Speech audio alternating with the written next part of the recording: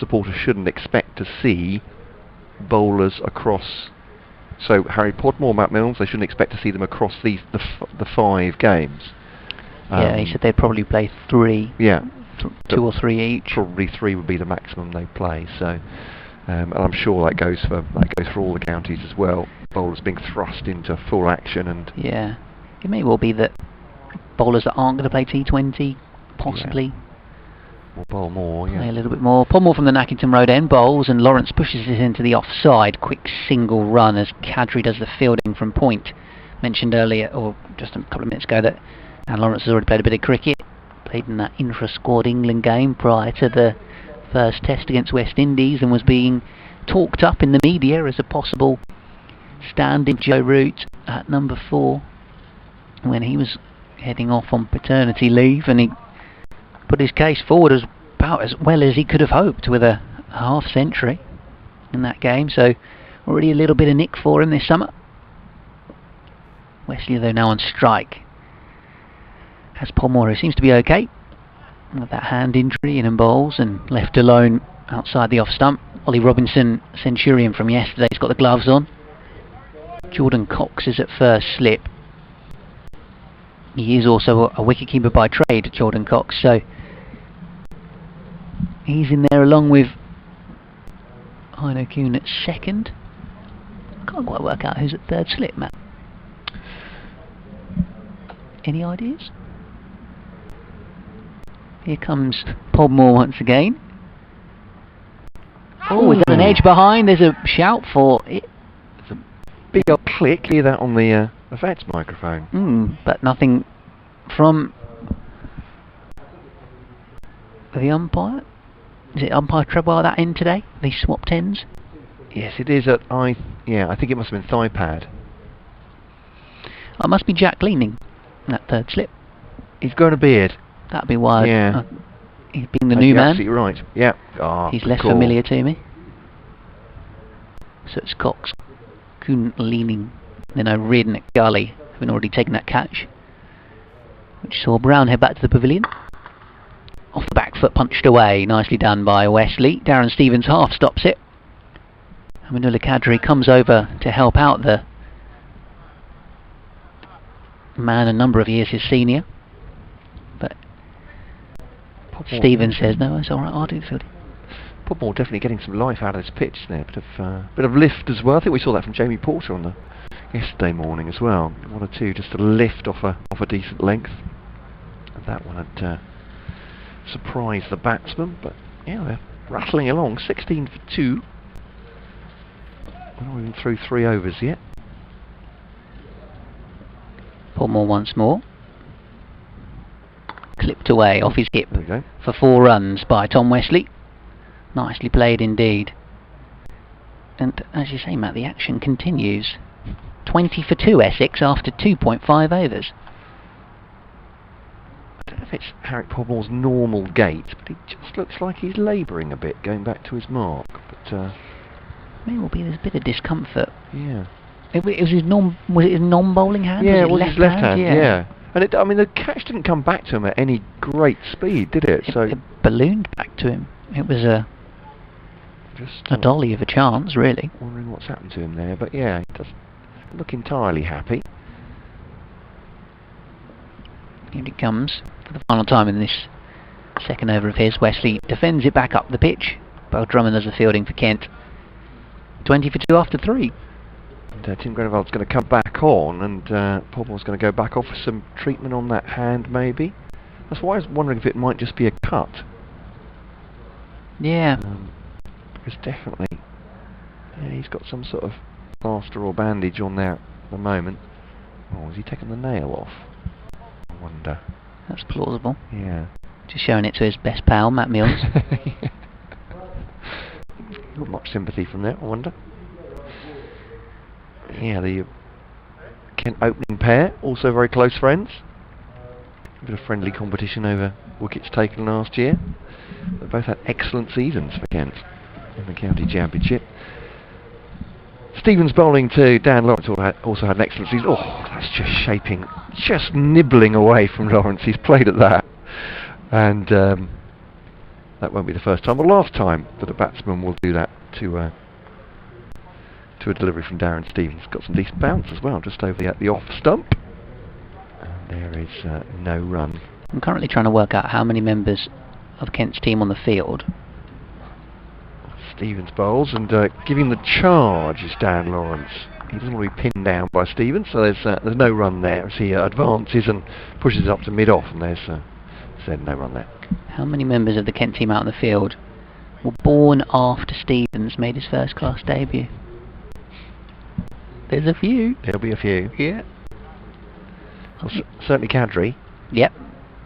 Cox and Robinson. Here's Stevens again, coming down the pitch. Lawrence, and it's a decent tactic from Dan Lawrence, isn't it, as well? Because you don't want to be pinned on the crease by Stevens, so he's trying to upset his rhythm straight away. 21 for 2. I'm wondering if Marcus O'Riordan might apply as well. Yeah, Stevens' first-class debut, 1997. Marcus O'Riordan born 98. Stevens to Wesley. Wesley waits for this one, and it's just sits up a little bit to be hit on the back foot, and that's through the offside, and they'll come back for 2. So 25 for 2. Rattling along the score. Kent have taken 2 wickets, and Podmore also had an excellent chance, it looked like, to get rid of Wesley in the previous over, but it struck his thigh pad. So yeah, 4.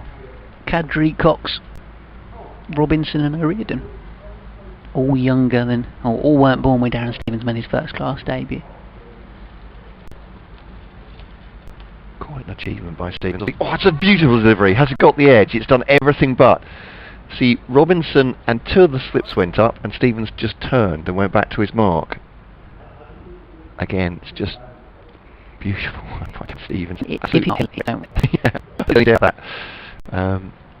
He'll be wheeling away before you know it. He knew it hadn't taken the edge. It was very, very close. I think it was just the excitement of the delivery beating the outside edge from Wesley. That's hit him. That surely is out, and he has gone. Might even kept a little bit low, that one, but absolutely plumb. Tom Wesley, and as we say, this game, if it were a county championship game, we'd be thinking, we'll have a nice early finish today, because the scores advanced to 23 off 3.5 overs, but also Essex have now lost 3 wickets, so Tom Wesley has gone, and it's an absolute flurry for Kent at the moment. So Wesley gone 14. Pretty much plumb. I said it might just have kept a little bit low, but Wesley was living on his nerves, I think it's fair to say, after a couple of beating the outside edge from Darren Stevens. And the Essex captain is gone for 14, and Essex are 23 for 3. I mean, you'd have to say, if this was a T20, you wouldn't be at all surprised at this score at this stage of the game, but 23 for 3 after 4, yeah. Run rate, well, just shy of 6 Yeah, you'd be a overs. bit disappointed, but if you'd lost 3 wickets, you might have to shut up shop a little bit, or slow down a little bit. But yeah, perfectly plausible. That's what I'm going for. So, yeah, Stevens has the 3rd wicket. Podmore's back on the field, having taken some more treatment. And well, I mean, the Essex batsman can bat again. Obviously, it's not a competitive fixture. So, Brown, Cook and Wesley want to come back later, which I would imagine Essex will be very keen on them doing, certainly if we carry on moving at this pace. Varun Chopra comes in at number 5. I can't believe that's right. We're there already, ladies and gentlemen. Chopra down at 5? Yeah. But we've already reached number 5, was kind of my point. Yeah, but yeah, true. Absolutely. It's there we are.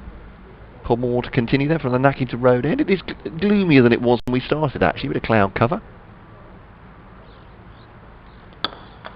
And a bit loose on the leg stump, that one from Podmore, and he looks a bit disappointed with it as well. And that's been given the treatment by Dan Lawrence, and it's as much a push as anything through mid-wicket, wide mid-on, but absolutely middled it, and that'll be 4 runs, 27 for 3. And Lawrence moves on to 9 from 6. Do they know they've got all day? No, really. There's no hurry. Podmore with the, I think it might have been the little finger of the left hand just taped up at the moment. In again. 3 slips in a gully, driven. Oh, glorious stroke, Dan Lawrence. Straight back past the bowler. You can already hear that thud into the advertising hoarding at the far end, whistled away. Essex are going at 7 and over at the moment, but have lost 3 wickets. This really is an extraordinary beginning to this warm-up game. Yeah, we weren't expecting necessarily much excitement today, but as you say, it's an extraordinary start. Brown, Cook and Wesley already back in the pavilion. They may appear later. But, and yeah, rattling along. 12th man's gone out for a tray of teas, has he there? Not quite sure what he's got. On the left-hand side, just going in front of the Freeman house. Looks very pleasant there for a picnic. Podmore bowls. Oh, that might be close as well. LBW, big shout. There's some, well, I would say quite palpable disbelief from the Kent fielders that that wasn't given. Looked like back leg to me, maybe just a touch high. Dan Lawrence is, without seeing the replay, yeah, looks like he's back to us, but he's a bit lucky, I think, that one. But yeah, we're getting boundaries or wickets at the moment. Great ball. Balls. Oh, left alone. It's a no ball. Oh. Well, that was slightly bizarre. Treble signals the no ball. Lawrence left it, hit him back pad. Looked like it was going to be a second shout for second shout for LBW began and then halted when they saw the out from umpire Treadwell. But I don't know when he started to leave that. Do you? That must have come back a bit. Yeah. Off the seam. Very strange decision from the batsman as well. Very strange period of cricket so far. It's 33 for 3 and we're midway through the 5th over of the morning. Oh. Lawrence gets himself at another pickle, trying to play the ball away into the leg side. Podmore's appealing, didn't get much support this time. But Lawrence has got himself into an awful mess in those last 2 deliveries. Having prior to that hit this glorious straight drive and looked at $1 million. Hit consecutive 4s and now he looks like he's batting on a minefield. And Podmore no balling and then bowling a couple of fairly wayward deliveries. Podmore bowls, driven away, square of the wicket out towards Canterbury at point.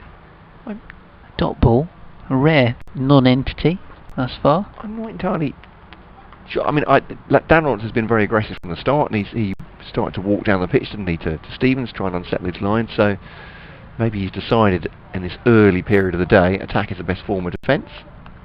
He's had a good net and a practice match with England as well, hasn't he? So, but yeah, what an extraordinary passage of play. Podmore in for the final time of the over. Lawrence gets well across to almost outside off stump to defend it into the onside. Dot ball, end of the over, 33 for 3. He did that so carefully, didn't he? Lawrence, when he got the ball, was like it was an unexploded grenade. But yeah, so yeah, 33 for 3 from 5. Brown, Cook and Wesley the men to go. Brown caught O'Riordan and bowled Podmore for 4. Cook caught and bowled Podmore for none. That in the both in the first over. And Wesley LBW Stevens for 14. Welcome if you're just joining us or you've been with us from the start. We didn't think this day was going to be any sort of extraordinary, it has to be said, because it's a warm-up game and Essex get to bat in the sunshine, but we start off with a lot of fun. KentCricket@gmail.com, our email address. Let us know if you're listening, where you are, how are you doing, how life's treating you at the moment. Stevens bowls to Chopra, left, just bouncing over off stump or just by it, no run. So KentCricket@gmail.com, we'd love to hear from you. If you're a Kent or Essex fan, but I think we're pretty even-handed here. And you can tweet us at BBC Kent Sport. I gather our commentary's going over the highlight clips at the moment, which we're very proud to do. Down the leg side, that one, Chopra decides not to help it on its way, and good tumbling stop from Ollie Robinson behind the stumps. 3 slips in for him. Messrs Coxcoon and Leaning. with Hamid Kadri at point. Marcus O'Riordan is at well, a shortish cover. Then there's that is that Groenewald at no, it's Milnes, beg your pardon, at mid off. Stewart at mid on. Daniel Bell Drummond at mid wicket. Defensive shot by Chopra to this next one. Harry Podmore with a shock of platinum hair, white blonde, silver. We need to get one of those. Something like that. We need a colour chart. Colour boards out, yeah. Yeah. If you happen to be listening to us while doing some decorating at the moment, and you've got one of those charts, let us know. Yeah. What's it called? This is Stevens. Chopra plays that a little bit late on leg stump, but at the offside, no harm done. Yeah, so it's a sort of combination of, it's not quite white, it's not quite blonde, and it's not quite silver. If you've got the, I was going to mention a manufacturer's name there, we shouldn't do that on the BBC, but if you've got one of those, tell us what shade that is, an approximation, if you can find it today. Stevens bowls to Chopra, very crouched stance, forward defensive. No run. It will be different. Yeah, there's obviously various different companies, a couple of famous ones, but they'll probably have different names for it, won't they? Yeah. There'll be the very posh one as well that does all sorts of muted colours. Oh. Mouse's Back is one of those theirs apparently. Oh, really? Yeah, very famously, but I can't mention. They've got a two-word name. You'll know if you're rich enough to afford it. Wracks him on the pad, little high maybe. Yeah, looked high from pad. Big shout from Stevens though, enjoyed that one, and Chopra a little bit more circumspect than the rest of his colleagues in terms of playing the ball. Stevens has 1 for 11 from 3 at the end of that over then. That maiden over? A maiden over. Suddenly an uneventful over. I'm loving this, we're just getting a change of, there's something new is happening every over. 33 for 3. The hand sanitizer's coming out from Ivan Thomas. Expect the unexpected. I'm actually going on to a well-known... This is a thing. I know in club cricket, this is a thing every 6 overs. Hand sanitizer. Sanitization takes place. We're going to do an update, so I'll keep my colour chart to myself for the moment. No worries. Bonkers start. 6 overs. Essex 33 for 3.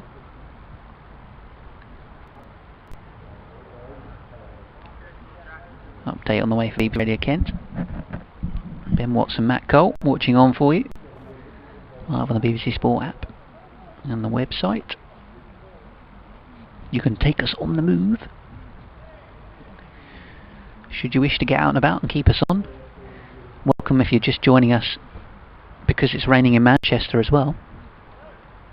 Bad news for England, good news for West Indies perhaps. Unless they had ambitions of bludgeoning 399 today. Seems slightly unlikely. Podmore from the Nackington Road end continues. Oh, a play and a miss from Dan Lawrence as an appeal for a catch behind. Ollie Robinson's taken it away to his left. I think Lawrence might have hit his own pad with his bat there, if there was a muffled noise that Podmore heard.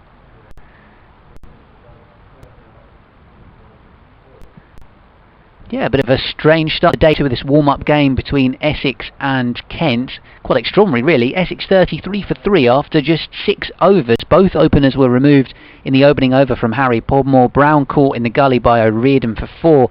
And then Knight of the Realm, Sir Alistair Cook, caught and bowled the former England captain by Podmore as he tried to turn one away into the leg side. Stevens then removed the Essex captain, Wesley, for LBW. And then we've had a couple of appeals for LBW against Dan Lawrence, the England Lions player as well. So it's all been going on out there. Stevens bowled a maiden in the previous over to finally calm things down slightly.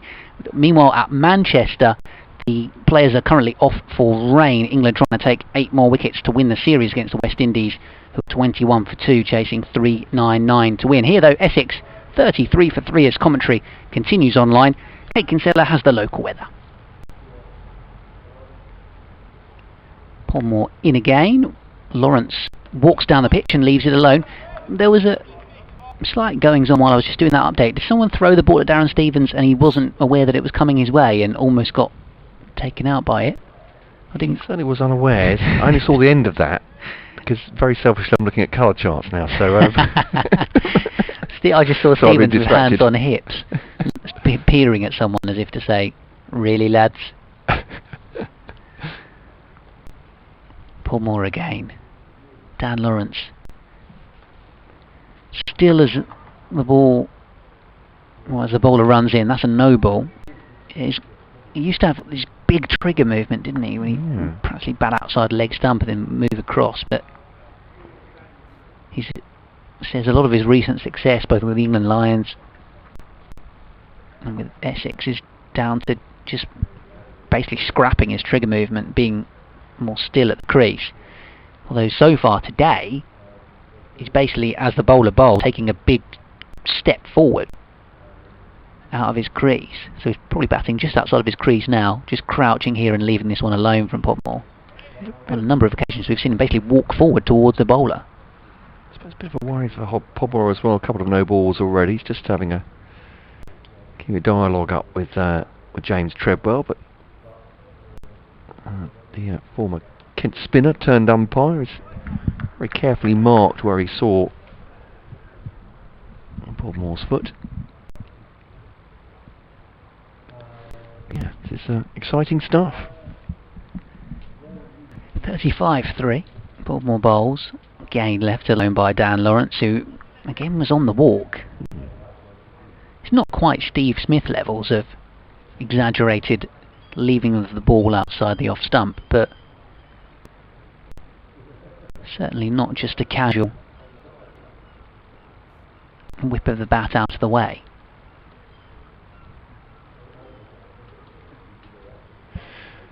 Actually, I might be overstating it by saying exciting. Interesting, I think. It's a curious morning. Okay, a curious morning. I thought you were talking about your research in the colour charge. Turned away into the onside. Marcus O'Riordan dives and does the fielding. The gull goes overhead, and you might be able to hear on the effects mics. 7 overs gone, 35-3 Essex. If you're just joining us, as Matt Kohler just put it, a curious morning with Brown, Cook and Wesley all dismissed. Dan Lawrence surviving a very close LBW appeal.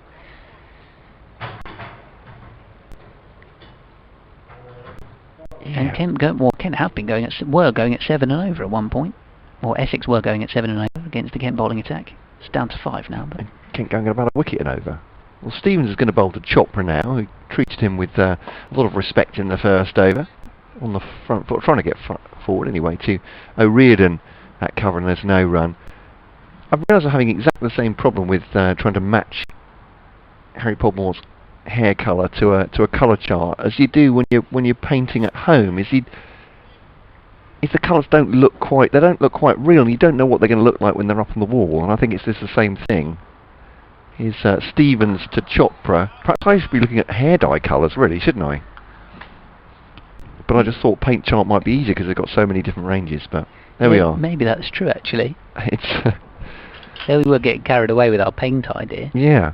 I mean, perhaps if the email's not so lively today, but perhaps this is one we should be doing at a game. Is you know, when people get a chance to see Harry Podmore's hair as a description, because you have all sorts of obviously colourful descriptions. As this one's again is thumped to O'Riordan at cover, and there's no run. You're right there, Matt. It is a problem, isn't it? You never quite know from the picture of the colour on the chart when you get those little samples and pop it on the wall. And if you've got a different colour back, if you haven't whitewashed your wall beforehand, it comes across slightly different colour. The light hits it, and on a laptop, it's just not going to look the same. Stevens to Chopra, little inside of the bat there, but they come through for a scampered single. Good running actually as well to Daniel Bell. He's not too far away at mid-wicket. So Lawrence on strike now. He has 13. Chopra gets off the mark with that single off his 10th ball. Essex 36-3.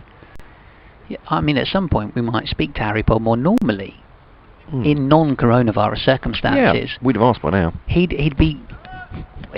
normally quite chirpy, isn't he? And if we were going out to the middle for the toss or one morning of the game, he'd say hello. So, but because of the different bubbles that we're in, we're not coming face to face with the players. No, sadly not. Stevens is left outside the off stump by Lawrence, kept very low as it bounced through to wicketkeeper Ollie Robinson. There is no run there. So it's going to require him to take a few wickets, earn himself the call-up for the post-day Zoom call. Indeed. And then someone's going to have to ask him what shade? What shade of hair colouring it was. Yeah. We'll see it up close at the outside the off stump.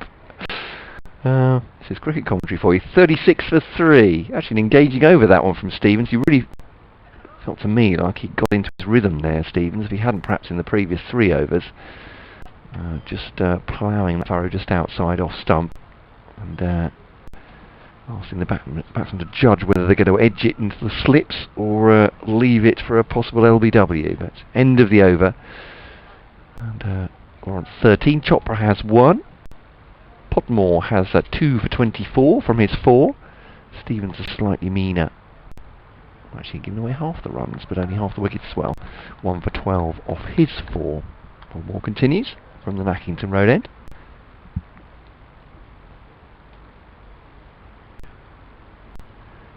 And, those 3 slips Bengali still in action. Yeah. Just 2 other offside fielders rather as Potmore bowls. Oh, that's not far away from the off stump as Chopra lets it go. Just Kadri at point and then Stevens at...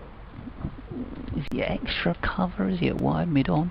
Also got mid-on, square leg and long leg.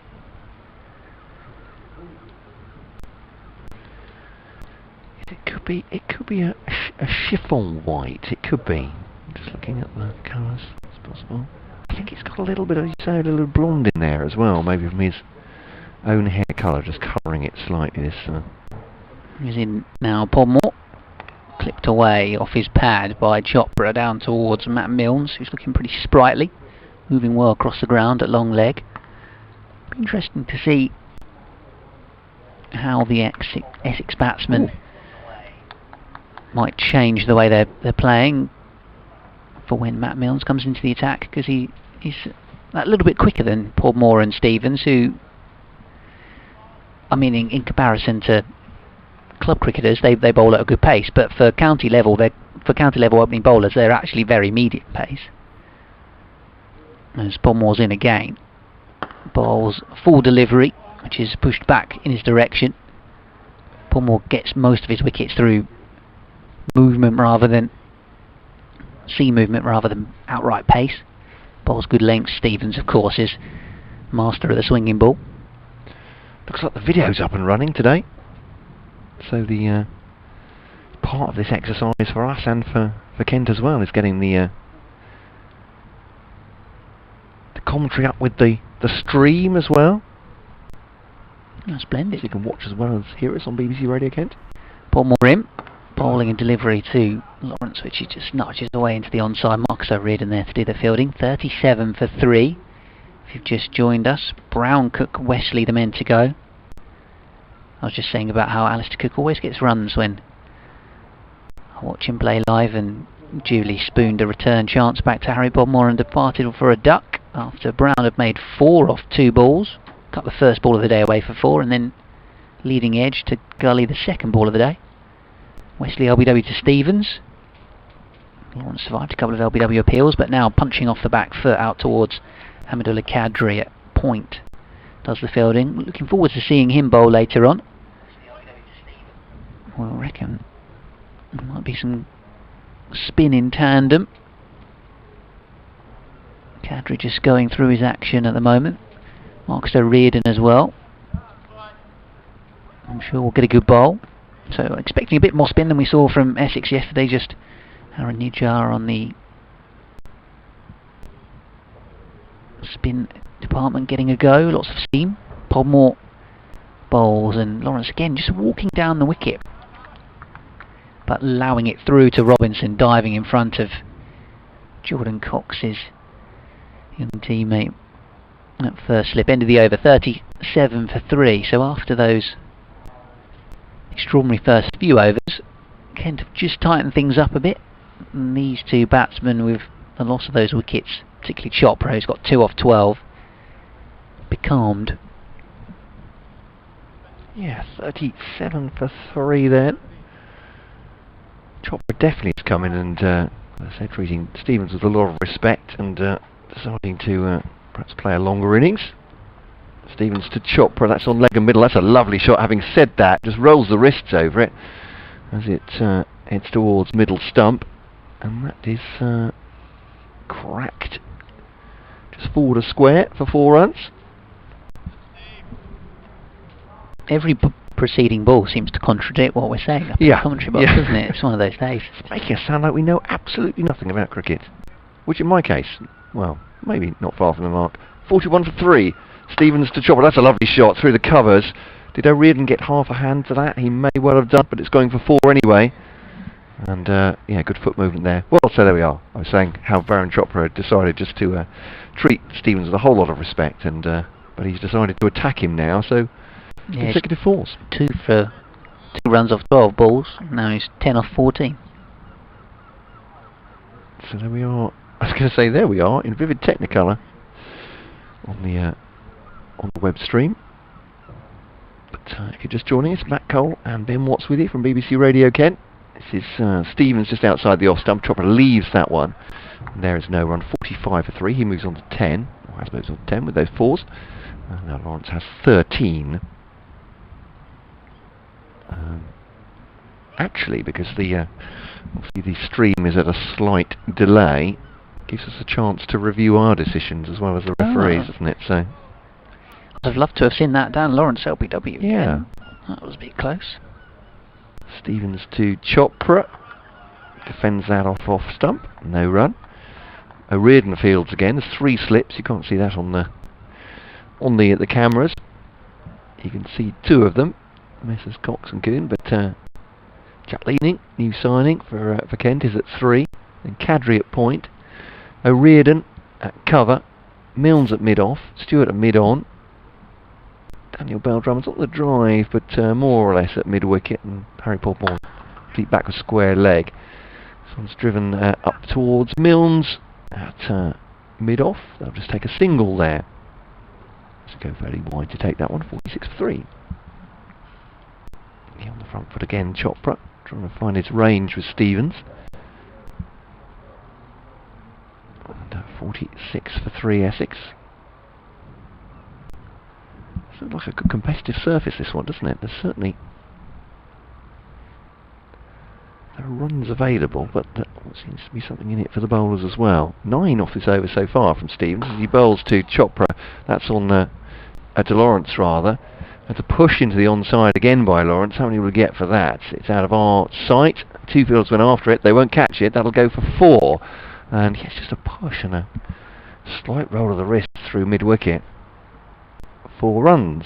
So Essex 50 comes off exactly 10 overs. So you can work out how quickly that's going over. Nigel Long is rehearsing that shot. He would have played it expertly himself as well. So, end of the over. 54-3. Off 10. Chopra has 11. Lawrence has 17. Little punch the gloves between the 2 of them, and now Chopra takes his guard to Podmore. I don't think he's faced a lot of Podmore so far.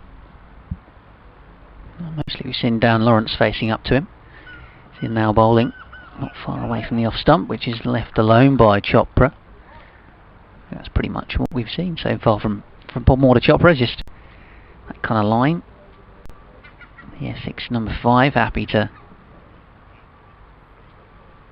let it go through.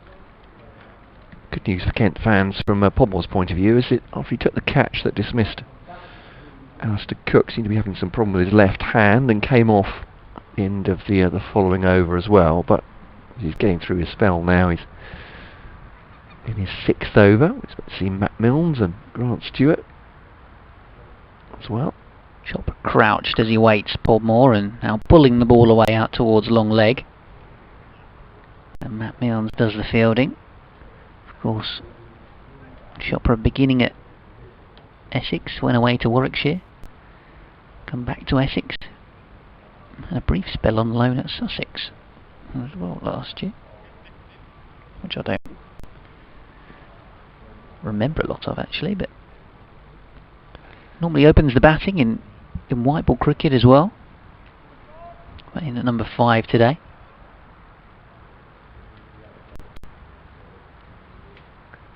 draw at the test.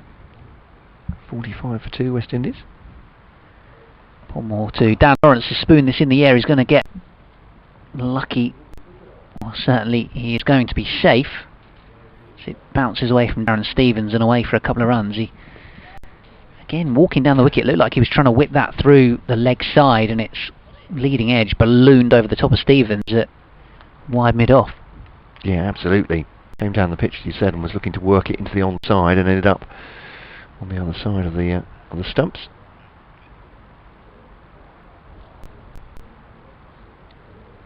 Continues to almost try and force the issue here, Dan Lawrence. 19 from 27, Podmore bowling to him. This one he plays more watchfully towards mid-on, where Bell Drummond, the Kent stand-in captain, does the fielding. Matt Mills doing some fairly elaborate warm-ups down at long leg. I wonder if he'll be coming down from that far end, or will it be Stewart replacing Podmore? You'd imagine 6 will probably be enough to get some rhythm for Harry Podmore without straining him too much. Yeah, you'd expect there'll be a bowling change fairly soon. It's Podmore a little bit wide on the crease, angles the ball in towards the stumps, and Lawrence again playing defensively. Yeah, glorious shot of Podmore earlier on in the day. A straight driver, saying about how Darren Stevens is a wide mid-on. It's basically extra cover. Almost trying to encourage the off drive. Lawrence played an exquisite one past the bowler, but there was also a couple of LBW appeals against him from Podmore, one of which pretty close on his back pad, maybe slightly higher, just going down the leg side. That one's outside the off stump, left alone. And Essex 53 for 3 here on the second day of this 2-day warm-up match here at Canterbury between Kent and the current county champions Essex. It's been a big cricketing landmark at Old Trafford. I think you probably know what I'm referring to. Stuart Broad has his 500th Test wicket. So Brathwaite, he's had him LBW for 19. So England need just 7 more wickets now on the final day to clinch the Test series. It's Stevens to Chopper, a little bit wide that. O'Riordan did really well to get a left hand to that, diving at cover, and that will be the 2 runs. Yeah. Just going a little bit wide there, perhaps Stevens. Chopra taking advantage of that. And a good hand on it from O'Riordan, stopping it going for 4, because it was whistling away, and this outfield, as we have seen, is pretty lively. Stevens into his 6th over then, bowling to Chopra. Was that an 8 high? No, play and miss, and Chopra just bangs his hand against his batting helmet there in frustration at himself, I think. Stevens just went that bit closer to the stumps. Danger of a nibble there, but through to the wicketkeeper. I really liked that. Just the various reactions. Darren Stevens knowing that wasn't far away, Chopra whacking himself in the face. Stevens to Chopra now. This is on leg stump more or less, trying to perhaps get Chopra to leave, having tempted him outside the off stump, but it's pushed into the onside. Bell Drummond fields, and there's no run. So 2 slips, and leaning slightly more, well, perhaps a 4th slip position rather than the gully for Stevens. They're a good deal closer than they are when Podmore's bowling. Stevens again just straying onto leg stump there, and Chopra taking advantage, and that'll go for 4. Goodness me, he's quick out there. We saw 2 fielders go after it, and then suddenly it's Nigel Long signalling the 4 runs. And again, no great backlift from Chopra. Just moved that through mid-wicket. 59 for 3. Essex now. Chopra's on to 18.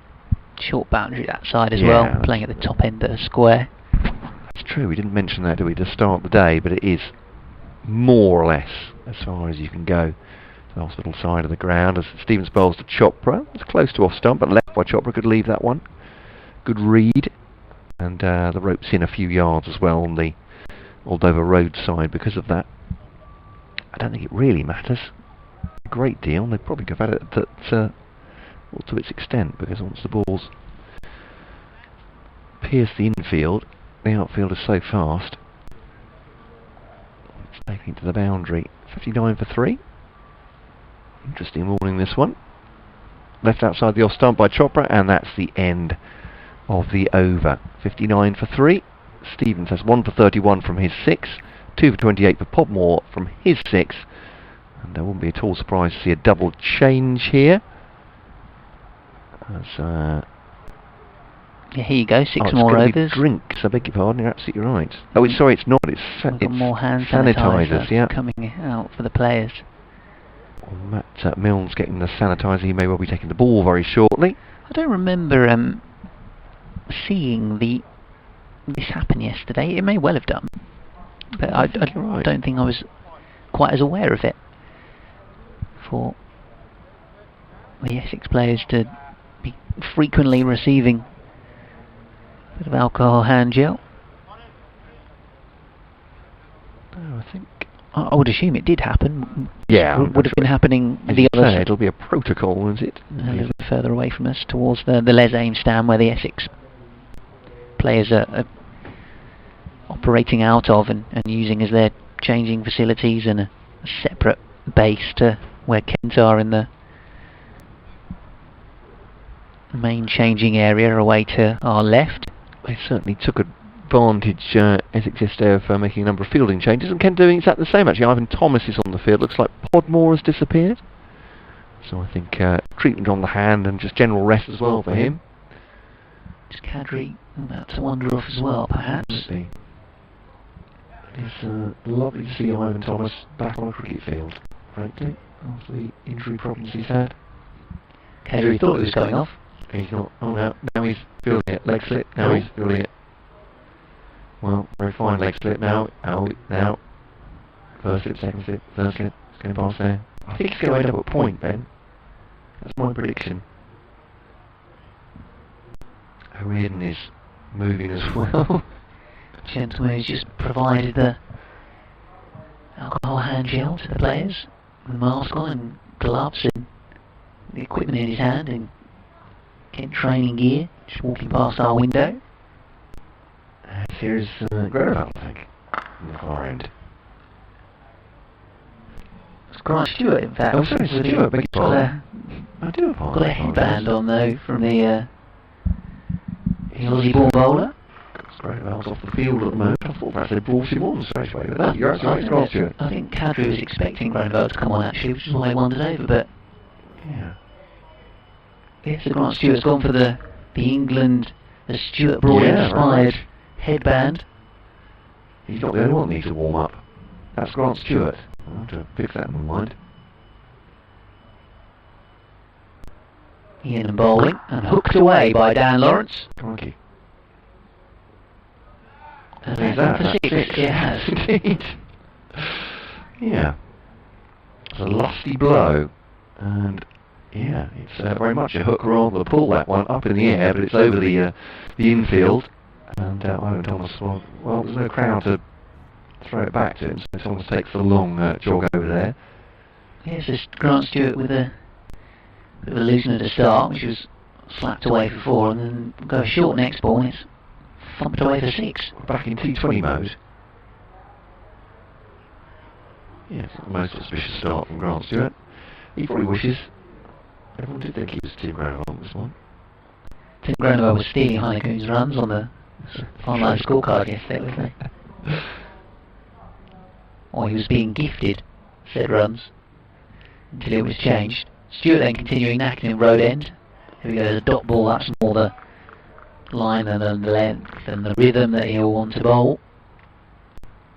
And just as you were saying about good to see Ivan Thomas back out on the cricket field, of course that is the more significant one, with the major knee injury that he had and the long road to recovery.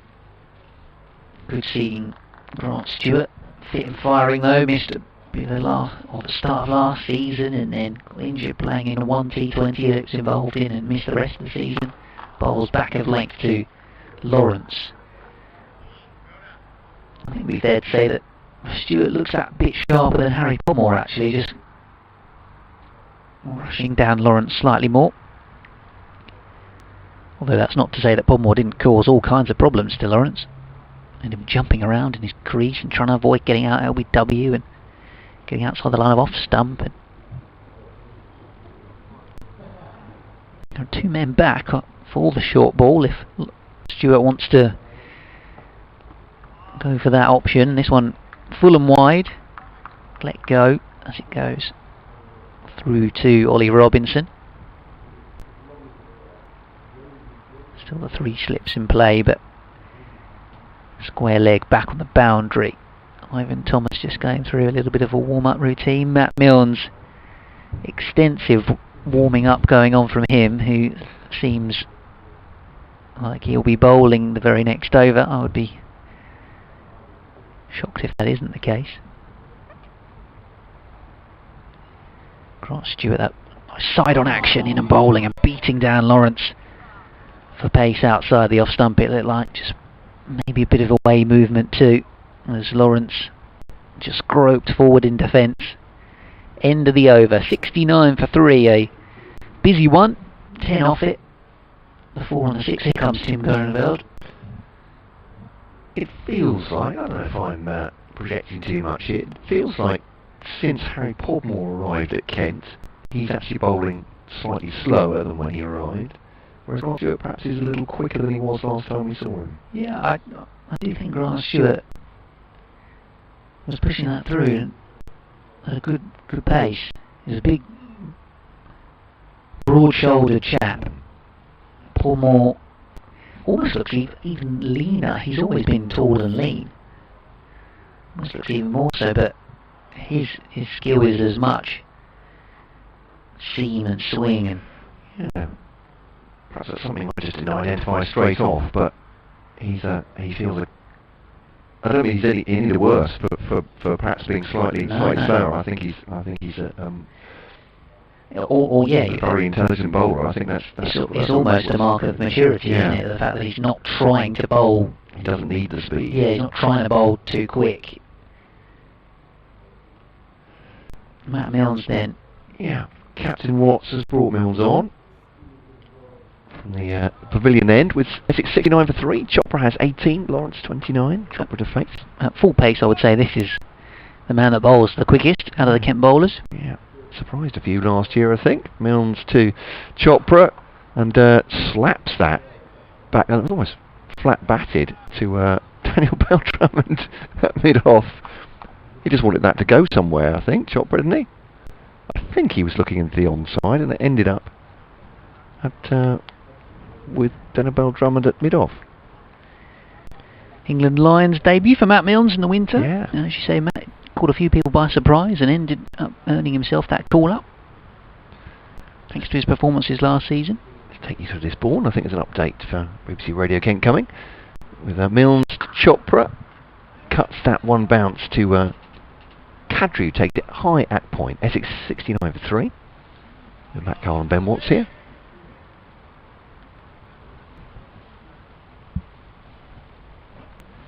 Or perhaps I'll just take one more ball. Yeah, I can sneak this in potentially. Another clip going through. Talk about cycling today. It's a big topic in the news. That's Milnes now bowls to Chopra. 3 slips in behind him. Leaves that a decent pace. No run. Just hearing about Stuart Broad. Ben will definitely be up next.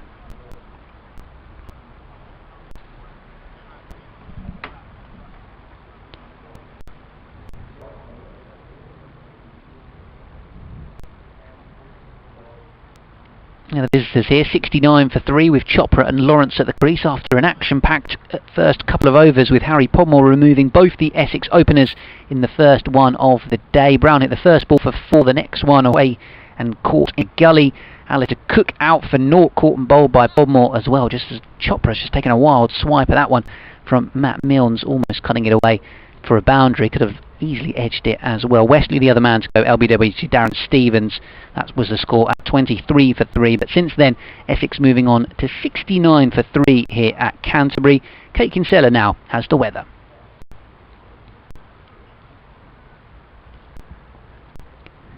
Milnes once more. Left alone. That was a wild swipe outside the off stump, that one from Varun Chopra. Nothing off the over so far, so 1 ball to come from Matt Milnes. Sprightly with the gist of the Kent attack. But one thing Kent have done really well is signing for Milne Podmore, eventually ending up as their more or less they want to do. Stevens accepts it. Thuds into the gloves of Robinson. I feel like I've pinched you over there, man. No, I think I've been. Oh no, you're right. Sorry, I've been operating from the pavilion end, haven't I? We've all got muddled up. I was coming down from the Nackington Road end yesterday. We've managed to swap over like the umpires. Yeah. I find I'm just less tiring coming down from the Nackington Road. I think I've definitely missed a few of the first ball overs from the Nackington Road end as well, in fairness. But there we go. We just get that we can swap back if that works. I don't know. Yeah. After you, whichever end you would prefer. Well, I'm tempted to say, why don't you carry on doing Stuart here, and we'll go back to get to the rhythm we were in, and see if we can work it out. There's only 2 ends. It shouldn't be hard, should it? But we're making it sound difficult. The 2 Essex batsmen seem to be working things out. Getting into a groove now. It's Lawrence Sargent on side. They run the first one. Well, Lawrence ran the first one hard. Chopra seemed intent on just jogging through for a single fairness. Yeah, stands at 47 now. Wesley the last go. LBW to Stevens for 14. It's coming quick time as well, actually. Those 47 runs. Yeah, this morning, Brown and Cook both take Podmore, caught by Reardon at Gully, and Caught and Bowled respectively for 4 and none. Both leading edges, really. One to the gully and one back to the bowler. Stewart bowls again, shot late, very late. Down in towards the gully, but it was fielded by third slip. Played it off the back foot and ended up angling it down into the ground, and it almost bounced over the head of the slip cordon. Stewart definitely looks like he's bowling a good pace here. I'm saying. Let's come back fitter and stronger after we an Australian-born seamer who puts the batsman face there. There's a half an appeal for LBW. Looked a bit high for me. Didn't quite look right. Yeah, I agree. High on perhaps on the leg stump as well. So just getting a bit of interference on my replay there. That's the first time with the laptop's quite up to it. Yeah, looks like a decent shot.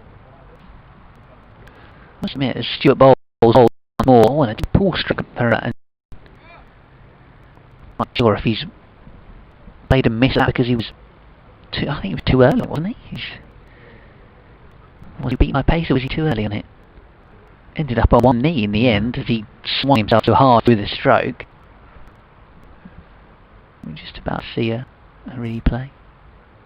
I'm getting a bit of interference there. Oh, I think that perhaps that's might just be on the stream at the moment. Yeah. But, he is once more turned away into the onside.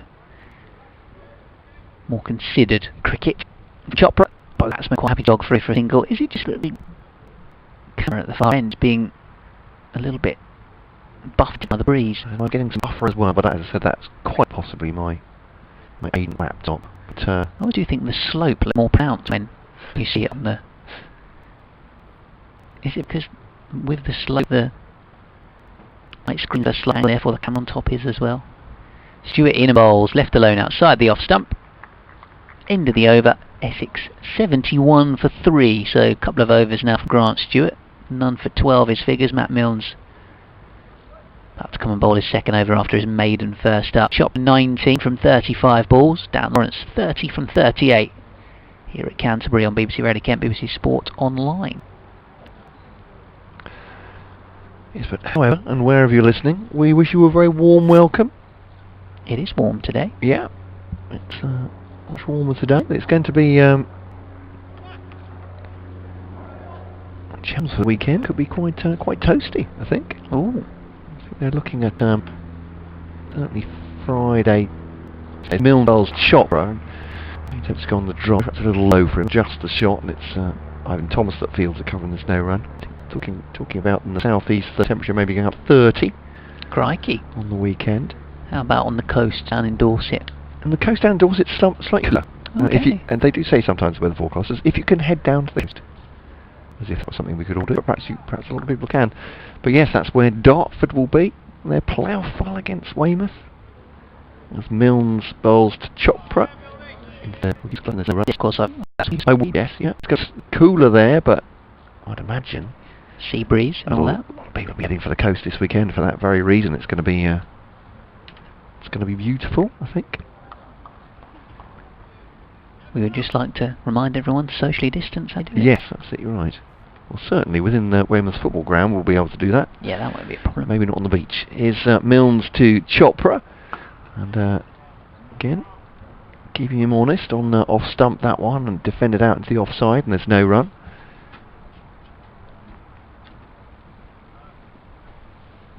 See if the camera settled down for us. I think it looks like it has. As you say, it might be the camera from the far end, perhaps it's just been blown around by the wind. Yeah, I think that one maybe is a bit more susceptible just to being buffeted by the breeze compared to the one on the Frank Willie stand. Milnes bowls to Chopra. Chopra very solidly behind that one. It's guided out into the offside, and it's fielded by Ivan Thomas. Missed the whole of last season with a horrible knee injury. Hasn't played any first team cricket since the end of the 2018 season, and he's had problems before as well, problems with his back. Yeah, the stress fracture of the back, was it? Yeah, absolutely. But at his best, he's a real weapon for Kent. Tall, quick, and Milnes to Chopra. Just a hint that he's just straightened him up a little bit there. Ball out into the offside, no run. Yeah, of course, the last time Ivan Thomas will have bowled for Kent, they were a Division 2 county. Yeah. I remember seeing him, I think he took 4 wickets away at Leicestershire. Actually, on a pitch that wasn't really offering much and was getting a bit flat. Kent used him in a manner that he bounced up batsman and really sort of hit the chart. Got good height. Milnes defended once again. Run. Will that be a second maiden over for Milnes? It will. He starts with 2 maidens. Not for none, of course. End of that over. And we're developing into a 71 for 3, by the way. Essex developing into a very fine T20 player as well. I haven't told us his name. Had a wicked slower ball. But all that progress has unfortunately halted. In terms of Matt Milnes, positive from Kent's point of view to see him bowl 2 maiden overs to start with. If there was a criticism of Matt Milnes last year in red ball cricket, it would be that he was a bit expensive at times. Always looked likely to get wickets, but at times just pot a little bit too full, get hit around for runs. So keeping a groove and keeping it tight is showing that he's been working hard. Grant Stewart likewise is in and bowling to Dan Lawrence, who now is looking so much more still at the crease. Yes, with it seems to prefer the pace coming onto him. He was skittish, wasn't he, to start with? Up against Palmer in particular, he was trying to get outside the line of off stump to rule out LBW and was walking forward into leaves. And now, as I mentioned earlier on, having binned off that trigger movement, he's looking just a lot more still, happy to just let the ball come to him as Grant Stewart bowls to him once more, clips his way down towards Matt Milnes at 5 leg. A wide-brimmed sunhound as the fielding, his sunglasses on top too. He's popped his jumper down on the other side of the boundary rope at the moment. Impressed with the sun hat from Matt Milnes. I'm a big fan of the white floppy, and he's always gone, as you say, for a very broad-brimmed. Yeah, he's a fan of that one, isn't he? Who else has got them one out there at the moment? Ivan Thomas at deep square, Daniel Bell Drummond. He normally has he mixes it up, Bell Drummond. Yeah, I think you're right. He quite often has a cap on, doesn't he? I think Groeneveld and Leaning have both got the wide-brimmed ones. As this one is attempted clip off his hip and a bit of an inside edge onto thigh pad and just squirts away. Chopra runs through for a single, and a 50 partnership comes up between the 2 Essex batsmen. 26 of them provided by Dan Lawrence, 20 by Aaron Chopra, and of course there's no one in the crowd to applaud it. I'm just trying to do my... Although how much it would get applauded here at Canterbury well, anyway. Yeah, there have been accusations, haven't there? But here's Grant Stewart in. off the thigh pad, I think that was, from Dan Lawrence. They scamper through for one. Lawrence runs the first one hard. Chopra did, in fairness, as well. Yep. Leg bye signalled. James Trevor just noticing, because this is the first time I've ever seen him umpiring, just noticing the way he does things. He almost thumps his thigh with his fist rather than slaps it with a flat palm. Yeah. There's a couple of umpires on the circuit who are very flamboyant, aren't they, when they're signalling. Stewart in and bowling, clipped away again by Chopra. Just lovely considered stroke. Looks like he's got time out there at the moment. Nick Cook's one of those. Always seems to, you know way in advance it's going to be a leg bye because he's preparing his crouch and his arm, and then it comes up. Yeah, he's a character, Nick Cook. Absolutely. Is he Leicestershire? Yeah, it was, yeah. Leicester boy, I know. Yeah. Him and Darren Stevens are always quite chirpy when he's officiating Kent games. I think David Milnes is former Leicester, isn't he? They're thick as thieves, those two, him and Steve-O, when they get talking. Umpire Mallanders, quite a jovial chap as well. Because of course, when at Leicestershire, we as in the media get sat on the same table as the umpires at lunchtimes. So you get to meet a few of them. Attempted to leave here from Dan Lawrence, and he ended up getting inside edge of the bat on it and could have so easily dragged it onto stumps.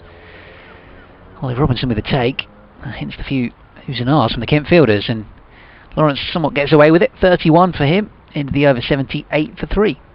17 gone, 12 on the second day. Deficit I can see on the scoreboard is 184, it says. Of course, that won't really matter. No, I don't think a result will be declared in this match, will it?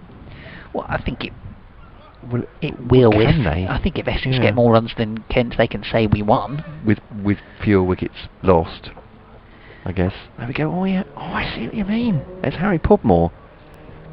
He's got a sort of, just going past with. Yeah, it's actually quite a bright white, isn't it? It's Milnes bowling to Chopra, pushes the onside. We're interested in the cricket too. Fielded at mid wicket, and there is no run. Yeah, no, that's much brighter than chiffon white, whatever I'd taken out of that colour chart. It's just very much brighter. It's a bit, dare I say, it's a bit polar bear. The polar bears look quite bright white, but in the roots of the fur, slightly darker. Snowy white, frost-tipped white. Could be. Frost-tipped white. Is Milnes to Chopra liking this? Driven to the offside, stopped by Thomas, and there is no run. I think this is definitely on a championship day. Things go a bit quiet. We need to have a competition among our listeners for the best description of Harry Podmore's hair. Colour chart for Harry Podmore's hair. Yeah, very striking though. Absolutely. Back on the field, Matt Milnes bowling to Chopra with 3 slips in behind him. Bright sunshine now, and Chopra on the front foot, looking slightly more confident this over against Milnes. He's been very cautious against him, but trying to move on the front foot, thinking about a drive, checks it, it goes out towards point, and Cadry has fielded it. 3 slips, Cadry at point, then Thomas at extra cover, got mid on, mid off, mid wicket. I think that must be Tim Groenewold because he's got the floppy hat on. And then Stewart, I'd imagine, is down at long leg there. Can't quite work out the identity. But Milnes bowling to Chopra now. Straight back at the bowler. 1 bounce, taken low down by Milnes. Athletic in his follow through.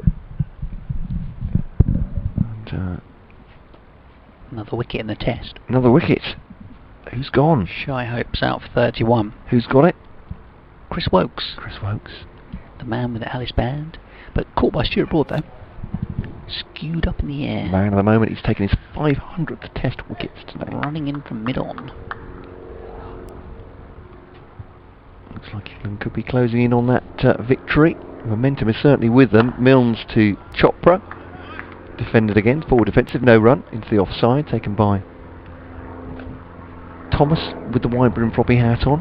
Have a brief chat with Daniel Bell Drummond, who has the same Millinery? That's hats, isn't it? What have we got there? Trying to see this. Don't look straight into the sun, that's my advice. Don't think anyone's mentioned that before. Can't quite see where this aircraft is No. flying over our heads. Can hear it on the effects mic. Milnes to chopper leaves it outside the off stump, and there is no run. I don't think the engine is quite deep enough to be one of the Spitfires that comes over here every now and then. I don't think. No. See, that's the other thing. I think in a normal championship game, a lot of people know about planes as well, so you can probably tell just from the sound. Peter Gees, of course, our former commentary colleague, very much a plane spotter, so he probably could have told us just by the noise what it was. There you go. We have a sanitizer brake. What should we call these? Sanitizer brake is a little bit of a mouthful. I was going to say alcohol brake, but it sends out completely the wrong signal. Marcus O'Riordan is the man dispensing. 6 over splash. Nice, like that. So Gel brake. Gel brake. Oh, I like that. Gel brake sounds a bit like jailbreak. Does a bit. Nice. Yeah. Gel brake. I think that's the winner so far. It's a bit like those headline deadline competitions that they do on radio. Dominic King won't run those for a long time, but yeah. Sometimes you don't know if it's quite perfect when you're going through the options, but I think jailbreak is pretty close. I'm not sure there's a better one than that. Like you say, hand sanitizer stop is 6 over hand sanitizer stop's a bit of a mouthful. It's like Martin Tyler trying to write a headline. O'Riordan is back on the field. He's just been acting as gel dispenser. It's shoved his bright yellow bib on the grass and is going to do some fielding. Really smart catch, as you mentioned earlier on. Yeah. From him in a gully to remove Brown. Dark blue cap on his head, and we saw the he was saying on Twitter, wasn't he? There was a picture of Darren Stevens' cap, which is a light brown by now, faded from the dark blue. It's basically red, isn't it? It's a kind of a reddish brown. Whose cap was it alongside it? It was Jordan Cox. Oh, Jordan Cox. Yeah. 19 years old, but yeah, they go from dark blue through dark brown to a sort of light brown, reddish brown. I was wondering if we were talking about the floppy hats as well. I was wondering if Leaning and Gronewald were wearing those because they haven't been presented with their kind of new caps yet. Cadbury hasn't got one on at all at the moment. No, that's true. At point, those three are the newbies, the new signings. Grant Stewart bowling from the far end as we watch on, just nudged away rather by Darren Lawrence. Quick single, good running into the offside, and a couple of the Essex stuff. I think it's Matt Quinn in front of us, one of the coaches. Is that Andre Nell there? Just doing a lap. I'm just imagining from the monogram on his kit.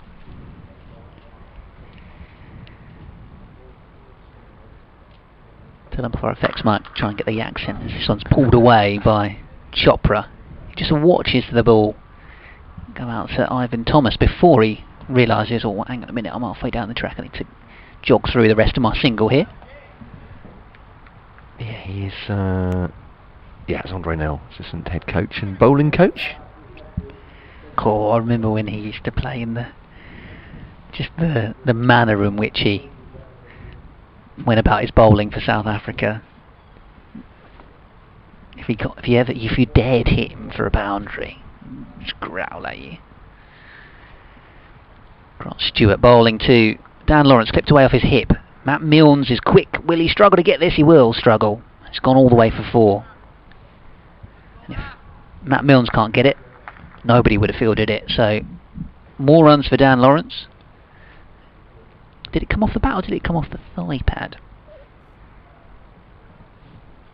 See what the signal is there. I missed that actually. Only dawned on me afterwards that he might not have got bad on it, but it's gone away to the No, boundary I think anyhow. you're right. I think it's come off the thigh pad because Lawrence on 36 as that ball was delivered, I think. So yeah, Okay. he still is. Yeah. 81 for 3. The score for Essex here on BBC Radio Kent, BBC Online. Self, Ben Watson, Matt Cole here at Canterbury for day 2 of this warm-up game. Bit of a conference going on there between. Stevens, Bell, Drummond and Stewart. Yeah. There's only a conversation about Stewart's been expensive so far, and obviously there's another 4 leg buys there. He's already gone for 21 off 3.5 overs, so. But due in no small part to Lawrence smacking him for 10 off his first 2 balls, I suppose. That's true. Yeah, it's a different conference there. Yeah, Bell Drummond is the man pulling the strings, operating as the. Did I say it was Darren Stevens? I don't think he's on the field, is he? Gronevald, actually, Yeah. yeah. I think he's got the floppy hat on as well. Yeah, he's having a chat with Grant Stewart. Yeah, Bell Drummond's pulled, leaning out the slips and told him to go field at extra cover. This one driven up towards Groneveld at mid-on. Still getting used to these new faces. Tim Groneveld effectively a replacement for Mitch Claydon. Yeah, yeah. As if anyone could replace Mitch Clay. Certainly not in terms of what he brings to the dressing room. Nah, I think everyone was going to miss him. He's definitely one of a kind, is Mitch. Such a character, but Is he a yeah. new father as well, Mitch? I think he might be. Is he? Yeah. Oh, yeah. This one, a cover drive, but it was an extraordinary shot from Dan Lawrence. He was almost a whip of the wrist. So what's he done with the bottom hand there? It was straight at the fielder. Yeah. Just wait to see the replay of this, because that was an extraordinary bit of cricket. Ooh. What on earth? It's like a. I'm not quite sure how to describe that shot, but yeah. Like he's a windscreen wiper. He's just going to wander up to his mark, the Nottinghamshire lad. Yeah, chalk and cheese, these 2 spells between Stewart and Milnes, aren't they? With Stewart going for 5 and over, and Milnes for nothing so far. Irene just tosses the ball back to him. Well, they keep. Leaning's gone back into a slip cordon, so I think they have got 3 slips for Milnes, perhaps. Stewart just not quite finding his rhythm at the moment. Go a long way back to the 4th over. Daniel on Twitter just saying, great to see and hear yourself and Matt back at Canterbury. Ground looks excellent. Yeah, it really does. Splendid. Yeah, in the sunshine. Few sights better. Here's Milnes then to bowl to Aaron Chopra. A bit on leg stump. Didn't really time it, as you can hear probably from the effects microphone. Goes out to Gronevald at mid-wicket and there's no run. But, well, thanks very much for your tweet. Great to hear from you. Is that Dan, did you say? Yeah, it's, Daniel's an Essex fan, and I've just gone on your profile, Daniel, and recognise you from spotting you around, and always at Essex games, and always says hello as well. It's from Ipswich, Matt. Oh, now I know who you're talking about. Absolutely. On the leg stump, and it's a bit more aggressive this time from Chopra, and ends up again with Gronevald at mid-wicket. Yeah, yeah. He has a similar affliction to me. I've grown up as an Ipswich fan. We spend, whenever I've seen him, certainly the cricket, we spent time talking about our 2 cricket teams, and then a long while moaning about our favourite football team. All that's going to change next season, of course.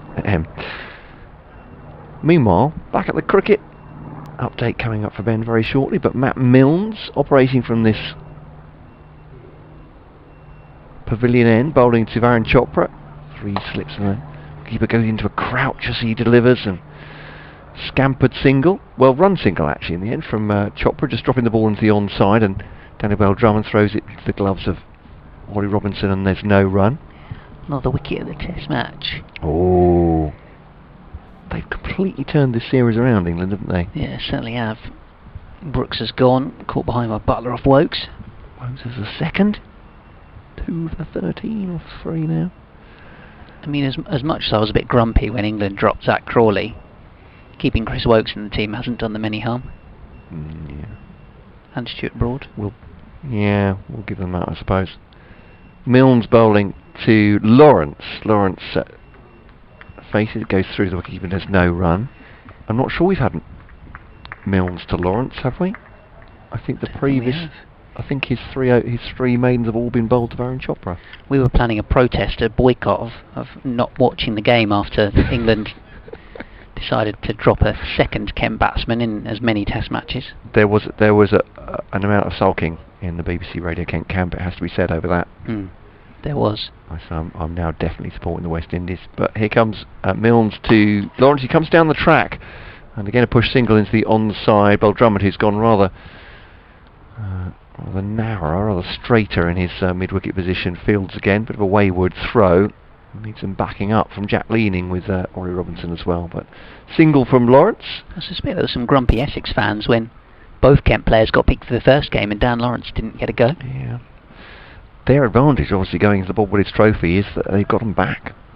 So Dan Lawrence will be, I'm sure, with a point to prove as well.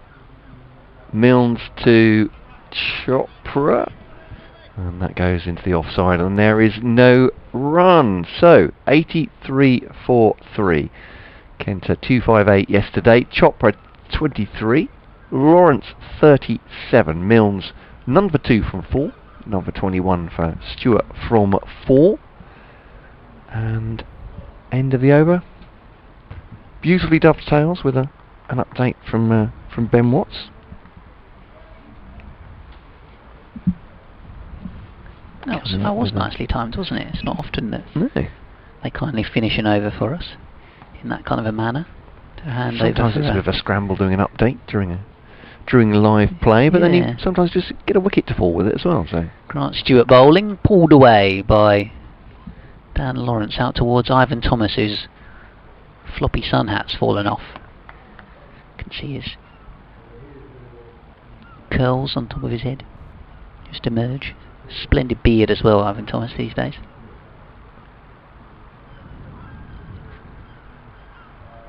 Lawrence now on to 38.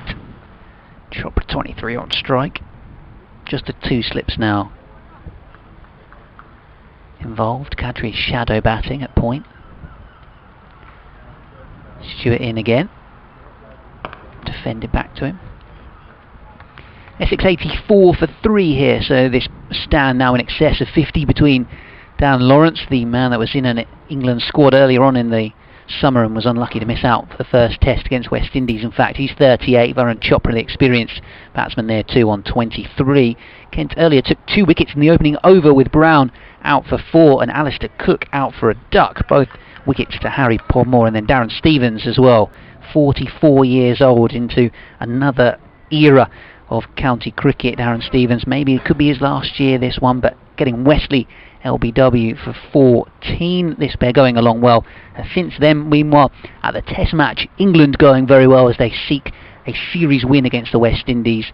The tourists 83 for 5. Stuart Broad today picking up his 500th Test wicket. Chris Wokes has got a couple since then, with Shai Hope and Brooks also dismissed. So England need 5 more wickets in Manchester to win that series. Here at the cricket, which continues commentary of online, Grant Stewart bowling and just pushed away by the Essex batsman. Essex 84 for 3 here. Now with a look at the weather, Kate Kinsella.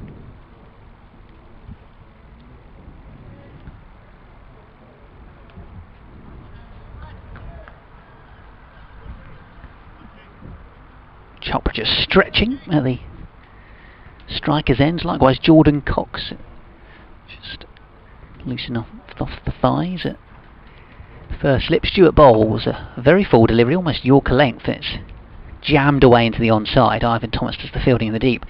A few of the players I've noticed actually, don't know if it's a certain brand of shoe, but Jordan Cox has got this really bright orange flash on underneath the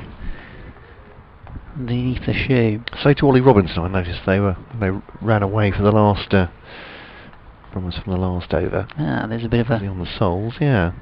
Currently Harry Podmore is spinning a football on his finger like a basketball down at chatting to Matt Milnes down at long leg as of Dan Lawrence. An exquisite stroke, just stands up tall and punches the ball through cover point away for 4 runs. The final delivery of Grant Stewart's 5th over, so Lawrence to 42 from 51 balls and looking in really good nick for Essex. The visitors here 89 for 3 now in the final 25 minutes until lunch, so going along at a really good pace. Yesterday, I mean, we did lose a little bit of time, didn't we, due to the weather and the conditions weren't quite as nice for batting, but Kent made 85 for 3 prior to lunch, so with that stroke, Essex surpassing that tally. So 2 of them have been out for 50 or so balls at this point, these batsmen. So they may again, a bit like yesterday, be given the instruction to hurry a little bit further, I suppose, at this point. Although the first 3 wickets fell so quickly, they may get a bit more time, I suppose. Simon Cook telling us last night, wasn't he, that they told Ollie Robinson to bat on. They weren't going to leave him marooned. They wanted him to go to that landmark, to get the century. So gave him rein to stay out there. Yeah, I thought that was interesting. He could have quite easily got to 70 odd and pulled him off and said, yeah, you've had a good hit. And Milnes bowls now to Chopra. Did he take a bit of swerve in his run up there? Yeah, he did just That's not normal, is it? No, I think he probably just misjudged his normal run. I was going to say, this is he doesn't normally jump around like that. He's normally... I love watching Matt Milnes bowl. It's just super smooth, lovely action. Yeah, that jump was slightly surprising. I'm just seeing that big flick up of orange again from Jordan Cox as he's walking away from us on his boots. There's Milnes coming in very straight this time. At a slight angle, I suppose, into the stumps, but pulled away by Chopra. How many will that be? Will the boundary rider get it? They will indeed. And the throw comes in, and actually just gets a single for it. So just one more to the total. Chopra has 25, Lawrence has 42.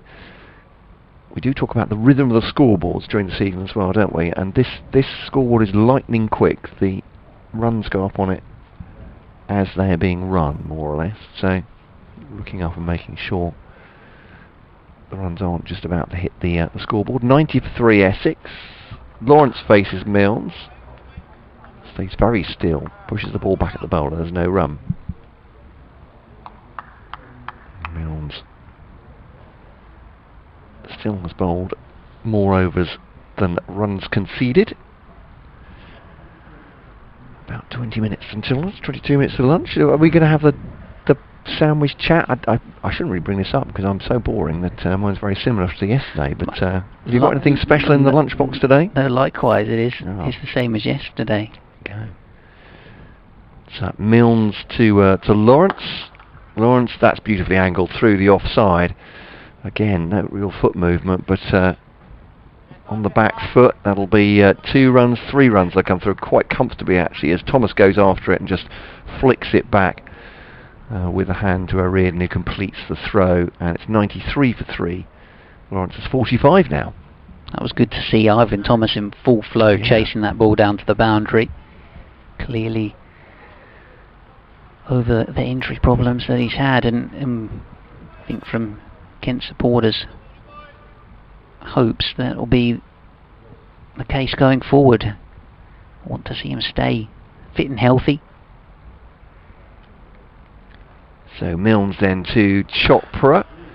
Full delivery. Chopra goes on the drive, but doesn't get all of it. And it's a tumbling stop by Daniel Bell-Drummond, ending up at quite a narrow mid-on. End of the over. 93 for 3. Lawrence has 45. Chopra has 25.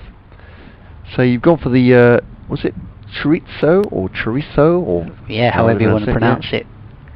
Chorizo. Bit of spinach, I remember from yesterday. Spinach, a bit of red Leicester cheese. Red Leicester, there we go.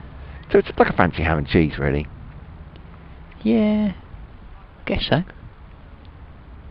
I mean, I think I'm doing it disservice. That sounds pretty good to me. Sounds tasty.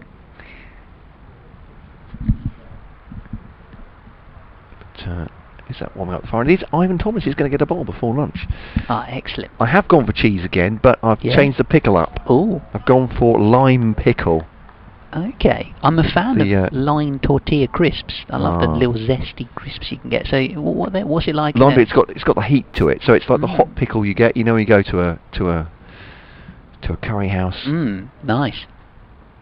Here's Ivan Thomas then, back in a Kent shirt and back with ball in hand and back of length delivery to Dan Lawrence that he defends. My wife is not a fan of certainly not the taste, the smell of it either. Okay. So I have to be. Well, it's all very very now really. I think I have to be in some sort of exclusion zone when I open the jar. I'll push the partition across, yeah. shall I? She was talking about a film this morning. She said that I can't remember which film it is, but there's basically a. Here's Ivan Thomas in and bowling. Dan Lawrence once again going deep in his crease and just driving off the back foot up towards mid-off. Bill Drummond lobs the ball all the way back to the wicket-keeper. She says there's a movie where there's a rock or some sort of lump of pure evil. Is that The Wizard of Oz or something like that? And she said, if ever I imagine what it might be made out of, it's that pickle. Your lime pickle. Seems a little bit harsh on the lime pickle. I think it's a bit harsh as well. I really like it. I mean, it's hot. It's got some chilies in it, and it's very distinctive tasting and smelling, certainly. Ivan Thomas through the action and the ball through to the wicketkeeper Robinson. Good to see him back in full flow. I think he's just tucking in his shirt rather than feeling his lower back. I'm hoping that's the case. Another big strapping bowler. Probably the tallest of the Kent seam attack. Yeah, I Is think that you're about right. fair? Yeah, he's a good. Yeah, I think he's 6'5", 6'6". He's Tim Groenewald just going through some warming up at mid wicket, so maybe we're going to see him come on soon as well. Thomas, good pace that he runs into the crease and through his action now. Muscular figure as well, and Lawrence plays it off the back foot out towards cover. Yeah, Thomas bang on the money, good to see. Yeah, I reckon Tim Groenewald's got to be coming on next because he just handed his cap and sweater to Marcus O'Riordan to just go pop the other side of the boundary rope. Of course, umpires not allowed to take your clobber at the moment. Of course, no. So those days when you see umpires wearing about 5 jumpers and 3 hats on their head, not going to be happening. There's Thomas into his gather once more and bowling a delivery past the off stump. Through to Ollie Robinson, the wicketkeeper. Dan Lawrence, 45 not out for him. The Essex number 4, chopper in at 5.25 for him. More watchful. 62 deliveries he's faced. Glorious sunny scene here at Canterbury. Bit of white and spots of grey cloud overhead, but still plenty of blue sky and hint of breeze, but not as windy as it was yesterday. Thomas bowling again and punched off the back foot. Darren Lawrence has played this gloriously for 4 runs. Timing and the poise, the balance at the crease. Just punched that away up the slope. Excellent stuff from the England Lions man. He moves to 49 now, 1 away from a half century. Into the over Essex, 97 for 3. Be interesting to see what Essex do in terms of Lawrence, whether they take the same school of thought that Simon Cook did, that he wanted Ollie Robinson to keep batting and go on and see if he could get 100 and get that early confidence and 3 figures under your belt. Lawrence almost looks so good out there that you wonder whether he really needs that confidence boost. He might have just had, with that warm-up game, I just think he might just had a bit more proper cricket, if you could call it proper cricket, than the rest of his teammates. Yes. So there's a question of whether you do keep him out there, but nothing wrong with having one of your gun batsmen in scintillating form going into the first game of the proper game of the season, I suppose. But question of whether they want to get the others on as well. And how quickly. Who is due in next? Would Kushi be in the 11, or would it be Tender Scarter at that point? Is he a bit lower down? His is Groenewald. Bit of a loosener to start with, and it's just angled down towards backward point by Chopra. And they'll come back for 2. Yeah, I would have thought in terms of an 11 for the weekend, you'd expect Tenderskart and then Wheater, but on my scorecard, Cushy is the next man in. Yeah. Oh, so maybe they are thinking of, batting in the top 6. Not only was Tim Groenewald gifted some runs yesterday by Heino Kuhn on the scorecard. We're now told that Heino Kuhn is bowling. He's not. It's Chopra. Chops the ball into the ground and it ends up at extra cover with Marcus O'Riordan, and there is no run off this one. So yeah, it is.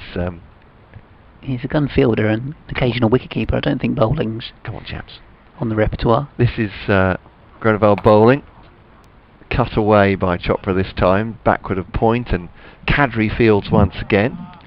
Looks good in the outfield, Kadri, doesn't he? Just across the ground very quickly.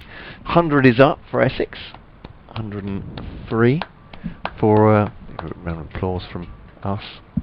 No one else here to do it, so. No, the stand is at 77 as well. These two have done very nicely after the fall of the third wicket. That I suppose it's chaotic start. As Groenewald bowls to Lawrence, just leans forward and leaves it bat high. I suppose to an extent you could say it mirrors slightly Kent's innings yesterday. It was a big partnership between Jordan Cox and Ollie Robinson for that's true, actually. the 4th wicket.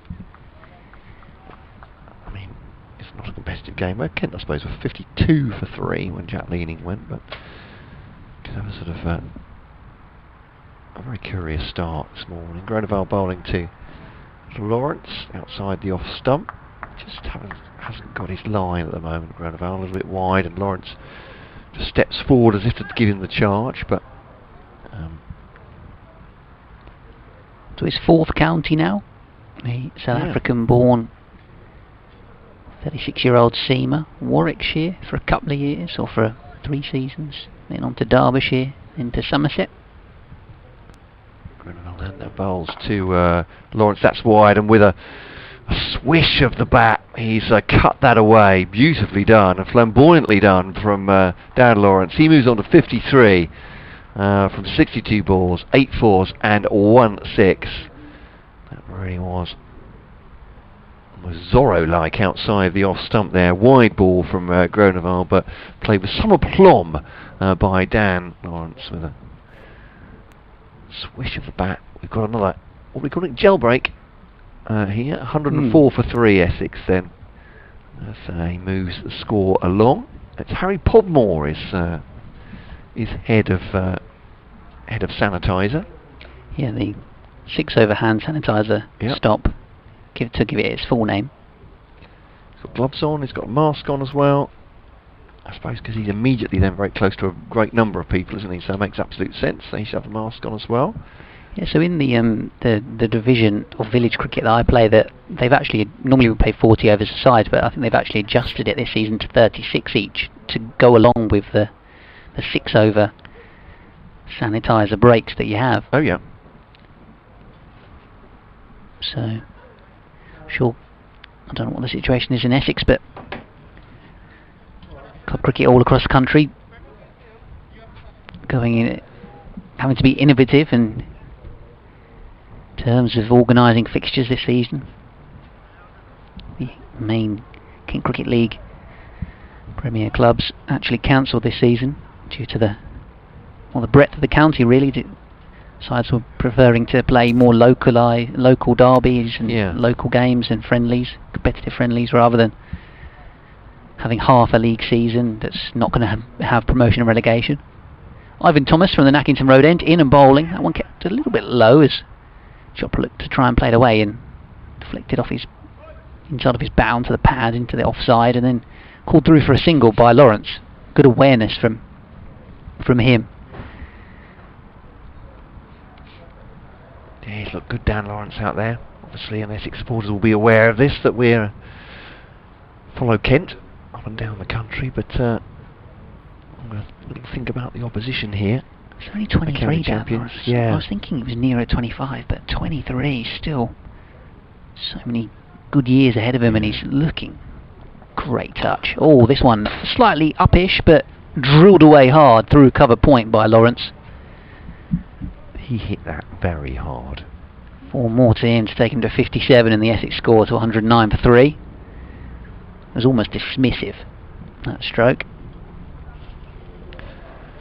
And after, as I said, a rocky start this morning, with Brown going for 4, Cook going for none the first over, and Wesley a couple of overs later for 14. These two really have settled down, haven't they? Chopra's approach has been pretty studious, conservative at times, but making sure he stayed in. But Lawrence has been superb. No ball from Ivan Thomas. Front foot overstep. Yeah, there's enough of that from umpire Treble, I think. Enough no ball in the fast bowlers, thank you very much. You do know, umpire Treble, that nobody does those these days. They just wait for the third umpire to take a look if there's a wicket or something significant. Right. Yeah. I mean, it would have been alright yesterday, is what I'm saying. Today. We've got a visitor in our commentary box here. Yeah. Butterflies popped into my side of the box. What we got there? Slightly sort of dark orange in colour. I think it's probably trying to find its way back out again. That looks like a peacock. Another delivery from Ivan Thomas, who has similarly coloured hair to the colour of the butterfly. It's turned away into the onside. So I say a peacock butterfly rather than peacock, obviously, yeah. That would be worrying. That would be quite strong. That flew into the side of the commentary box. Yeah, they can be a bit aggressive as well at times, but how's it doing? You're right, it wants to be outside enjoying the sunshine rather than in here, but I suppose it's nice and warm in this commentary box. It's got a little bit that's what happens as soon as you try and take a photo. Yeah, it starts flying away. Oh, there we go. And keep going, you can go outside. Ivan Thomas bowls. That one again looked like it kept a little bit low. It was just pushed back in his direction by Dan Lawrence.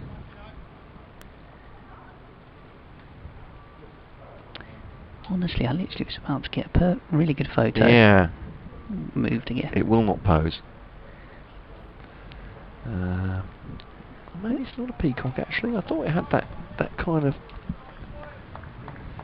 marking on its wings, but maybe not.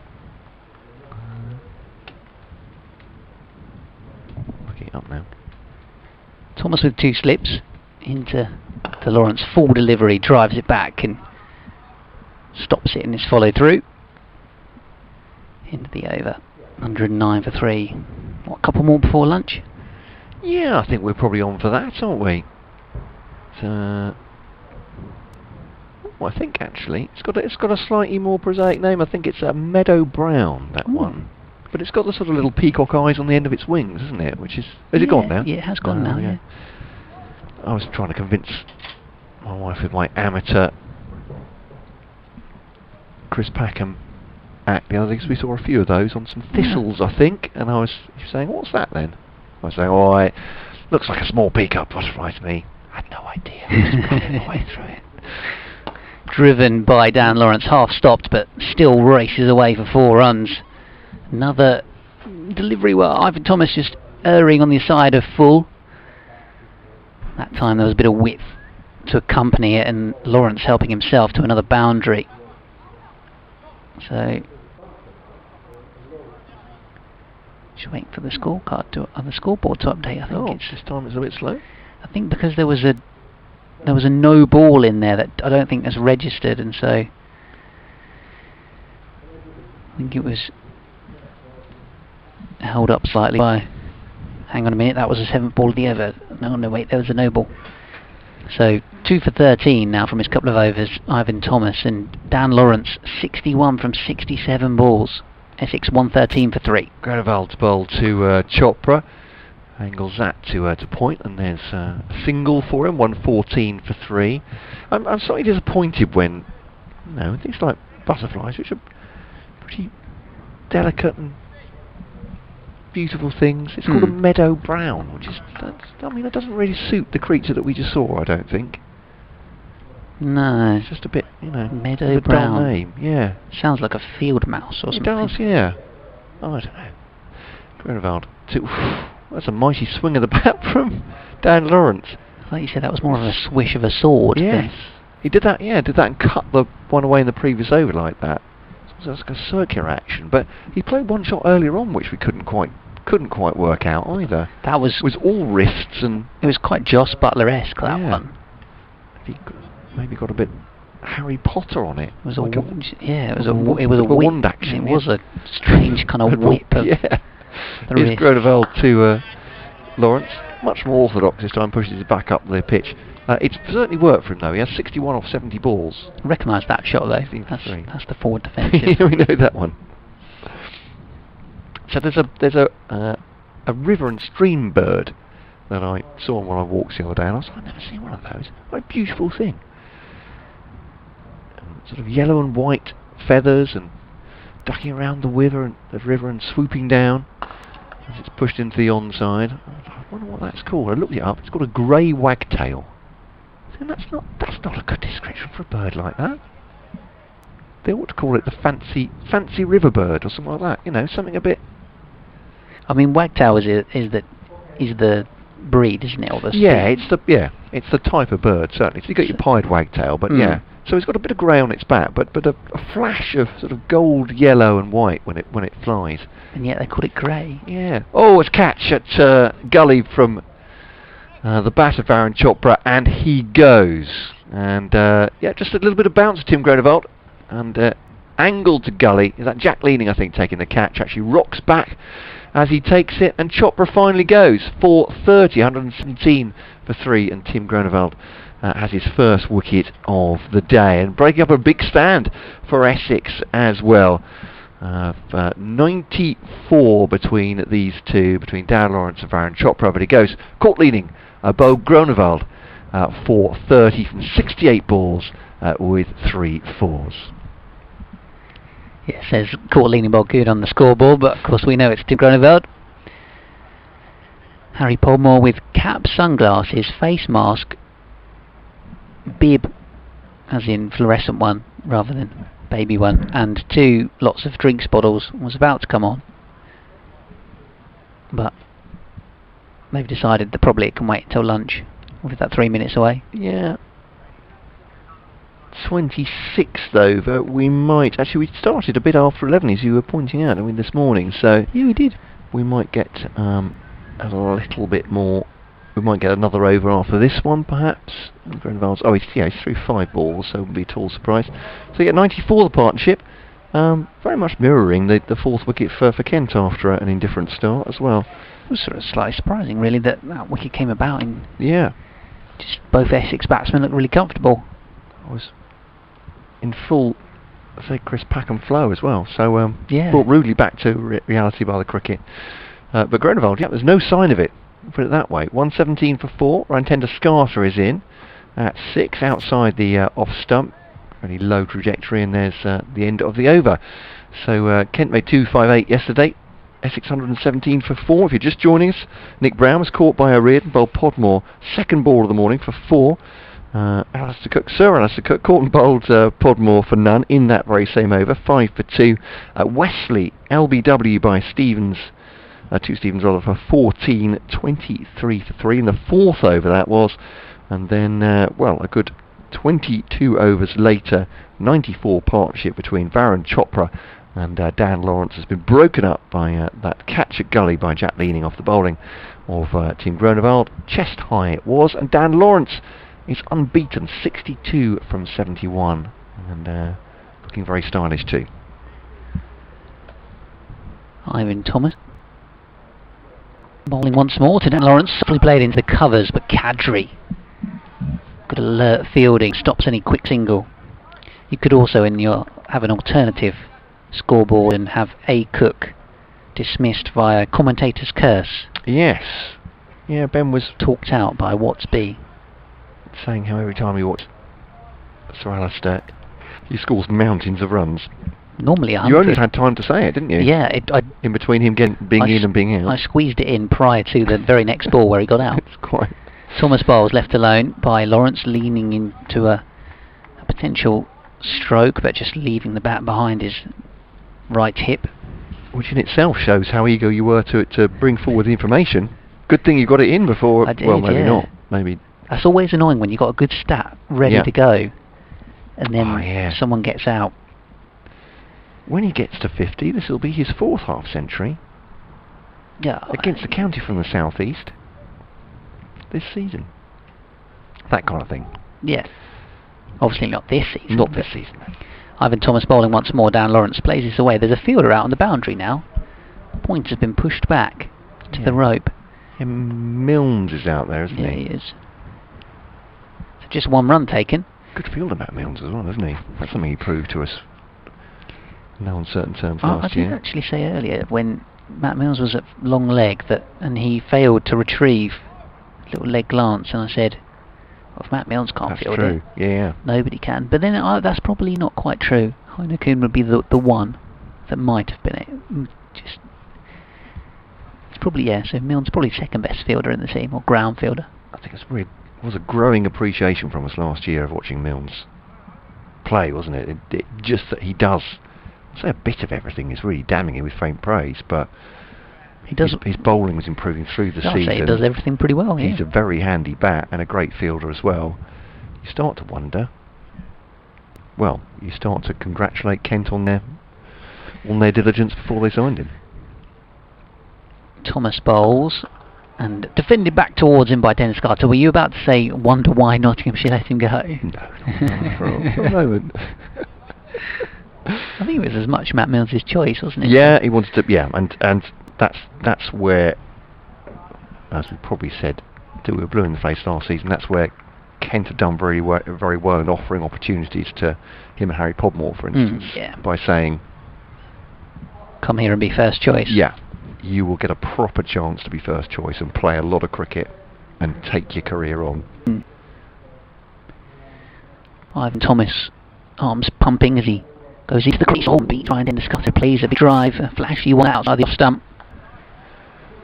I feel like from what the two of them have said, and I'm not going to be disparaging about either of the previous counties, that it was a bigger decision for Matt Milnes to leave Nottinghamshire than perhaps it was for Harry Podmore to leave Middlesex. It felt like it was a real wrench to make that decision for Matt Milnes. But it's worked out, obviously, massively for him, isn't it? As you say, with that Lions call-up. And wickets aplenty last year. For an early lunch at the Test matches. Ivan Thomas is in and bowling. Defended by Dennis Carter. Only just managed to... And will that be... It will. That will be lunch, ladies and gentlemen. With Essex 118 for 4. Dan Lawrence will go into the luncheon interval on a very fine 63 not out. He's been studious and more than occasionally attacking for that score. And Dennis Carter comes off with him. His skipper the one to go this morning, so he's recounting. Nick Brown, Query and Bowl Portmore for 4. Well, I'll let Ben take on the radio update. Yeah, players just coming off for lunch here. Essex 118 for 4 at the interval. Dan Lawrence, the soon-to-be perhaps England Test player, was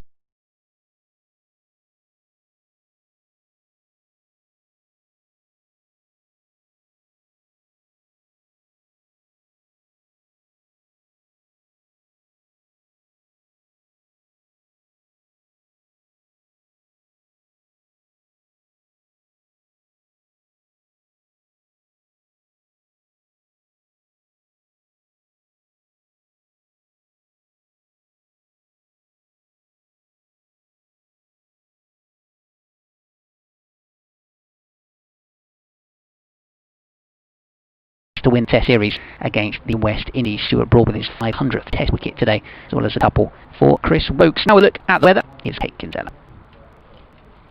So they are going in. I'll complete the card then. Courtney Brown, Bob Moore for none. West Indies 14. And Chopper just for once, in fact.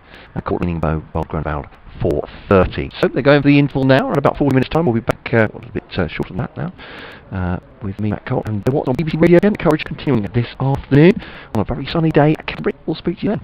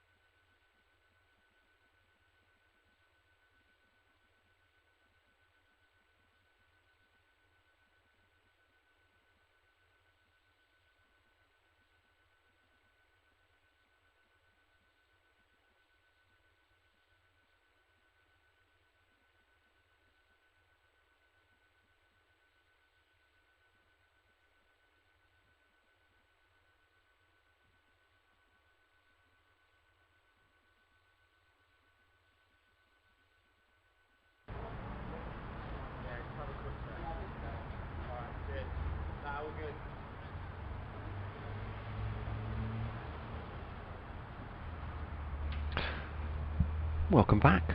The afternoon session of this two-day friendly between Essex and Kent. Warm up for the Bob Willis Trophy that starts on Saturday. These two sides will play at Chelmsford. But in this one, Kent made 258 yesterday. Essex 118 for 4 at lunch, with Dan Lawrence leading the line today. 63 from 74 balls.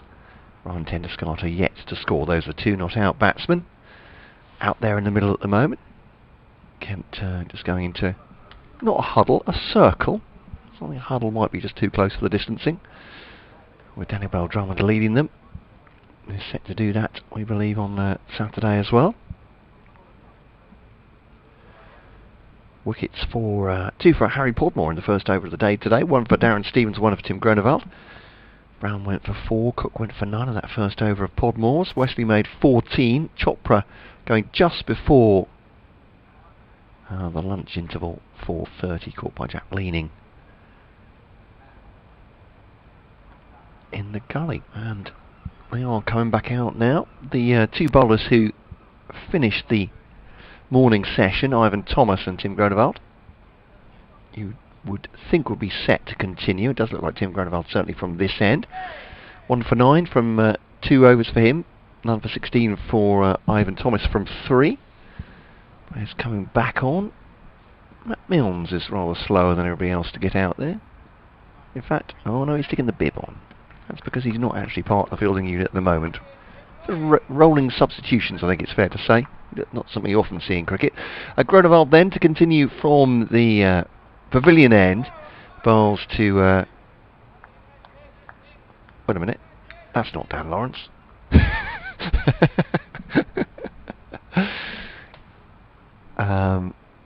We'll find out who that is in a second. But Ben Watson assuredly isn't Dan Lawrence. I think it's Wheater, isn't it? Is it Wheater? I was going to say. I was right though. Dan Lawrence is looking so good. He didn't need to score 100 today. No, they've decided to pull him, I think, from 75 balls he scored. It's been announced now through to the wicket, even there's no run. You're right, it's I'm certainly right, it's Adam Wheater, so he'll be effectively out of 7. In order, just out there. Their own mental batting orders, what they'll be thinking the team might do on Saturday. Groenewald now bowls to Wheater. And played with soft hands offside, no run. 118 for 4. Yeah, good spot, Ben. So, I wasn't alerted to it until you mentioned it, actually. Just saying, hang on, that's not Dan Lawrence. I was chuntering on about the field. I was looking at the field placing, and then as soon as Groenewald bowled the first ball...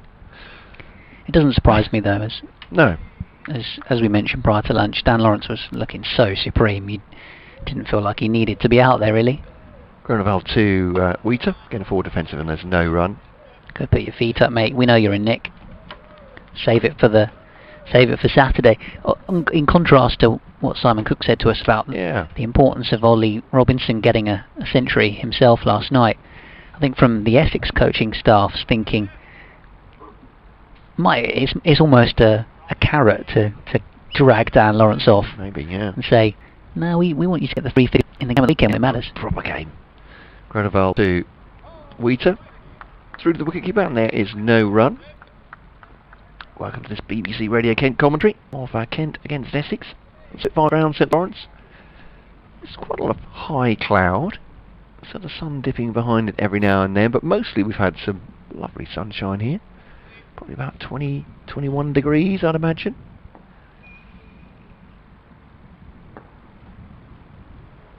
As Groenewald comes into Wheater. That's a good shot from Wheater. Times it through the offside as much as anything. Not sure he even cut that, did he? It was just a beautiful shot just forward of square. And he gets off the mark with 4. Ryan Tenderscarter yet to score from 4 balls. That's the end of the over, 122 for 4. A solitary pigeon is making its way out there. It doesn't look like it's I wouldn't say a proper pigeon. It looks like it's an urban pigeon. Mostly white. It's gone for a bit of a Harry Podmore. Got a fur there with a few black stripes on it. Very stylish. On that topic, I had a message from Sam who got in touch and said, went to listen and it was lunchtime, scrolled back a bit. What on earth was the polar bears chat about? It's entirely fair, Sam, to be honest. It was Harry Moore hair colour related. We were trying it was, sorry, yes, I should say that, yeah. We were trying to pinpoint what exact shade of white/grey Harry Podmore has dyed his hair. I was all the way down a rabbit hole going to paint colour charts trying to work it out, and then he walked in front of us. So Ivan Thomas continues from the Nackington Road end and somewhat spins Tendescarter around as he tries to play that defensively. And did make contact into the offside. And I decided that Harry Podmore's coiffure was a bit more polar bear in that when you look at the top of it, it's sort of bright white, but actually there's a bit of darker. The roots are a little bit darker underneath as well. So I'm not sure that's the effect necessarily. I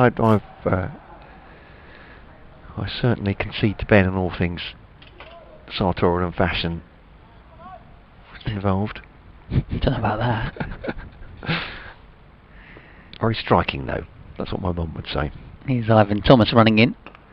Ooh, inside edge from Tendescarter, yet to score.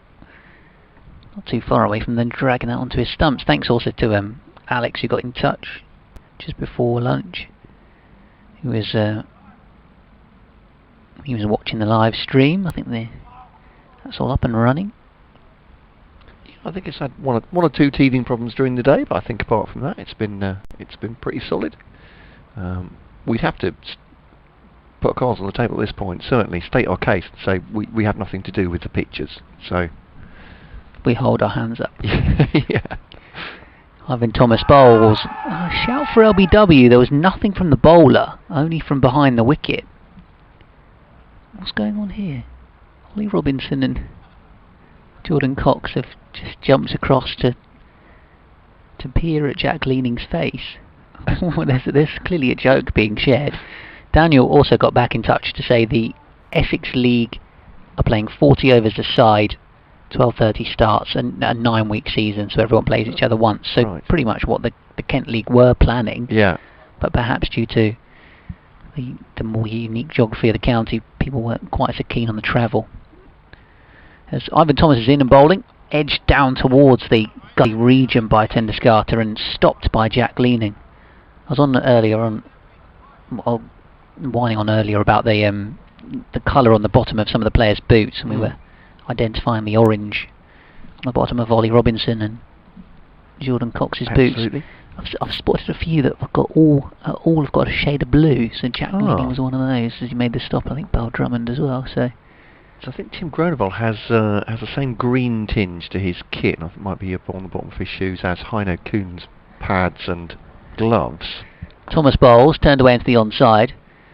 Yeah, the manufacturer thing. Might well, clearly the new boots for this summer have either got orange on the bottom, blue on the bottom, or the Heino Kuhn and Tim Gronevel brand have got the green. Well, Stevens has just shown his orange soles there. Yeah. It's clearly there's a split in the camp. They've had a nice big delivery. Bunch of boots have turned up in the changing room. Here you go, lads. Take your pick. See which one's fit. Ivan Thomas bowls. Good tall action once again, and off the mark the Netherlands man, Ryan Tendescarter, pushing this one away in front of Daniel Bell Drummond at point. Getting himself up and running. 1, 2, 3 for 4. The Essex score. That's a nice synchronicity about it, certainly.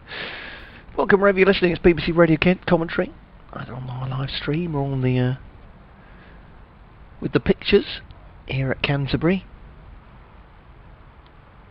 Had some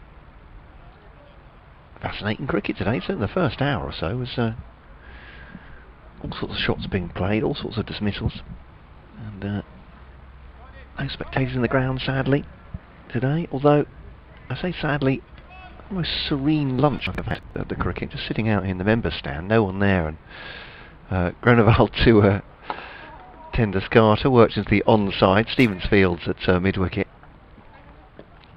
So I completely lost track of time. I could have been out for hours if the players hadn't come out.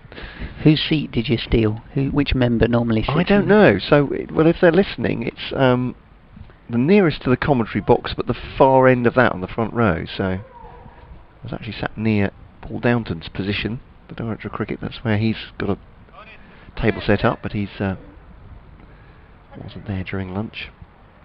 But yeah, a serene scene. But Renevald, this one keeps low outside. Tendescarter's off stump. There's no run. England need 4 wickets to win the series. Oh, 6 down now. Chase run out. Run out. Direct hit from Don Bess. That's a bit poor, isn't it? It's a bit silly from the West Indies point of view. When you're trying to save a draw. Oh, I've just seen part of the text commentary on that. Says exactly the same thing. Do you really need to run quick singles? Well, there's a bit of rain around. Well, to Tendescarter pushing to the offside. There's no run. Although I suppose keeping the scoreboard ticking over and just not getting into that sort of barnacle mentality helps to an extent, doesn't it? There's ticking the scoreboard over and running, playing tip and run. Maybe not a quick single.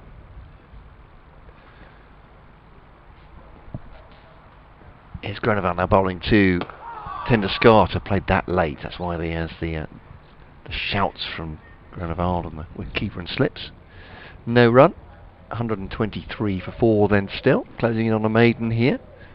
So still 2 balls to go. Just in a stat saying it's the first time ever in Test cricket Roston Chase been run out. So they used the term bested, which I thought was there we go. Was very clever. Bit of a pun. Grenoble it's thrown the bat at this one. Tendescarter, I think O'Riordan completely lost the flight of it. It's gone behind square anyway. He was never going to get anywhere near it at deep point. But yeah, with a flourish of the bat outside off stump, he has carved that one away, cut it away. Through third man. 4 runs for Tendescarter. He's on to 5. Wheater has 4. Essex 127 for 4. They seem to practice that follow through, don't they, the Essex batsmen, between Lawrence and Tendescarter. It's that almost helicopter follow through. Yeah, it's very stylish. Swish of the blade.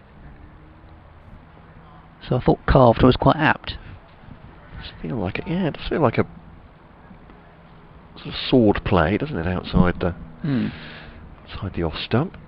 Grenoble has 1 for 17. We're going 4.5 and over at the moment. Bowls Tendescarter. 2 slips of the gully in for him. Chopped into the offside this time and bounces up to leaning at gully, which is the very position he caught Varun Chopra just before the lunch interval. Same field actually, 2 slips in the gully in there. End of the over, 127 for 4.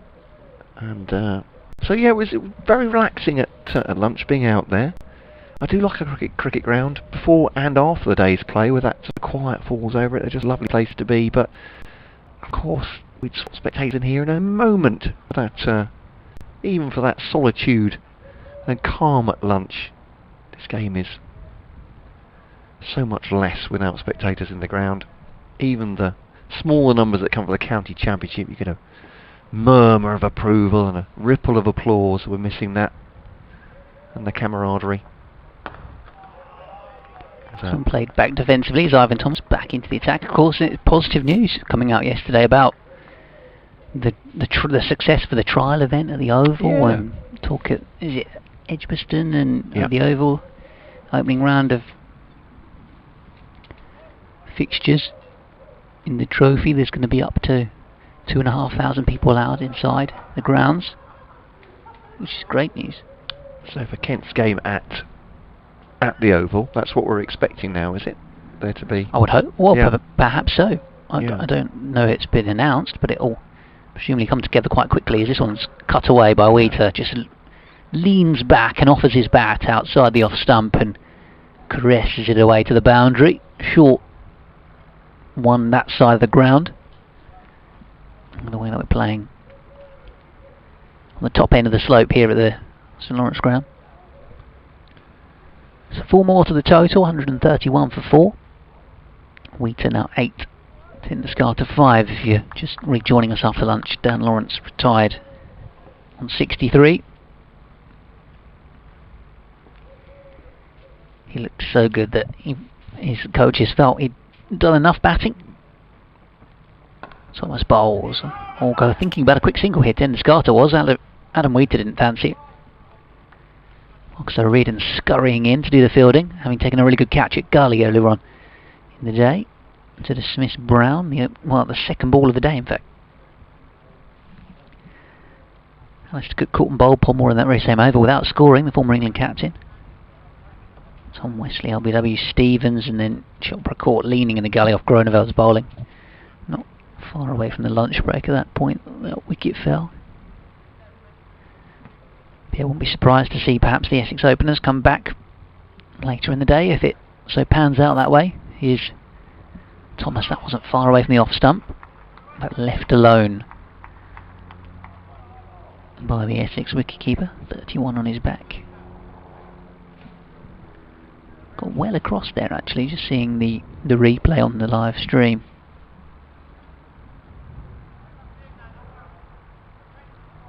Basically had his pads covering the stumps. I'm just thinking about spectators still, and the Oval game is for Kent is at end of August, isn't it, or 22nd of August, the 25th. So the hope would be by then that that bodes well actually. Place enough, perhaps spectators too. Oh, there's almost a drag on as Thomas to Wheater, and the keeper gets away with it. Groeneveld is busting a gut to get there, and he does really well. Great stop to save a couple of runs, does he? I think just 2 there for Wheater. I think you're right. Yeah, just got through the 2. He's on to 10 now. Yeah, 10 to start of 5. Probably thought it was going for 4, and then saw Groeneveld chasing after it.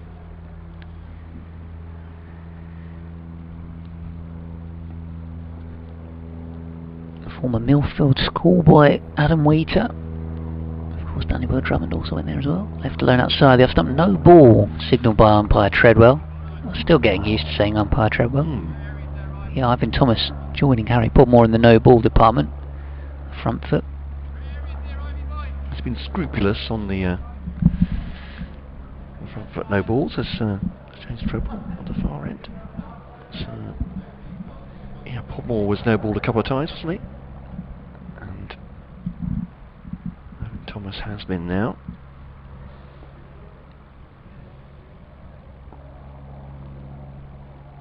Two slips in gully for Ivan Thomas. 2 Wheater. Oh, plays at that one. Outside the off stump. Good carry through to the wicketkeeper. End of another over. 135 for 4. Wheater on 10. Tenduscarter on 5. Yeah, lovely ball to finish there. Seen some dates as non-league football is getting its ducks in a row, I think. Will be really? A special on BBC Radio Kent at mid-morning tomorrow, talking about the possible return of the non-league game as well, and when that will return. But just seeing the FA Vase and the FA Trophy, the 2 big competitions for non-league football, they've announced planned dates anyway. So the FA Vase would start on the 19th of September, only a week after Football League and Premier League. And the trophy, the 26th. This is Groeneveld to Tenduscarter. Turns that into the onside. There's no run as it's fielded by Stevens. Haven't finished the last one yet. No, we're talking about that. They were going to still play those. There's a Kent side, isn't there, in the semi-finals of the Vase. So, yes, who knows how that stands. Kent side with a Kent cricket connection. Of course, yeah. Billings FC. Corinthian. Yeah. So Groeneveld now to... Oh, is that an edge? No, it's not. To Tenduscarter. He's definitely nibbled at that one just outside the off stump, shaping slightly away through the wicketkeeper Robinson. Great ball from Tim Groeneveld. Yeah, so Sam Billings' grandfather owns the club? Yes, yeah. And then a number effectively built it for his sons, yeah. And then a number of family members. So cousins play in the team. And yeah.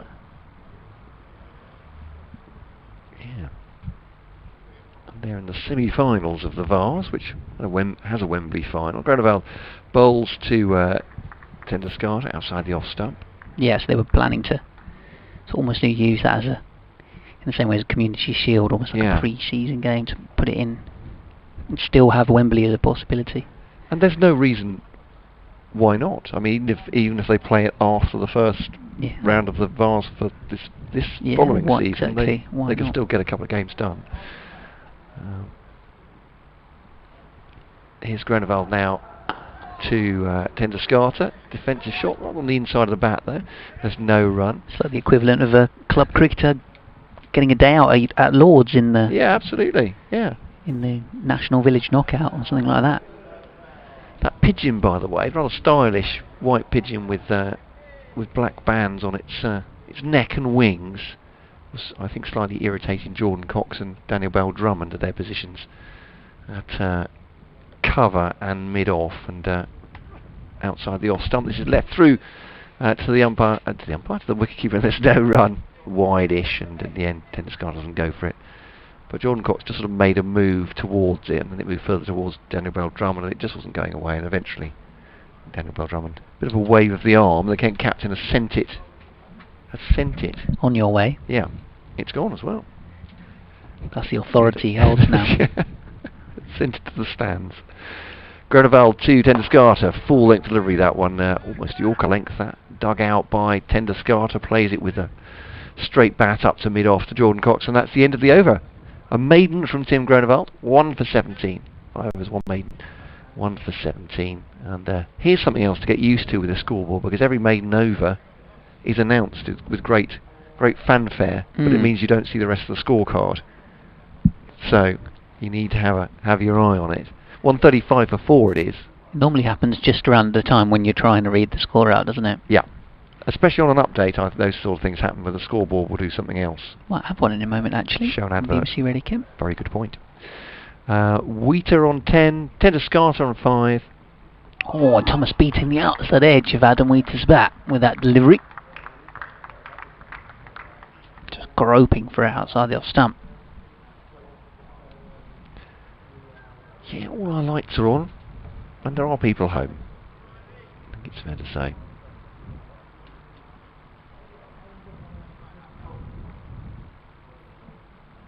I think they're going to come back to you. After the weather, before the travel, I think. Yeah, Essex 135 for 4 here on day 2 of this match, and there's an appeal for a catch behind. Ivan Thomas is not joining in with the slip cordon though. Adam Wheater is now at the crease for Essex, along with Ryan Tendescarter. Dan Lawrence, who made 63 in the morning session, retired out, deciding the Essex coaching staff that they're soon to perhaps be England man, looking in good enough nick ahead of the game between these two sides at Chelmsford at the weekend. England man of the past, Alistair Cook, earlier on today, out for naught in the opening over, along with his fellow opener Nick Brown, both out to Harry Bodmore. Darren Stevens also removing the Essex captain Tom Wesley, and Varun Chopra out to a pair of new signings, caught by Jack Leaning off the bowling of Tim Groenewald for Kent. So at the moment, Ivan Thomas, after a long absence with a knee injury, has ball in hand for Kent. 135 for 4 here, the score for Essex. Meanwhile, at the Test match, England 4 wickets away from a series win against the West Indies.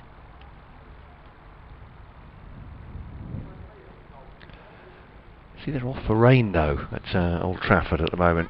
See, it's 2 Test matches in Manchester. You can't rely on the weather up there. Good reasons though for it, wouldn't there? And to be frank, it is nearly August, isn't it? So, yeah, in truth. So, yeah.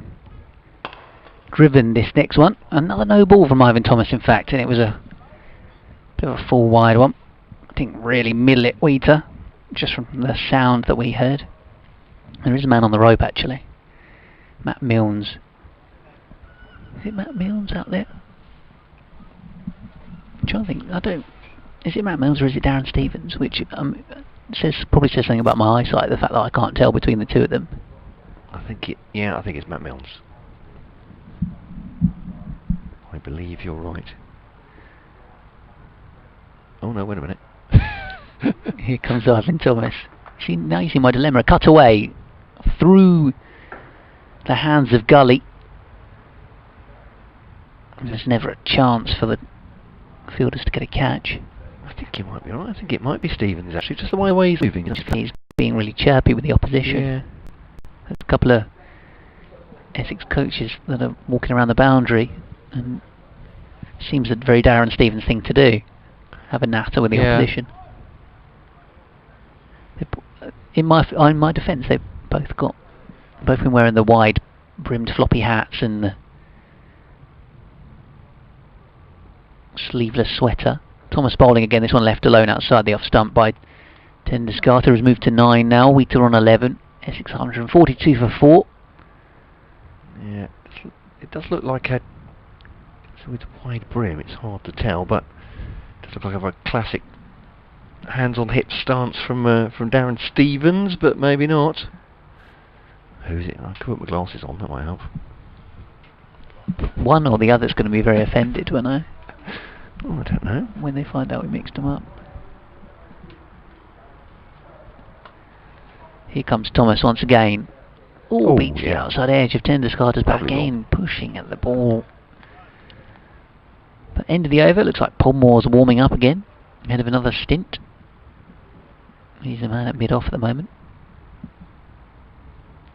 Between Podmore and Thomas, it was like they were having a debate who's going to go field at long leg.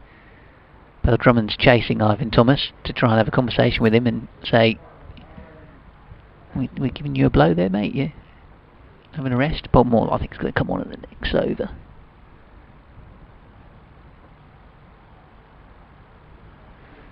Definitely Tim Granoval to continue for the moment from this pavilion end anyway.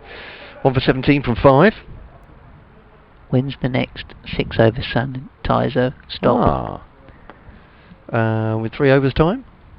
We're through 33 at the moment. Granoval, it's a nice shot. Nice little drive. Languid drive outside the off stump, but that's going to be 4 runs. Absolutely no chance. Reardon's head after that. He's quick across the ground, but Wheater, super shot. He's on to 15 from 17, and certainly Essex are moving the score along at a good rate. Yeah, over pitch there. I think that one from Granoval. I was just thinking, when someone comes on with the cleaning products, we'll find out who's currently off the field for Kent. We will indeed. They've opted for a similar stance to Essex, with players swapping in and out, taking it in turns to have stints in the field. Although Kent's slip cordon has stayed the same much of the day. And Cox and Goon there. Yeah, Leaning's been taken out of the gully now, hasn't he? And Wheater defends that one, no run. I think that must be Stevens. Yeah, I think it is. I just don't think I've ever seen him in a floppy hat. I think I can see, possibly see one of his tattoos. So, yeah, I'm pretty confident it is. He's having a very long chat with umpire Treadwell. You're right, he doesn't normally wear a floppy hat. No. He does always wear I was about to say cardigan then. Yeah, that's right, the sleeveless jumper. Mm. He's got one of those on, that would make sense, yeah. So Granoval to Wheater, back at the bowlers, no run. Yeah, well, it's good for us to warm up with the player identification, etc., etc. Notice any subtle changes? He has, and Stevens has been wearing certainly the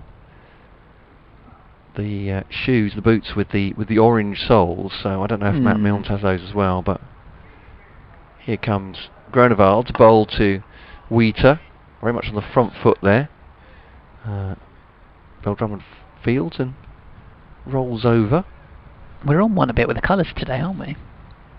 Between Harry Podmore's hair and the soles of the shoes. Yeah. Well, it's a visual business.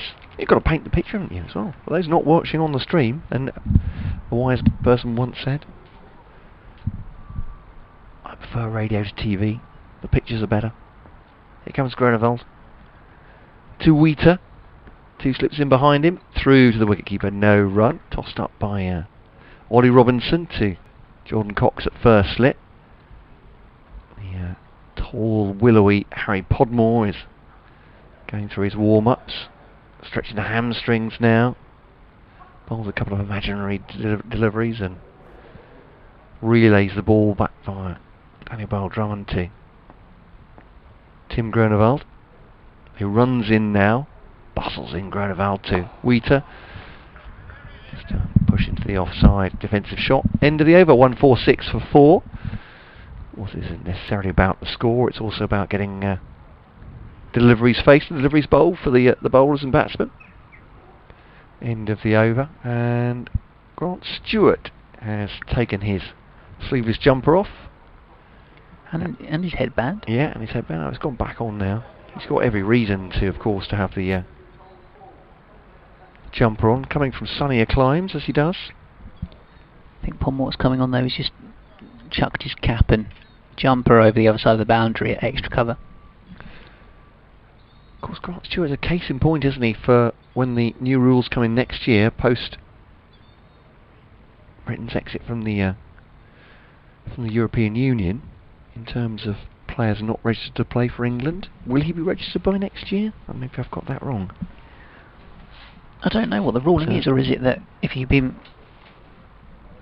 have been playing under, I don't know. I think certainly in Colpacks will count as overseas players, but yeah, Stewart wouldn't be a Colpack, would he? No, but he'd have a passport from outside the it's an Italian outside the country. Italian so passport. Yeah, we'll find that out, I'm sure. In comes Harry Podmore then from the Nackington Road end, pushed away up towards mid-on. I mean, what would be residency these days in terms of qualifying? I don't know how many years you'd have to be resident in the country before. Yeah, I'm not sure either. Because I think pretty much the sporting rules will be the rules of the country, won't they? In those terms, because there's no reciprocal agreement with the EU or a Colpack agreement with those other countries either. Podmore angled run. In and bowling to Tendescarter, clips it out towards Marcus O'Riordan at mid-wicket. Simon Cook's just down on the boundary at the moment, having a conversation with Groneveld. Former seam bowler himself. Yeah. The acting Kent head coach. What a bowler he was as well. Probably underrated, really, under the radar. His performances would tend to go. That's probably true. Podmore with that shock of white hair at top of his mark again. In and bowling to Tendescarter, who turns it away into the onside. I've just noticed on the online scoreboard, which is available with some of the highlights and that sort of thing as well, it has a batsman's total. It has their runs, the balls faced, 4 6s, but it also says how many runs they've scored and balls they've faced in the last 5 overs. Oh. Something that I've only just noticed. Oh, would would have been quite useful when Canterbury was nicking the strike after every over last night. Kept pinching it on the last ball of the over when he was back with Vinegoon. Played off the back foot by Tendescarter. There's a fielder in the deep, which we're pretty confident is Darren Stevens. Does the fielding, tidies up, 1 run. Tendescarter to 10, Wheat to 15. Essex 147 for 4.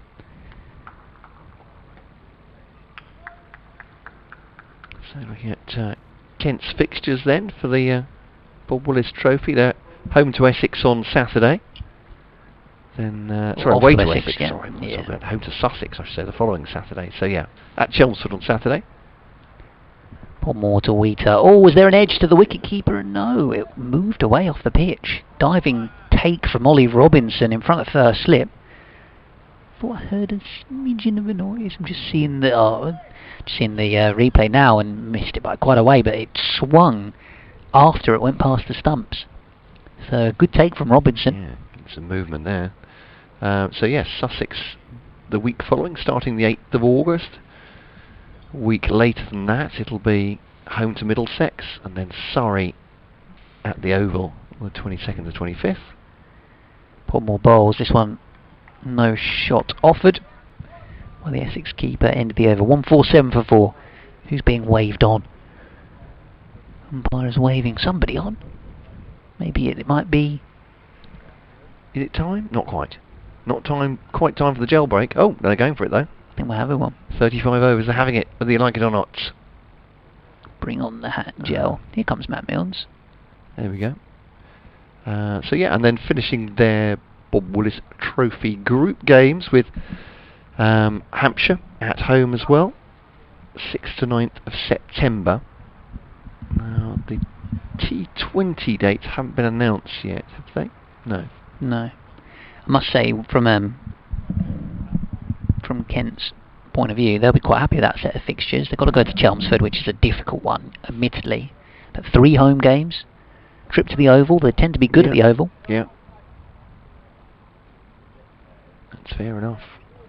We're certainly not complaining. 3 home games and a trip up on the train to London. That's all right. Yeah, It's not can't too complain. far away. Middlesex, I mean, obviously it's a massive honour for them to play a county like Kent, top division county. Yeah. Good in the white ball stuff. I'd suggest you tell that to Kevin. Yeah, I think I probably will. He'll enjoy that. I look forward to dangling that in front of him and see what I get. Kevin Handy, who's the Middlesex commentator. See if I can reel him in on that one. Oh, he'll bite. It's nailed on.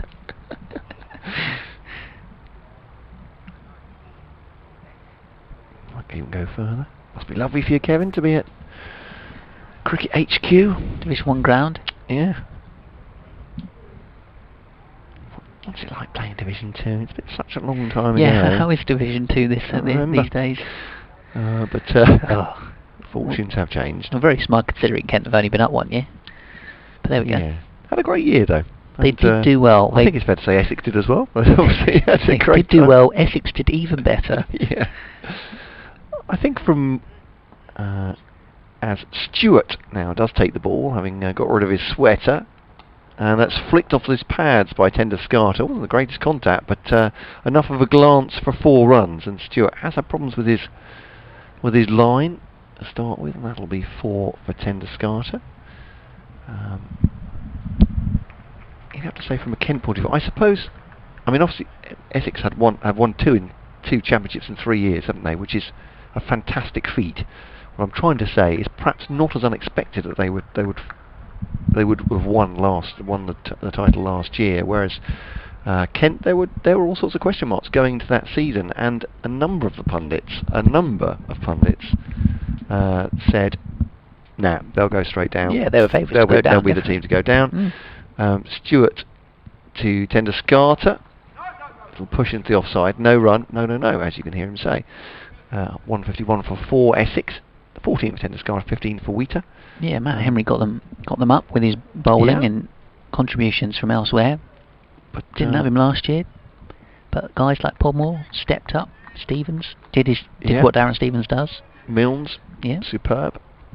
And then, if anything, the batsmen improved. They enjoyed playing on the so-called better wickets. Robinson had a great year. No ball, Grant Stewart. It thumps the pad going down a leg anyway, but foot fault, no ball for Grant Stewart to add to the extras total. Zach Crawley obviously as well. Zach Crawley had a great year, Denley. Billings had an absolute flourish at the end, didn't he? Was it 3 consecutive centuries at the end of the season? 100 at Notts, 2 in the match at Yorkshire. And that was coming off, of course, that dreadful shoulder injury, wasn't it? Denley got 160 at Hampshire and a 150 at Hampshire as well. Stewart's Tender Scarter. Defensive shot, straight back at the bowler, no run. 160 against Notts, Tunbridge Wells, and then 150 against Hampshire. So, impressive year for them to finish above relegation, quite apart from anything else. Sean Dixon got a couple of big scores. One got a 161 in the game against Warwickshire here, where every team batted for both teams batted for 2 days in 1 innings. Stewart to Tender Scarter turned to the onside.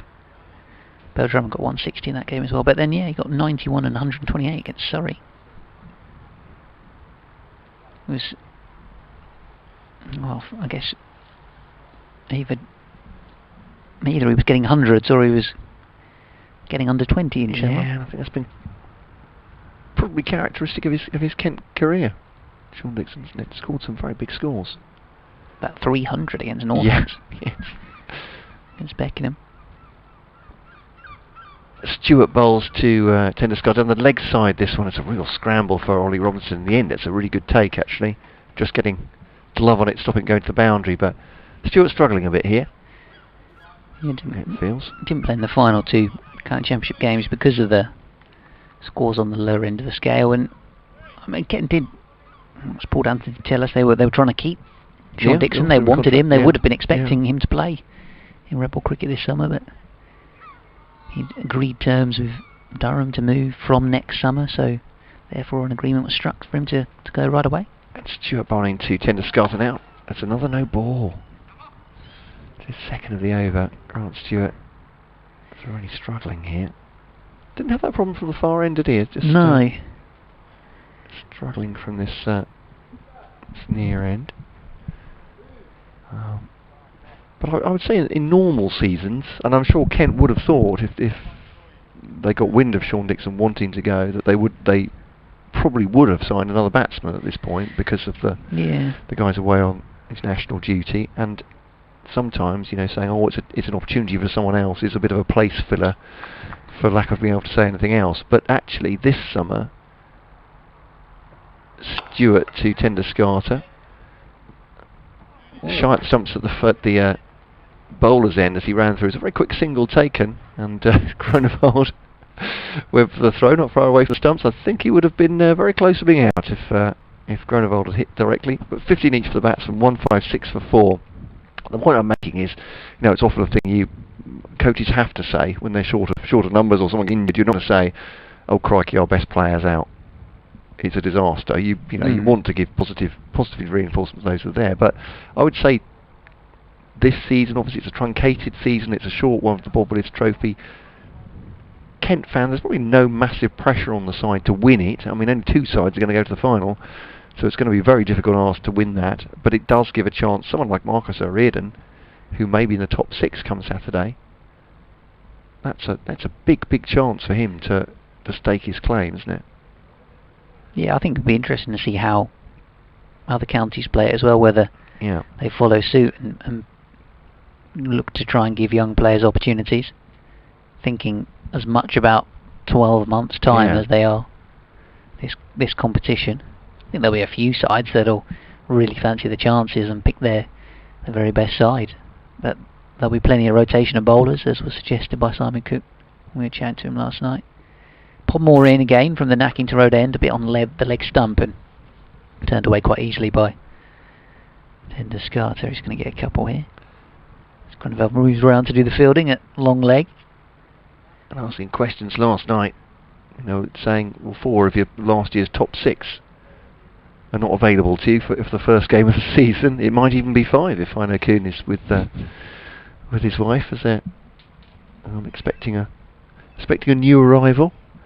That's, I mean, even for one of the other counties with more resources than Kent, that would be a stretch, I would suggest, taking 5 batsmen out for the first game of the season. Podmore in and bowling, left alone outside the off stump. Bell Drummond and Ollie Robinson, I guess, the last men standing. In Venice last season, I don't think did Kent ever have a game where they actually had their full strength team last season? I'm not convinced they actually did. I've just got my stats in front of me. Well, Billings was absent so much. Yeah, I don't think Billings and Denley ever played together in the red ball competition. Did we report that Jason Holder has gone? I don't think we did. So is it 3 wickets to win? It is, yeah. Wokes has him at LBW for 12. There we go. Yeah, that happened an over ago. Another delivery from Harry Podmore. This one played out towards deep point. Darren Stevens out there, another single to the Essex tally. Yeah, so just 3 wickets now for England. 107 for 7, the latest score I have. Alright, okay. Even amongst the various interruptions they've had, England getting the job done. Yeah. After the slow start to the series and losing the first match. 2 wins in... appeal for LBW, mainly from Podmore, not from a slip cord and a full delivery on the leg stump. I think that looked optimistic. Wheater does seem to be batting on off stump, in fairness to Kent's bowler.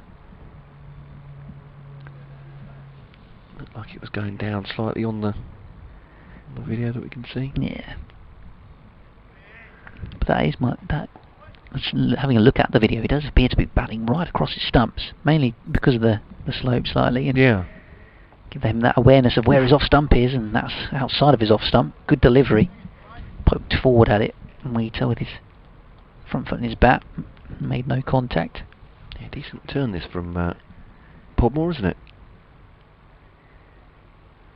Certainly testing the batsman like perhaps the previous 3-4 bowlers haven't done. Well, yesterday we saw Aaron Beard swinging the ball.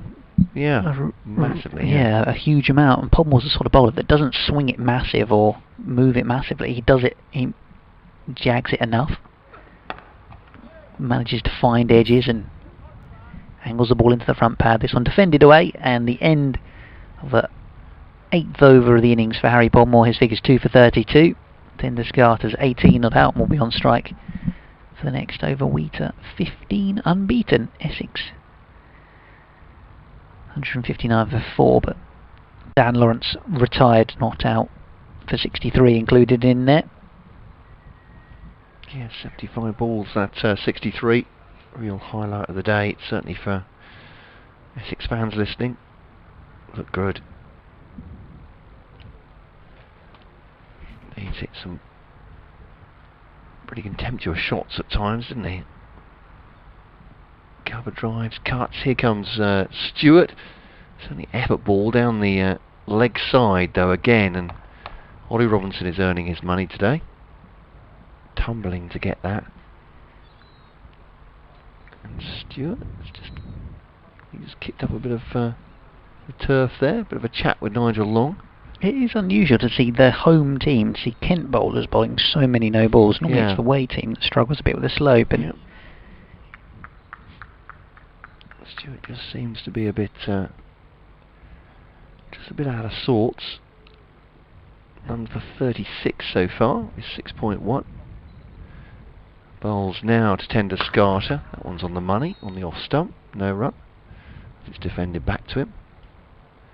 But not unusual for Stewart either in 4-day cricket to go for a few runs, is it? But no, that's true. Just gonna look at his stats actually. Maybe I'm making that up. Maybe that's just my impression of anecdotal impression of a few games rather than a statistical accuracy. Here he bowls now to Tender Scarter. It's a no ball and it's down the leg side. Yeah, he's having just a bit of trouble. Looked fine though, didn't he, from the Nackington Road end? Just having trouble coming up the hill here slightly. Yeah, he's not quite managed to make the adjustment really. His economy's at about 3.5 for his first class career. With the headband down, number 9 on his back. Good centre forwards number. Bowls to Tender Scarter. Bit of bat and pad on that one, on the leg and middle. I think probably too much bat. A decent shout otherwise. No run, 161 for 4. And 3 balls to come. He's bowled 4, 1 no ball already. There's clouds going over the sun a little bit, obscuring the sun. Got 2 slips in, a point, wide-ish, well, extra cover I suppose, mid on, mid off, mid wicket, long leg, and a deep point as well actually, and Tender Scarter trying to get on the front foot to that one, and a push up towards Daniel Bell Drummond at mid off. There's no run. Essex coaching staff have been to the supermarket, I think. They've both got orange bags with them. And what are they got coffees there? Maybe they have. Just wandering around. One of those is Andre Nell, who we saw running some bowlers through their paces at lunchtime. What did he say when he took that catch? He was celebrating, definitely, wasn't he? Yeah, I saw you chuckling as he made me laugh. I thought he said something. That was he said something to the effect of "It's a worldie." Yeah, there was a shout of glee as he caught it off the stump. Absolutely. I mean, it was a great take. This is a leg glance. Will it go for 4? Yeah, Podmore can't stop it. He's tumbled to try and stop it, but more runs off Stewart. None for 38, 42, and then took him a while to get up though. He had some sore limbs from doing that. Update coming on BBC Radio Kent. Matt Cole and Ben Watts with you on the online commentary and the stream as well, the video stream. Essex 165 for 4. West Indies 3 wickets from being beaten by England, for England to win that series. Here's Stewart now bowling to Tender Scarter, cuts it away. Oh, I thought for a second, crowd catch into the ground up towards O'Riordan, who catches it. One bounce at a point, and that's the end of the over. 165 for 4. Tender Scarter 22. Wheater 15. Stewart none for 42. Has been expensive, going at exactly 6 and over. Podmore exactly 4. 2 for 32 from his 8. Took 2 wickets in his first over. Update on the way from BBC. For BBC Radio Kent, rather. Yeah. Matt Milnes just wandering past underneath our commentary position. Off the field at the moment. Yeah, Essex 165 for 4 here. Harry Podmore back into the attack for Kent, having taken a couple of wickets earlier on in the opening over. Brown for 4 and Alistair Cook for none. Wesley made 14 and he was LBW Stevens. Chopper out just before lunch for 30, caught by leaning in the gully off Groeneveld. Dan Lawrence retiring, not out for 63, so Tender Scarter and Wheater now the Essex batsmen. Podmore and Stewart in tandem at the moment for Kent. Essex going to bat all day today, these two sides warming up ahead of the County Championship opener between them. That'll take the place at Chelmsford on Saturday. Meanwhile, at Old Trafford, England just 3 wickets away now from their Test Series win against the West Indies. The tourists 103 for 7, with Stuart Broad taking his 500th Test wicket today. Chris Wokes has also been amongst it for the home side. That's the cricket. Now with the weather, Kate Kinsella.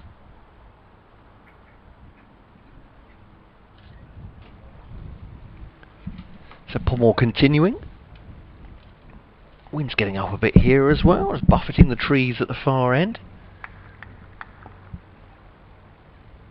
Wheater facing 2 slips and a gully now. O'Riordan's coming to gully for Podmore's bowling. Bowls to Wheater, and that goes through to the wicketkeeper, and there's no run. Tender Scarter 22, Wheater 15.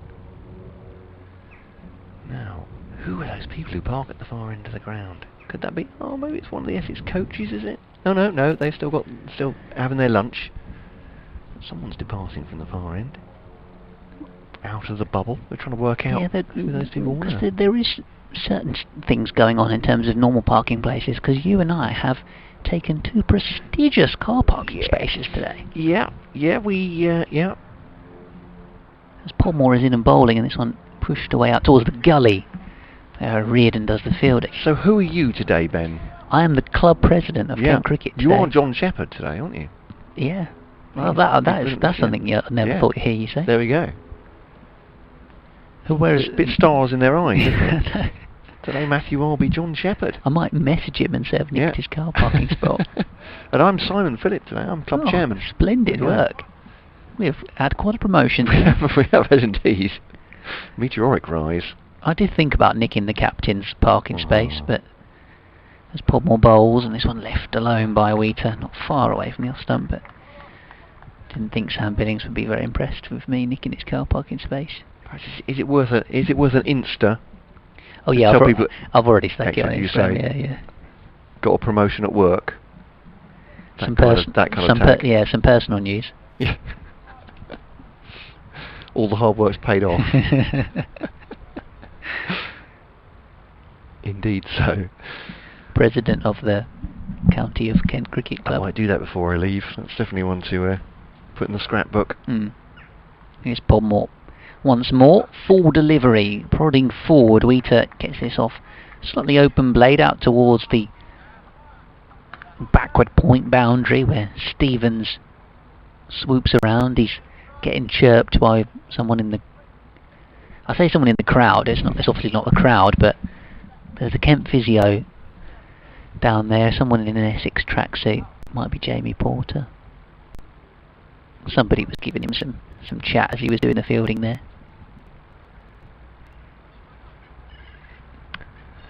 End of another over, is it? Yeah, 166 for 4. Wheater now 16, 22 for Scarter. Goes overhead, wants it, doesn't need scrub. And any piped crowd noise, of course. You just hear warts and all what's going on outside, but it's a serene scene. Apart from the cricket. Well, including the cricket to a great degree. Stewart has not been serene in this spell. Finding his footing and his direction a bit tricky. This one's much better on the money, on middle and off, defended by Wheater, no run. 166 for 4. Bruce has been in touch from the Netherlands. Good afternoon, Bruce. He says, afternoon, guys. Well, there we go. Great to enjoy the commentary again. Today in sync with the live stream too. Yes, indeed. He says, as a Kent fan, any chance you could put the commentator's curse on Adam Wheater, who always seems to score runs against Kent in recent years? Yeah. Indeed. Stewart to Wheater. Pushing the offside and there's no run. Dan Lawrence already looked and sounded in fantastic nick, so we could do without Wheater in form too. You may or may not have heard me very rudely put the commentator's curse on the Knight of the Realm in our presence earlier on. He did very well. I was just talking about how after scoring Alistair Cook's score 100 at Chelmsford last year, and having seen his last 100 for England, I offered him my services when I bumped into him in the car park at Chelmsford and said, would you like me to come round with you? You carry your kit, do your washing, be your butler basically. Stewart to Wheater, just a bit of outside of bat on that, pushing forward, but it's skewed off towards the offside. He gets the run, it's all on the ground. I was literally just about to get to that story, and he returned a spooned a return chance for Harry Potmore, and off he went, out for a duck.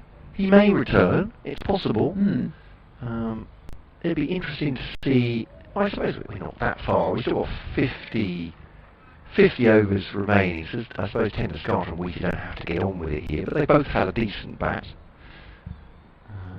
Stewart then to Tender Scarter. Solidly behind this one again. There's no run. And just a bit more on Bruce's email. So, he wants us to curse Adam Wheater. He's playing very solidly and occasionally with some aplomb outside his off stump, particularly, I would say. I was quite surprised when I googled him and realised Adam Wheater's now 30.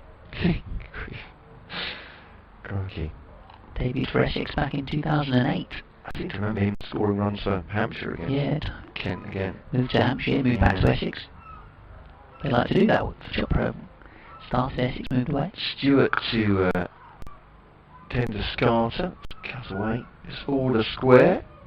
Looks like kind of good actually doing the fielding there. And that is a 50 partnership between Tender Scarter and Wheater. Yeah, we're trying to prove to Essex fans one thing else. You do get applause at Canterbury for notable landmarks. So Tender Scarter scored 20 of those, 17 from Wheater, and there have been a number of no balls as well. Grant Stewart particularly, and I'm told it's not overstepping. Yeah, that's got sort of crept up on us actually. Yeah. 50 stand.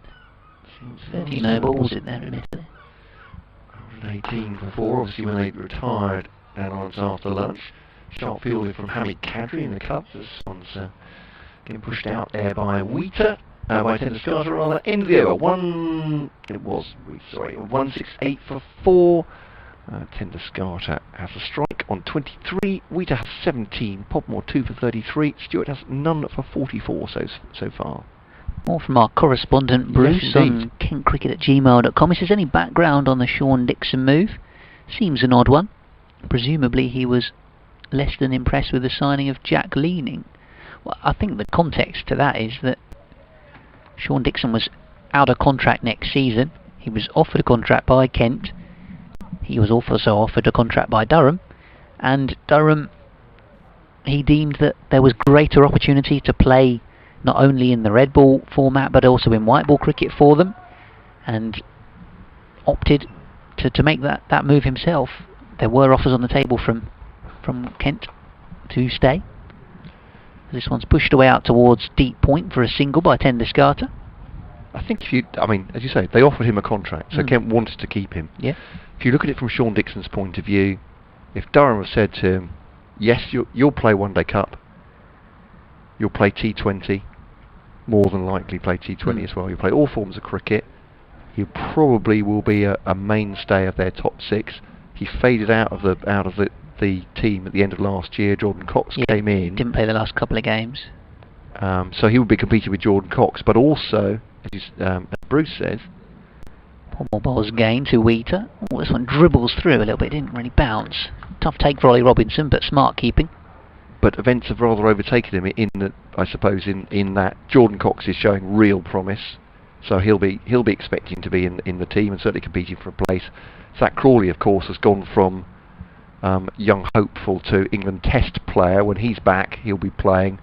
As Bruce says, Jack Leaning will be in for a place in the top 6. Then your opportunities, unless you're absolutely on top of your form, get reduced presumably, and job security by the same dint.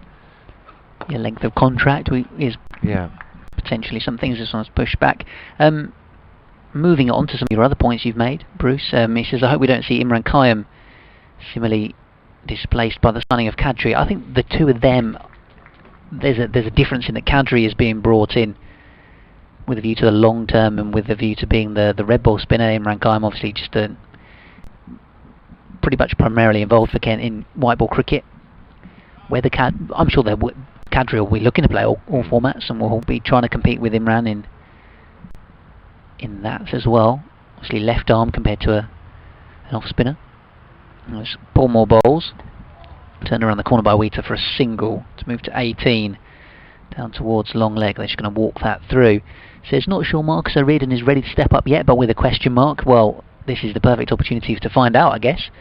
Opportunity for Marcus O'Riordan, one of the 22-year-old in the team. And Kent obviously fancy O'Riordan as an all-rounder. I mean, it's quite possible he'll bat in the top 6 in this competition. So again, a slightly different animal is what I'm saying from Kadri and Imran Khayyam. Yeah, second team level he would have done. He'd be considered an all-rounder with his bowling and batting. This is a delivery that hits Tandasciata in an uncomfortable position, but he shrugs it off. Throws the ball away. We've got a few more points from Bruce. Just going to keep on rolling. Said, I would have liked to have seen Adam Rouse play here as a batsman alone. He's been a decent servant for the county the last couple of seasons. Always happy to step aside for Billings, Cox, Robinson, or whoever it seems.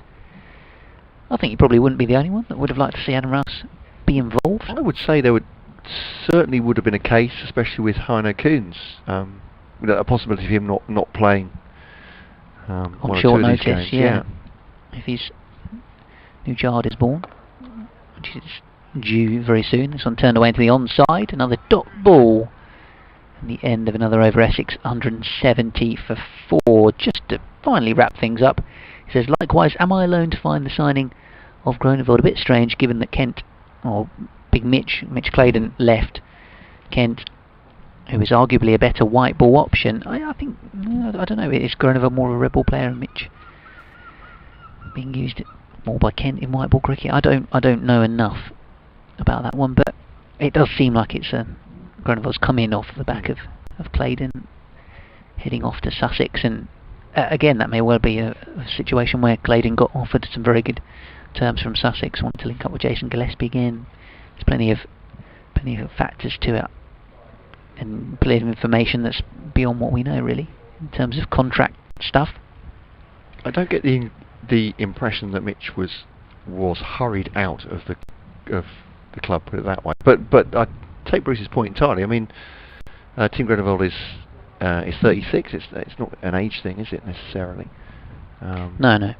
But again, I suppose they might have seen that. They're thinking about future planning and Mitch Claydon's likelihood of getting into a team where your strike bowlers at the moment are, 44-year-old Darren Stevens, fair enough, with Milnes and Podmore, but they want to bring Stewart up from underneath as well. They want Thomas to have a good run. And maybe they thought he'd get fewer opportunities, and maybe that came into the contract negotiations as well. But I take your point. Yeah, I think there's some good points in there. In terms of Kadri and Khayyam, I don't see why both of them can't play T20, particularly this year. Is Stewart then bowling on leg stump to Wheater, pushed into the onside, and there's no run. No Nabby, so but yeah, potentially chances for them both to show what they can do. I think Kadri's sheer youth and promise, as you say, makes him a fascinating signing, and almost see him as that who else is in the squad is kind of irrelevant. I know Bruce and others may find that a bit strange for me to say, but with Stewart coming into to Wheater now. Wheater, that's a good shot. appears to field the infield at least. They'll just get the one though, hurrying through for a single. He's under 18. Tender Scarter on 24. Sorry, it's the other way around, is it? No, that was right the first time. Tender Scarter is on strike now on 24. Wheater's on 19. So 171 for 4. And Stewart back to his mark. None 45 so far. He'd love a wicket after he struggles with his line, but that's a flourish of the bat outside the off stump. Tender Scarter only gets a single for his pains though. Hannah Kuhn is feeding on the point boundary. But yeah, I almost feel like Cadbury is a signing that they obviously see a lot of promise in him. It's a chance to an extent, isn't it? Because he didn't necessarily force his way into Derbyshire's side, but they are looking for spinners for the future. If they don't see one coming up from their own age group cricket, I'd say inverted commas taking a chance or giving a place to Hamid Kadri is not a bad idea at his age, at 19. So yeah, England under 19 player. Of course they top balls next one. Sorry. Yeah, of course they brought in Imran Khan from elsewhere. Yeah. A couple of seasons ago. And the Dixon one, as I said, I think that was somewhat. He was someone that Kent wanted to keep, but perhaps more opportunities elsewhere. But yeah, the Clayton Grodevald one is an interesting one, certainly. They obviously see something in Tim Grodevald, and Stewart to Wheater. Pushing the offside, bit of a drive there. Single taken though. Looking to farm these singles quite comfortably off Grant Stewart at the moment. 25 for Tender Scarter, 20 for Wheater. They've seen something in Tim Grodevald. It's quite obvious what they see in him because he's been a very successful seam bowler at the top level of domestic cricket. I'm not going to decry that, but it is an interesting choice, obviously, because Mitch Clayton being very much part of the side and part of that dressing room, I can understand that Bruce and others being quizzical about his departure. Stewart 173 for 4. That's a good ball. That's the best he's bowled. Certainly, Tender Scarter played down one line. It's gone down another straight into the wicketkeeper's gloves and actually risen slightly off a length as well. That's the best ball he's bowled in quite a long time. Yeah, certainly from this end. Yeah, 173 for 4. But I don't know if you'd go along with that, Ben. But that's my reading of it. Dixon they wanted to keep. Kadri seems like a great decision if you want to work with a young spinner at that age and there's no one in your academy. Then, as we pointed out yesterday, I think the decision was more: do we sign Hamid Kadri or do we sign Ollie Rayner? Sorry. Yeah, that may well. Yeah, it was a slot in the red ball team for a spinner that was the one they would have wanted to bring someone in for, and as Kadri showed for England under the 19s in the winter, he's a real prospect. As Podmore bowls, this one's off the back foot, driven away square the wicket out towards deep point where Darren Stevens does the fielding. You could almost say, in some ways, that you could actually absolutely see, if there'd been a full county championship this year, that Ollie Rayner would have been a very sensible decision because of how good he was, tying down an end, scored some runs too, great in the slips. You could see a really, really solid signing. But Kent, perhaps in the financial position they are as well, they're looking to the future. They're looking succession planning, as it were. Podmore bounding in once more. Sunshine soaking the St Lawrence ground as this is nudged away by Tender Scarter into the onside. So let's hope, this season, next season, we're talking about Hamid Kadri in the same terms as we've been talking about Matt Milnes or Harry Podmore. Players that Kent have seen something in, taken off another county and then brought through to play a lot of first team cricket and top division cricket as well. That's the hope, obviously. Yeah.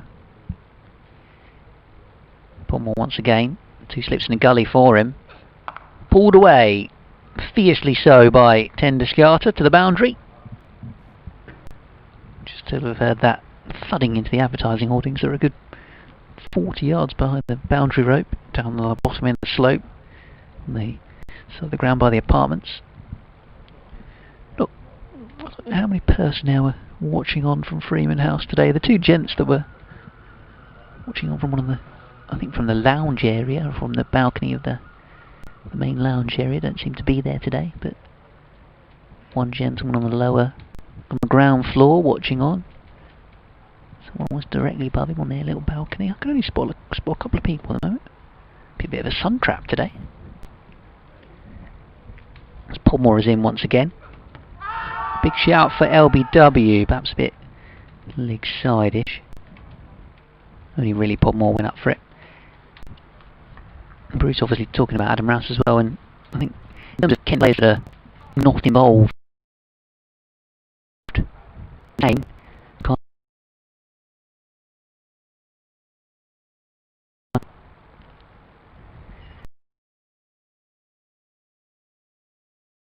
trophy. But yeah, the boundary rider Bruce also says something about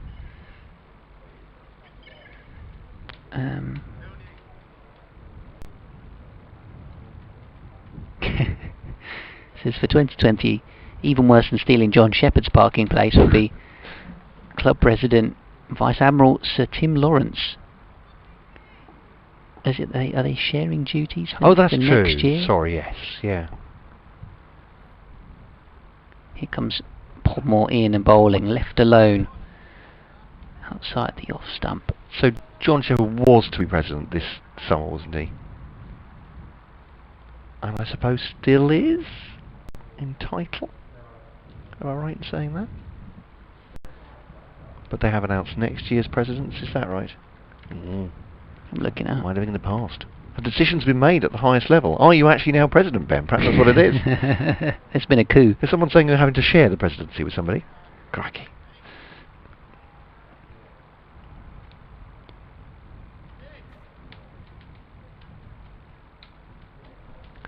So, end of the over. 179 for 4. Tenderscard has 30. Wheater with 21. Grant Stewart to continue. It's been expensive. No ball a few times as well, but hopefully warming into his work. Cut away, and that'll be 4. Lovely shot by Tenderscard. Didn't move after playing the shot, and cut backward of square for 4. Fielder goes after it. I think that might be Harry Podmore. Near the new lime tree, which is out of bounds for our Essex listeners that don't know. It's never going to be in bounds, the new lime tree. So not returning to the old days where you'd get 4, I believe, for hitting it, whatever happens. Here's Stewart then to bowl to Tenderscard, who's on 34. And he again goes for a cut, but this time Podmore will stop it on the boundary. And there will just be the single run. Tenderscard 35 from 60. Wheater's batted 46 balls for his 21. But we seem to be a little bit becalmed out here because it's a good stand between these two. 73 so far.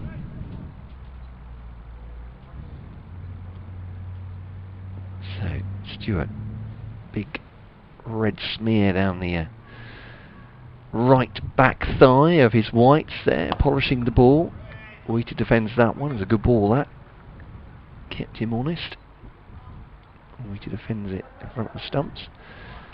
And no run. So yeah, plenty of signings to talk about, and ins and outs, I suppose, that we... I was going to say we didn't get to talk about at the beginning of the season, but this is the beginning of the season. I keep having to remind myself. This is also a BBC Radio Kent double team in the commentary, so apologies to any of our Essex listeners for the... Yes, indeed.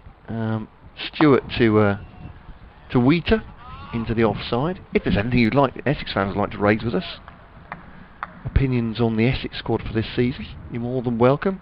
We talk about Mitch Clayton's departure. Obviously, Ravi Bopara leaving Essex is a bit like the Ravens leaving the Tower of London. It feels to me, but obviously, context is everything, isn't it? I think I might feel, if I was an Essex fan, I might feel like I'd lost a limb. Yeah, it just does seem odd, doesn't it? Ravi Bopara not being in an Essex shirt this summer is going to be really peculiar. Stewart to Wheater. It's just Ouch. Whacked him. Is that high on the thigh or even more central? But that's, yeah, that's painful blow as he tried to work that off his hip. Yeah, he's in some discomfort there, Adam Wheater. It's a good ball from Stewart, to be fair. It's quick and on the leg stump, and couldn't work that one away. One ball to colour this over. But yeah, Bopara's departure has struck us all as surprising. Yeah, I don't... What was it? I think I cannot understand at his stage of his career wants a new challenge in a sense. Stewart to Wheater, outside the off stump, leaves it, and there's no run. End of the over, 184 for 4. Again, I don't know whether it was contract terms, if Sussex offered him a better deal than Essex, but it wasn't like he wasn't playing last season. No, not. I can't imagine that Essex wanted to let him go. I think it seems more likely it's a decision from Ravi that he's achieved everything he wants to achieve with Essex. How do you top last season with the County Championship win and the T20 Blast win? And it probably felt like a great year, great summer to cap off, to bookend his time at Essex and have a couple of years elsewhere doing something new. Yeah. New challenge for him at the age of his career. And I mean, Sussex have good financial resources as well, don't they? And obviously very ambitious side, but Essex have just won the championship, so yeah. I'm scratching my head, listeners. But if you can shed any light on that, or your own opinions, it'd be great to hear. KentCricket@gmail.com or at BBC Kent Sport on Twitter. Yeah, 18 we don't year know. association, Ravi Bopara as well, and he wouldn't have expected to be playing. Well, he would have expected to play Essex in white ball cricket, but not in the County Championship this year, but of course with the Bob Willis Trophy being on the cards. Right, change of bowling, here we go. Bit of spin for the first time. For the first time, Kent supporters are going to see a bit of Hamidullah Qadri, the England under-19 bowler, into the attack. First spin and I think it's the first time I've seen Hamid Qadri bowl in the flesh. Born in Kandahar in Afghanistan, 19-year-old, born after the millennium. He's one of those. Here he comes, bowls the off-spinner, jammed out by Tenduskarter out towards backward of point. There's two of them. Jordan Cox as well, of course. Makes me, even I feel old when I see people that are born in the year 2000. I just try not to think about it, to be honest. Qadri, little hop into the crease, bowls, turned away into the onside. But yeah, so made his debut, didn't he, for Derbyshire at 16, and yeah, so all eyes on Qadri at the moment for Kent. Here he comes again, down the leg side, or on the leg stump at least, turned away. Currently, we're watching on from the pavilion end of the ground, so as he's bowling from the Nackington Road end, he's running towards us, and then the camera and the live stream's obviously behind him, so at the moment getting a good look from both angles as this one's driven away. Good stop at point, square of the wicket by Marcus O'Riordan, diving and saving 4 runs without doubt. Would have been another boundary for Tenduskarter if O'Riordan hadn't managed to stop that. So yeah, at the moment we're getting a good view of Qadri's action and how he goes about things from different vantage points. A few steps in, looking to generate a bit of turn drift. This one turned away into the onside. So Jordan Cox out there fielding. He's finally been removed from his position at slip. Darren Stevens is now there. And the West Indies are all out for 129. England have won the Test match. Qadri bowls turned away into the onside. Thanks for that. That'll be useful for the update. It's just happened. Stuart Broad. Is it Broad with the wicket? It is indeed. Who else but Stuart Broad? Who else? His 4th wicket. That's 10 for the match as well, isn't it? Take 6 in the first innings. Yeah, my laptop's kindly decided to turn itself off. Well, yeah. Seconds before the update, but there we go. Well, I looked up and the score had suddenly gone back to 10 for 2, so that's why I refreshed it. So it's only pure luck. But yes. Do you want me to throw my laptop across the So good, the box? You're right. I've got it up on my phone. Emergency slide it between the two bars. Yeah, 269 runs the win for England. What a turnaround from the first test where they looked a bit ropey. Darren Stevens about to come on from the pavilion end for Kent. Indeed so. Over from Cadry ending. A couple of runs off it. 186 for 4 Essex. Update on the way for BBC Radio Kent very soon. Stevens just warming up, so you're not missing any action. 186 for 4. We might pick up a listen or two more after the test has finished, I suppose. Yeah, potentially. We'll welcome those in a few minutes' time. Heels at the back, those orange soles on his shoes. Stevens in and bowling. Dabbed into the offside by Wheater.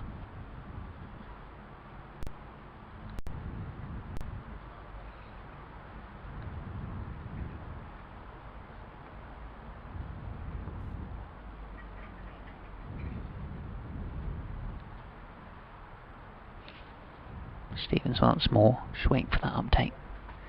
Incoming in a moment, pushed away, quick single to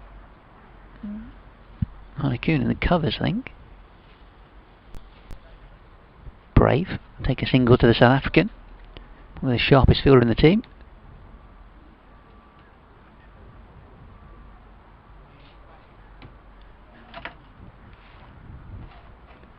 It's going to be warm on Friday, apparently, according to the news. Can hear in my ears at the moment. I didn't mention it earlier, but I'm not a forecaster.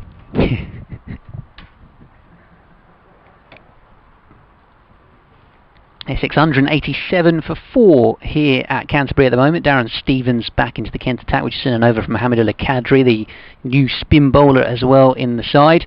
So far, Dan Lawrence with 63 retired, not out for Essex, 30 for Varun Chopra. Wickets for Harry Podmore, a couple, both the openers in the opening over. Darren Stevens has got one and Groneveld has got one as well for Kent. Essex 188 for 4 here at Canterbury. Meanwhile, at the Test match, it's all over. England have won the series against the West Indies, the 3-match series, by 2 games to 1. 10 wickets in the match for Stuart Broad, who celebrated his 500th Test wicket earlier on today. Chris Wokes has picked up figures of 5 wickets for 50 runs as well in the second innings, with the West Indies all out for 129. So a series win for England, and then the cricket continues here online via the BBC Sport website. Commentary of this one between Kent and Essex, this warm-up game here at Canterbury with the visitors. 188 for 4. Now with a look at the weather, here's Kate Kinsella. Yeah, triumphant win for England then. Completely turned that series around. Stevens then bowls to Wheater. Ooh, that squirts away. He's played down one line. Ball's gone down another, but he's got some back to it somehow. Wheater, it's a thickish edge, low through the slips. But he was looking for a little nudge on the onside there, wasn't he? And was a little bit, I think, disquieted to see the ball come off his edge and fly in exactly the opposite direction. Would it have carried if there was a slip fielder there? I'm not sure. It looked quite low, didn't it? But yeah, certainly it was an edge. So that's a chance, I suppose. No, not really. As you say, probably wouldn't have carried to second slip, as who is absent. And that ball on leg and middle has just turned out towards square leg, and Podmore fields, sidearms it into wicket keeper Robinson, who whips the cap off. He's got to put the helmet back on, as it's going to be a Kadri from the far end. 2 runs off his first over, Hamid Kadri. Stevens has 1 for 38 from his 7. Expensive one, like most of the Kent seam attack, to be honest. It's not been a day for slowing Essex down. 193 for 4 off 46 overs. So yeah, technically the deficit is 65, but they will bat on. Kadri.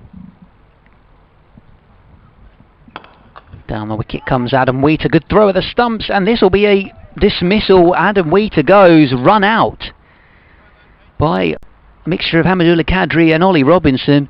Slightly bizarre way to find himself heading back to the changing rooms, but he's gone down the pitch to Kadri, the spinner, looked to drive it into the onside. He was thinking there might be a quick single on the cards, but lightning by Cadry, the bowler, to move to his right, to pick up the ball, to hurl it in towards Ollie Robinson, who's run Wheater out by pretty much half a pitch. And, well, a very promising stand for Essex comes to end in a rather bizarre fashion, with Wheater heading off. 28 run out by Cadry, with Robinson just finishing things off, and Essex 193 for 5. Yeah, brilliantly described there, Ben. He was taking the run, wasn't he? That's the thing. He thought he'd driven it past Cadry, but great fielding by Cadry, springing to his right as they stopped for a gel break. Springing to his right, taking the ball at one bounce and hurling it towards Robinson. It also had work to do at the far end, but Wheater absolutely stranded in the middle of the pitch. And Robinson whips the bails off and he goes. Let me say, almost comical, but just some great fielding from Cadry off his own bowling. And they have the breakthrough, and Wheater has eventually gone. And Feroz Kushi is going to come in next, it looks like. He's down on the card. We'll believe them this time. They haven't put Heine Kuhn up, so we've made progress there. I'm only joking, of course. But Heine Kuhn seems to be the default for any player we're not quite sure of at the moment. Because she will come to join Ryan Tender-Scarter, who has 37, and it's 193 for 5, rather, I should say. Are you updating Twitter? Because I was going to do that. Yeah, go for it. I was actually looking up that well-known cricket website to find out a little bit more about Feroz Kushi. No problem at all. I'll try and describe it as well as you did on the commentary. I was trying to make sense of it in truth. Well, it's all rather strange. Plays for Wanstead and Snaresbrook Cricket Club. Does Kushi. 600 runs for his club side last year, 550s in a century in the Essex League. And he's going to be on strike to Hamidullah Kadri. Oh, that one kept really low, and he's lucky, Kushi, that wasn't on target, because that one didn't bounce at all. Pinned him on the crease and hit him on the pad. It was going well down the leg side. Here he comes again, Kadri. Quickly back to another delivery. Forward comes Kushi and plays defensively. The player's gone through the Essex Academy. Yet to make his first team debut, and involved in a pre-season tour to Barbados. Slightly older than Kadri, born 99, turned this away into the onside, but no run. He's also played a bit of cricket for Suffolk.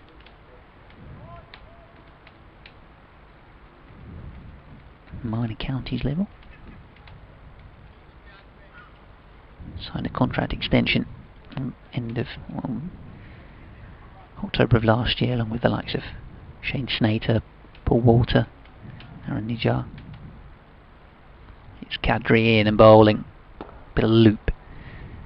Looking to get some drift and dip. And turned away into the onside, straight to Heineken. I think that was doing the fielding. And the over wicket maiden. What? Does it count as a wicket maiden when it's a run out? Maiden over for Hamidullah Kadri. 2 overs, none for 2 so far. So good promising start from him. New man at the crease for Essex. Good experience for the young man to be at the crease with someone of Ryan Tender-Scarter's wealth of experience that he's had, and both at county cricket and international level. And former captain, of course, as well. Wise man to have. Up the other end. Here is Stevens then. Oh no. Oh no. Full stop. Tender-Scarter just hasn't quite taken his guards going back into it. These two have faced each other a few times, haven't they? Yeah, a few. Stevens v Tender-Scarter, crikey. They've had some battles, both with bat and ball, both of them. Here he is now. pushing the onside, and there's no run. So yes, according to the card, we got Aaron Nijar, Aaron Beard, Jamie Porter, Sam Cook, Queen Alison Snater. There's after this into the bowlers. Yeah, Kent batted all the way down, didn't they, to an 11. This one cut away to the offside and fielded by Podmore once more. Yeah, wonder whether Single taken. If there's any further wickets Essex look to give their bowlers an opportunity to bat. I think if I was Essex, what I would do is I'd say, right lads, you can bat till tea, whoever's in. From tea I'd start again. I could see the sense in Send that. Brown yeah. and Cook out again. You want Brown, Cook and Wesley to have some deliveries, don't you? Really. This one's just outside of stump, left by Cushy. And there's no run. In terms of just using this game as an exercise and a warm-up for the weekend, yeah, I think I would definitely just, after the stoppage, treat it as a restart, as almost like a second innings. I mean, send the openers out. Tender's had 68 balls at this point. This is good enough in terms of him getting his eye in, isn't it? You'd think he probably found out enough about himself to know, as a captain, whether he's in nick. This one pushed back at Stevenson, there's no run. It's from Rose Cushy, as his 7th delivery faced. And so how much cricket has he played then, Cushy? I've not seen him. Not much yet. So I'm putting you on the spot there. I think he's yet to make his debut. Let me double check. As Stevens then runs in, yeah, you're absolutely right. Through the wicket, even there's no run to make his full debut for Essex. Then he's played a bunch of second 11 cricket, and yeah, I guess this obviously doesn't count as any sort of first class debut, etc. But as you say, he scored 120 for Suffolk against Northumberland. Oh, I said he played for them. I didn't see that he got an impressive ton. Very nice.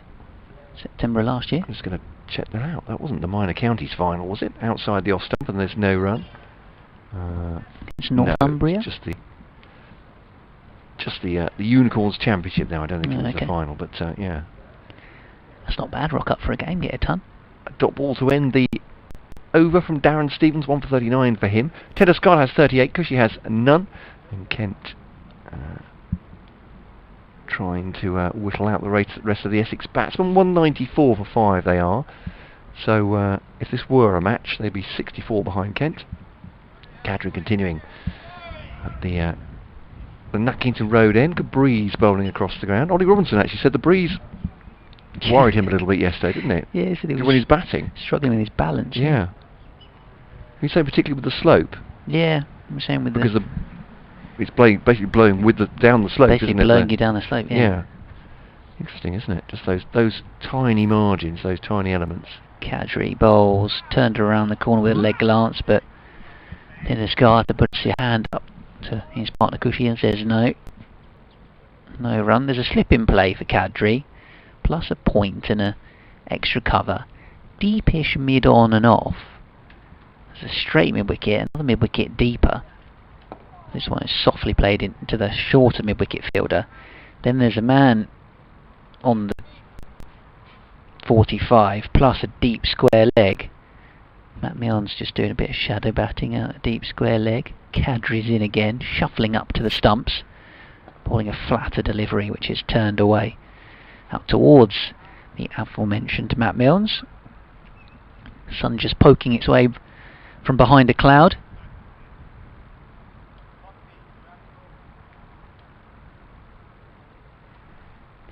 He looked like he just played one Minor Counties Championship game last year. So yeah. That's what I've seen as well, yeah. Other than that Essex second team. And here he goes, Cushy turning this into the onside. He just rushed him slightly, going back to a delivery that wasn't necessary. He could have got forward to that. It was one of those we decided whether he could forward or back, went back, pushed it away. He had to get off the mark after 10 balls. Cadry just looking to put him under a little bit of pressure.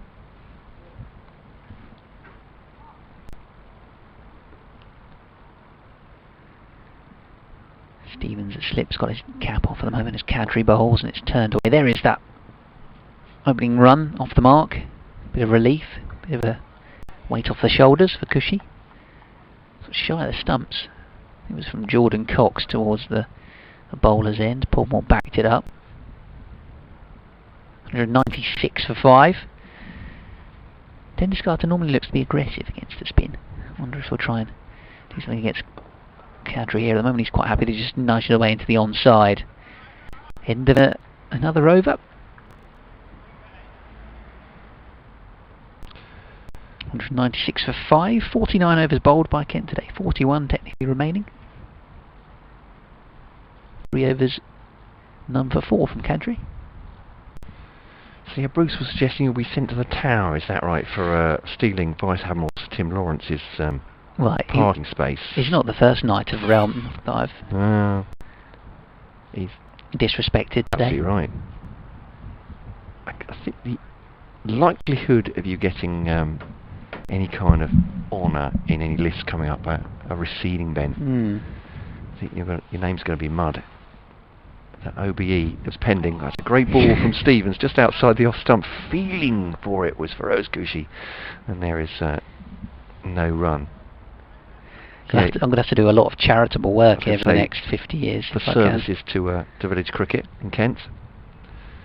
That might have been pending, but not now. Not now.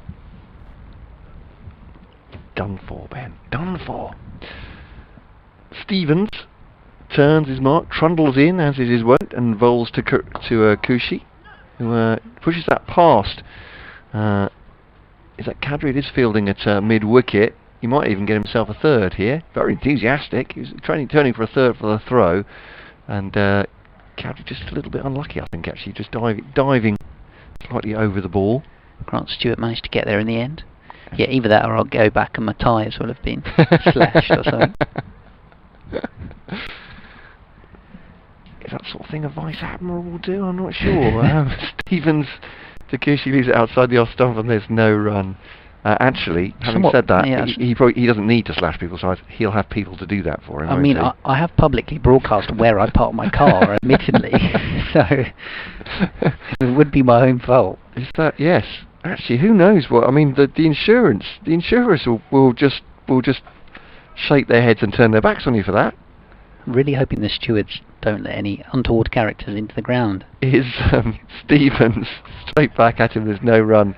I said a Vice Admiral probably has some pretty I don't know, some pretty clever and pretty powerful people himself to order around. So you know, who knows?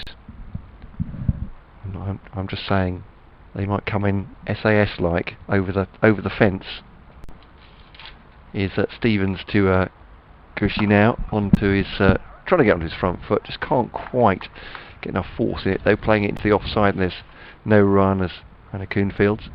Meanwhile, Simon Phillip probably strikes me as the sort of chap that will have a joke with you over a pint about the fact that you've shared his car park. Well, I hope so. I don't want to be full of confidence because it could be that both our tyres have deflated by the time we get back, and there's no. In our defence, we did get told to park there. We did. We didn't just do it out of. I'm just saying, if you go to insurance and say, I've no idea how this happened, where were you parked? Well, there's actually a recording of you saying you parked in someone else's space, having already dissed not only Vice Admiral Tim Lawrence by parking his space, but the great Sir Alistair Cook as well. And you know, they're just going to say, well, you kind of brought that on yourself. This ball is punched into the onside by Cushy at the end of the over, by the way.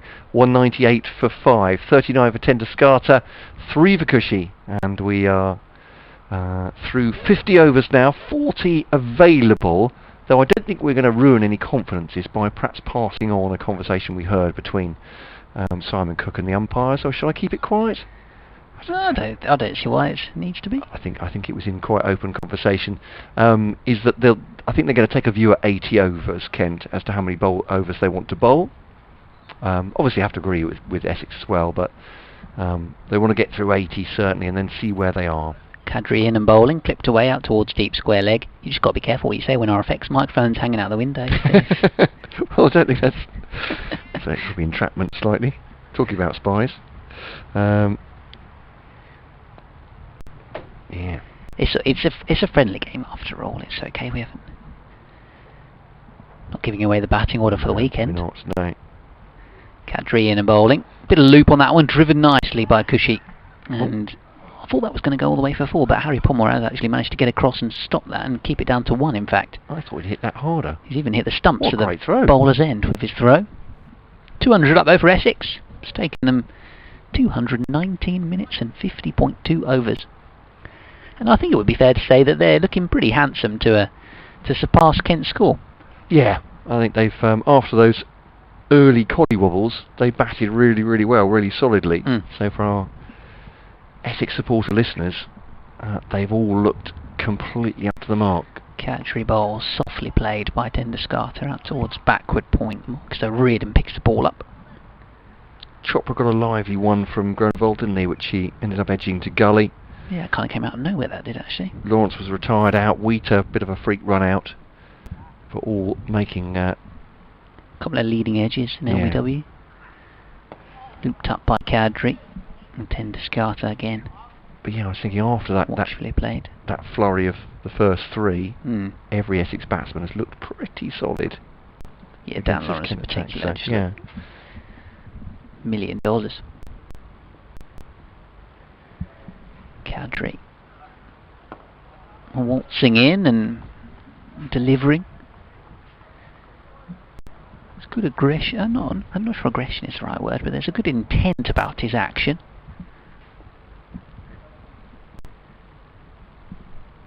Clasping the ball in both hands and then into his rhythm. This one's turned away out towards deep square leg. I've got slightly distracted, Matt, from the game going on over here. I've suddenly looked away to my left because there's a couple of Essex players that have got a white ball that they're using as their marker, and then they're playing a classic village cricket game of boundary bowls. Okay. Walk around the boundary. Yeah. Right? Normally there's flags. White ball's perfect for that. So you. Oh, okay. So yeah, if it was me and the chaps down at Shibburn Cricket Club, we'd have the flags and you roll towards the flags. But instead, they're using a white ball.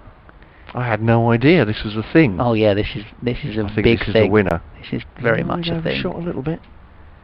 No, I think. And so yeah, you go for a bit of a wander around the boundary. Take a cricket ball with you. Play boundary bowls as you go. Keep a tally.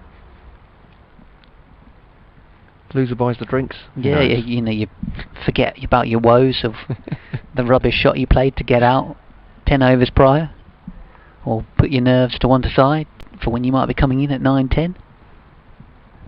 Stevens resumes from the pavilion end, or continues, I should say. Oh, chopped past his stumps by Denderscarter, and there is a single there. So inside edge past his stumps.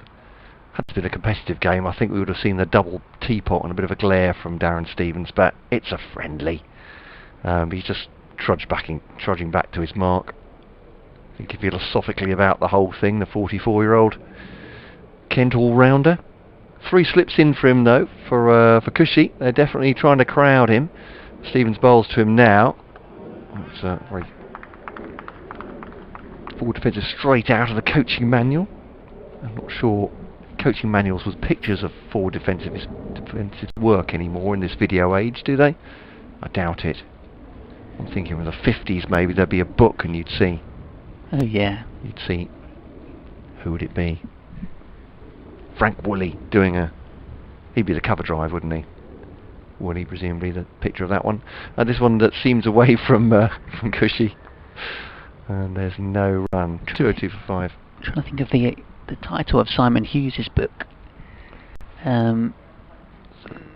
Is it Hard Yakka? Is that right? Well, that is one of his. Yeah. But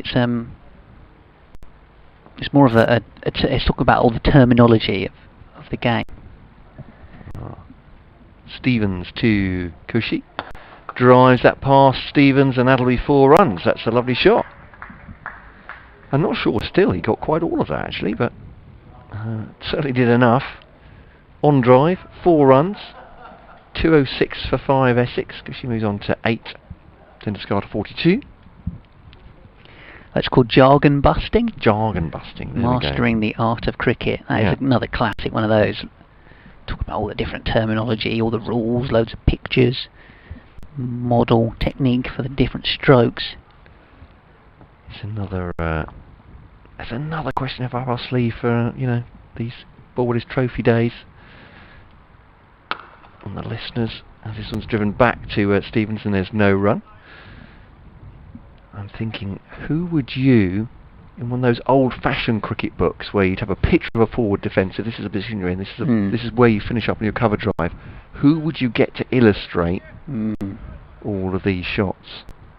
That's good. When I did my so I've done a couple of coaching badges.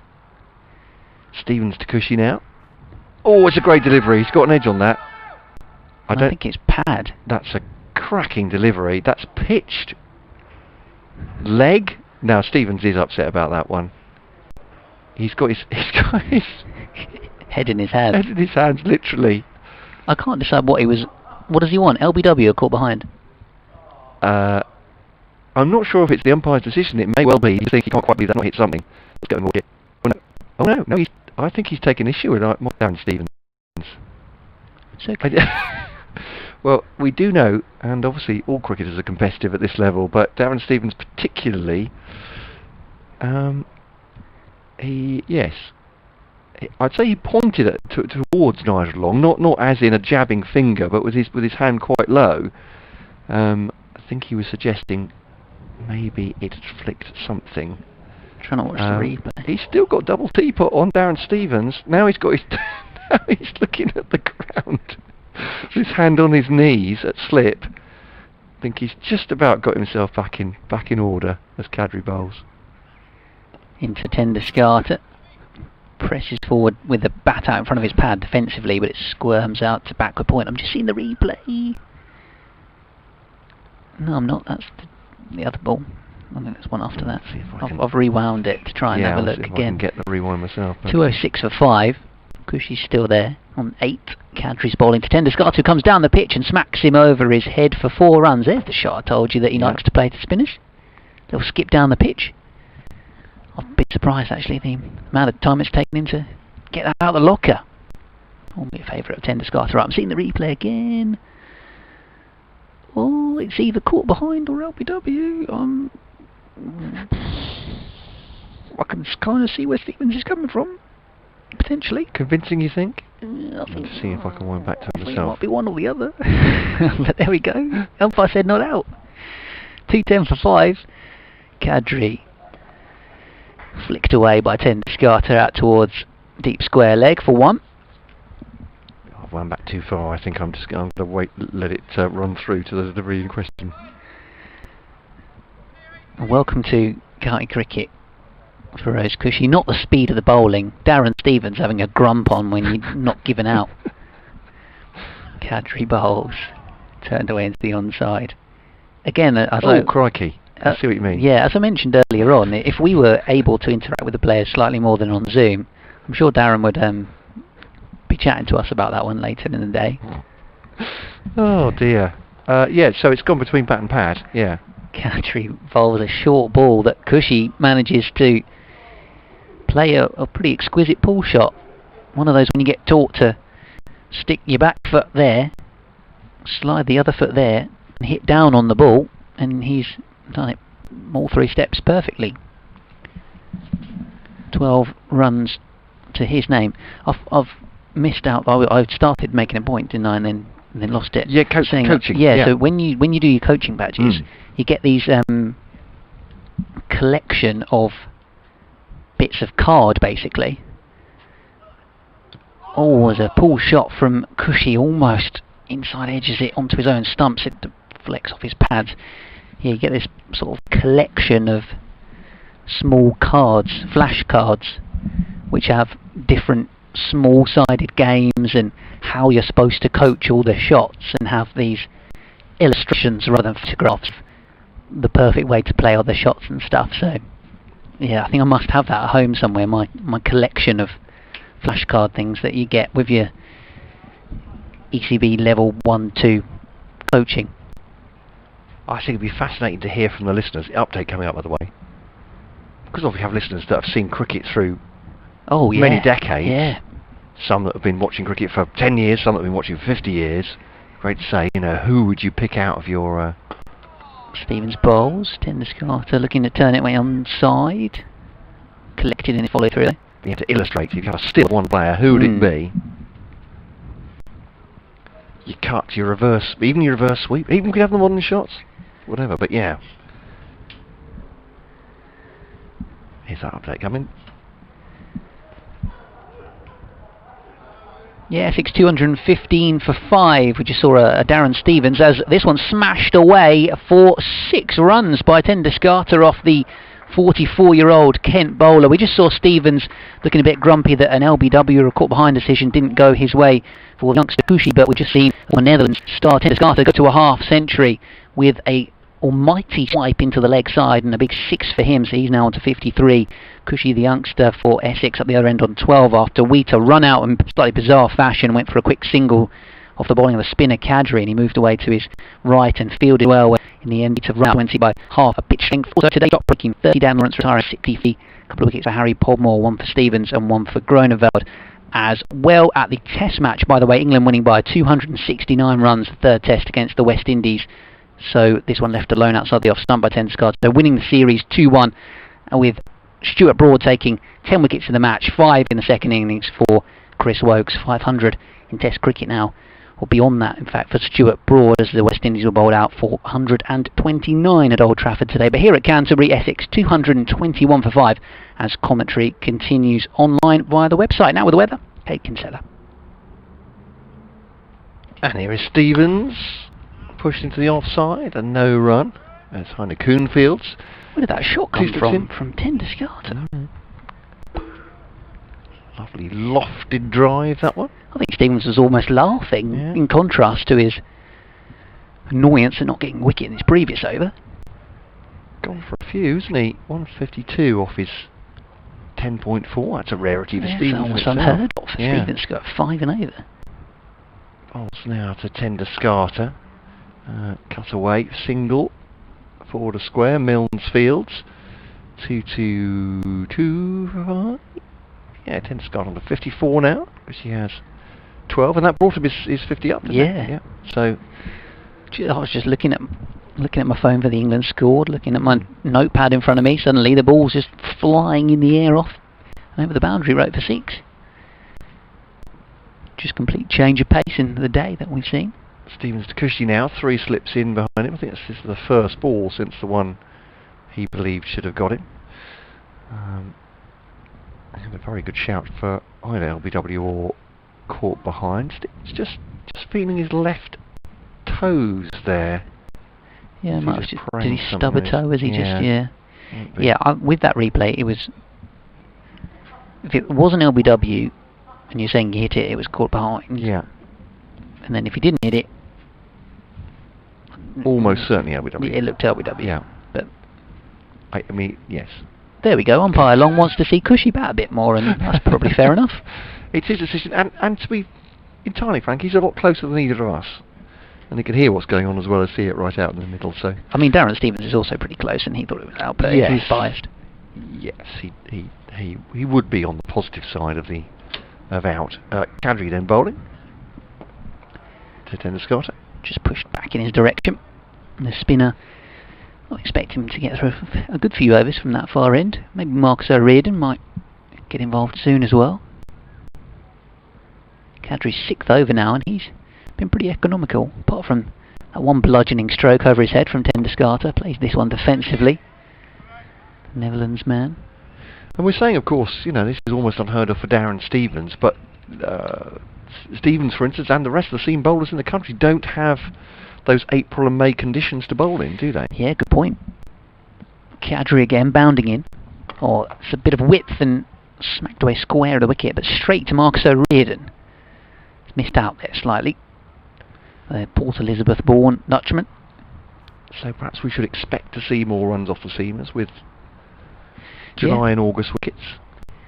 Not got those April conditions to spellbound the batsman, as this one's turned away to the man on the 45, Grant Stewart.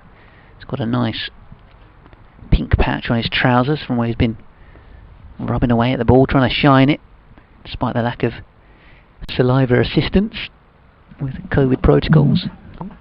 Canterbury bowls and just taps gently back in his direction by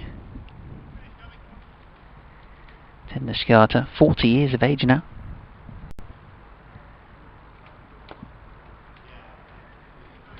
Canterbury bowls to him and he defends once more. End of another over and a maiden from Canterbury. 6 overs, none for 16. And as much as it's a good chance for him to get a good few overs under his belt, it's a chance for Essex to have a little bit of a look at him. Yeah. I wonder if O'Riordan might get an over or two. As you say. Is this Jack leaning? I think this is. With his helm, his hat off, it is indeed. Double spin. Imran Kayam Yeah. loves a bit of double spin. Unfortunately not on the ground today, He's Amy, not. but yeah. If you're listening, Amy, it's double spin time. Get the klaxon out. So, yeah, Jack leaning from this pavilion end. So no Marcus O'Riordan as yet. They're preferring leaning to start. I suppose it might even be a double change. It's possible. Yeah, possible. With O'Riordan at the far end. Speaking of our good friend Imran, I thought he did Kent proud with the Quarantine Cup. Yeah. The old console. Yeah, I think he did too. I felt like there was a tiebreaker, wasn't there, for the to make it through to the final? Is that right? I remember at some point thinking he'd been very badly served, but leading bowls too. It's very important, obviously. To cushy pushes it back to the bowler. Yeah, we took it very seriously. We were watching on with interest. I think probably we may have been beyond the players. I think taking. Yeah, we might have been taking it more seriously than Imran.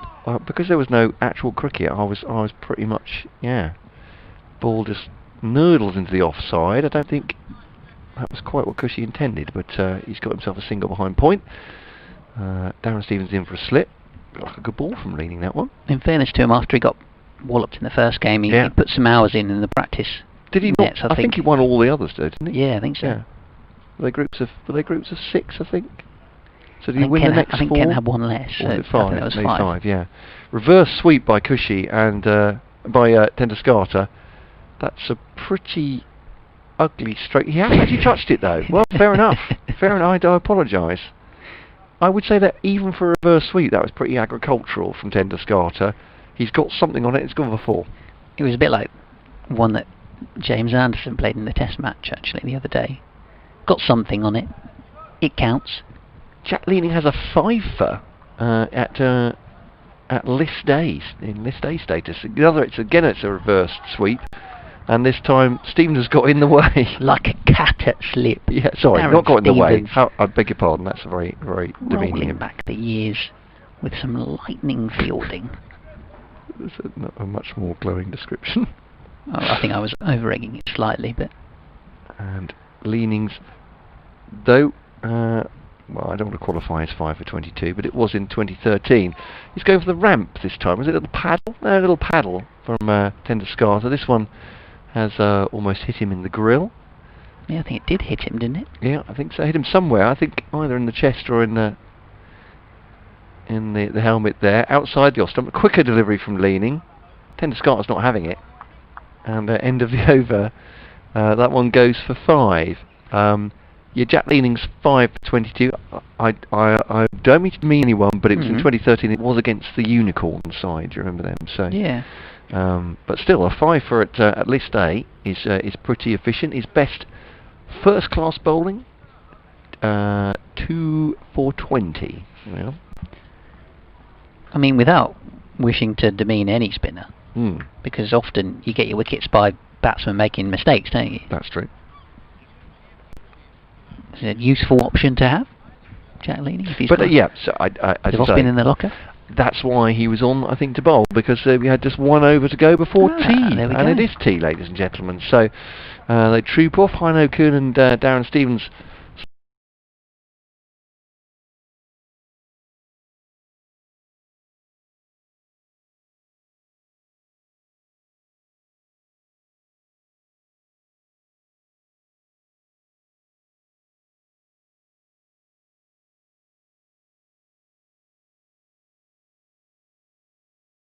They've done a pretty professional job, I would say. Essex, they look pretty good. They're closing in on Kent's 258 from yesterday.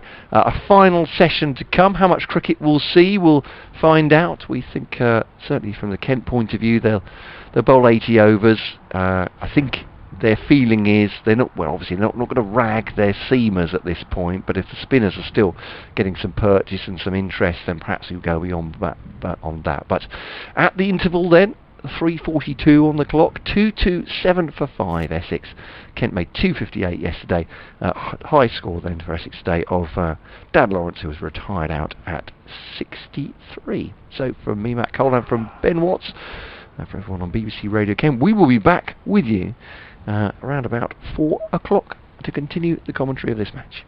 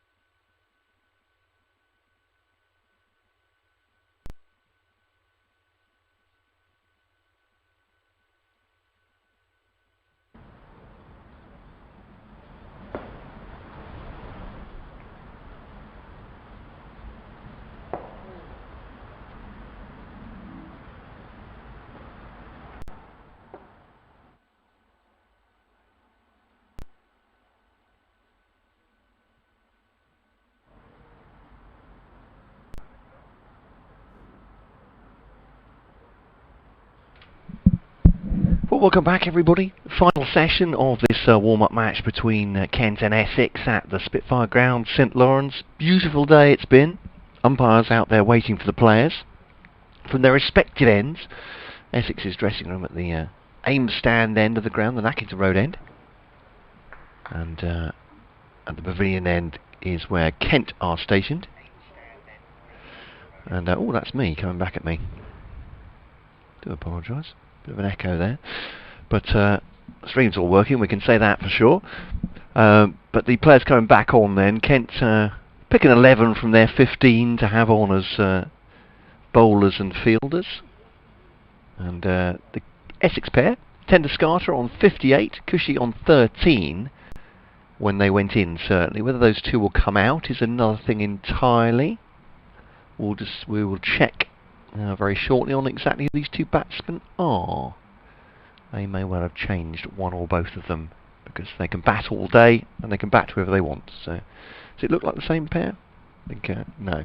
I think they have changed the pair out there in the middle. So it looks like Nick Brown maybe is coming back out with Alistair Cook.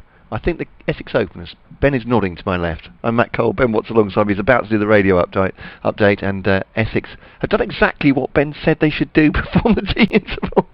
You're looking very smug there, Ben. I'm looking extremely smug right now. In fact, it's Cushy, to be in fairness. I thought it was Alistair Cook, so they've almost gone for what I suggested. But 227 for 5 at the interval. It's a good job that Alistair Cook didn't come out with Nick Brown, because then I'd have been ridiculously smug. So yeah, that's close enough. We didn't need that. Yeah, Cushy had only had 29 balls for his 13. Tender Scarter's retired on 58 from 96 balls. He's had nearly a century, so he's yeah, that's enough. Earlier, Dan Lawrence made 63 for Essex from 75 balls, and Adam Wheater ran out for 28 when he looked pretty much set. Chopra hit 30.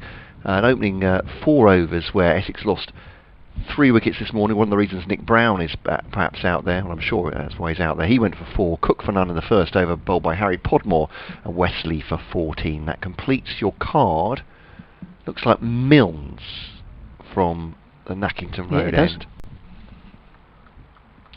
So some applause for Ryan Tender Scarter? I don't know. Somebody's applauding something, so we're trying to be polite. It'll be Milnes from the Nackington Road end to start this final session of this match.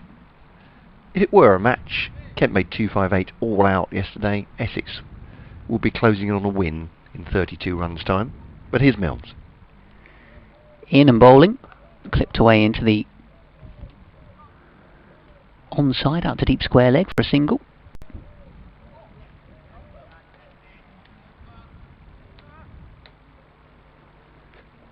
So Cushy on to 14.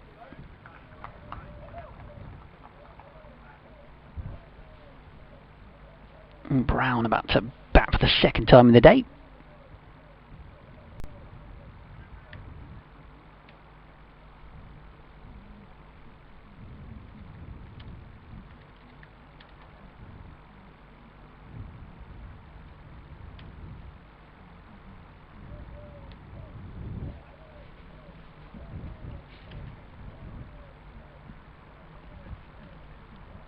About to get underway for the final session of the day. Essex 228 for 5. Kent made 258 yesterday, but they will keep on batting and surpass Kent's score if they, and when probably they get to that score. We're just seeing Nick Brown come back in. He was dismissed in the very first over of the day for just 4 by Harry Podmore after the retirement of Tender Scarter for 58. Essentially, this game is just a warm-up game, so batsmen are allowed to come back in just as Hannah Kuhn did yesterday for Kent. Brown has come back in now for Essex to join Cushy, who is on 14 not out. We've seen a bit of spin from Hamidullah Qadri in recent times, one over from Jack Leaning before the break as well. So Kent will just continue to rotate their bowlers. Meanwhile, England have wrapped up a Test Series win against the West Indies today. Stuart Broad taking 10 wickets in the match, 5 on the day for Chris Wokes to win their series 2 games to 1. Now with a look at the weather, here's Nina Ridge. Dry, bright and breezy, says Nina. Splendid. Well, that'll suit us for the rest of the day. 2 slips in play. with a gully as well as Milnes around the wicket to the left-hander. Brown, has he edged that to the keeper? He has, and he's gone for the second time in the day, and the second time in the day he has gone second ball. Matt Milnes with an air high five to some of his teammates, and Nick Brown walks off without scoring. That's not an unqualified success, is it, for Nick Brown? He's out twice in a day for a combined total of 4. So 4 from 4 balls. That experiment hasn't worked very well. It was the right decision. Yes, absolutely right. But yes, it doesn't mean that on Saturday he's going to make a low score, but obviously not the practice he'd want. I mean, technically they could just leave him out there, I suppose, couldn't they? In theory, I guess. But Milnes has him. I think this is Alistair Cook coming in then now. So, my suggestion to get Brown and Cook in after tea. I didn't think one after the other in after 2 balls, admittedly, but that's the way it's going to pan out for Essex. Good for Matt Milnes to add to some very tight bowling that he produced earlier on, and to stick a wicket in the column. His figures now 5.4 overs, 3 maidens, 1 for 7. Impressive stuff from the man with number 8 in his back. Yeah, so in the 57th over it's technically 2 to 8 for 6, though 2 batsmen have been retired, haven't they? Retired out, so he's done pretty well. So Alistair Cook for the second time in the day plays this defensively out towards point. I'm going to be really careful not to talk him out this time. I'm going to say nothing complimentary. I think it's more your connection to him that was what might have been the problem, I think. What you said about when you watch Sir Alistair Cook. Not that he couldn't possibly. Okay, so I can say complimentary things. Score runs when you're not here. Here's Milnes again in bowling. Defended back towards the bowler. Picks it up in his follow through. So first over after tea, and well, a bit like the first over of the day. Bit of interest. And Nick Brown departing. Put behind by Robinson off the bowling of Milnes. Cook's back to the crease. Cushy's still there on 14. And who are we going to get from the shining the ball? Will it be him? Yes, yeah, he's moving his marker, so I think it will be. But yes, it would be a little bit irritating, wouldn't it, for Nick Brown? We'll be getting some nick, and then talking of nicking, he's nicked it twice, hasn't he? Once to gully, one behind, and he has gone for a second time today. And once again, second ball. This time to Matt Milnes, who, as you say, great figures, 1 for 7 from 6 overs, by far the most economical of the Kent bowlers. Tim Groenewald didn't do badly either, 1 for 21 from 6. He got Varun Chopra out just before lunch, caught by Jack leaning at the gully.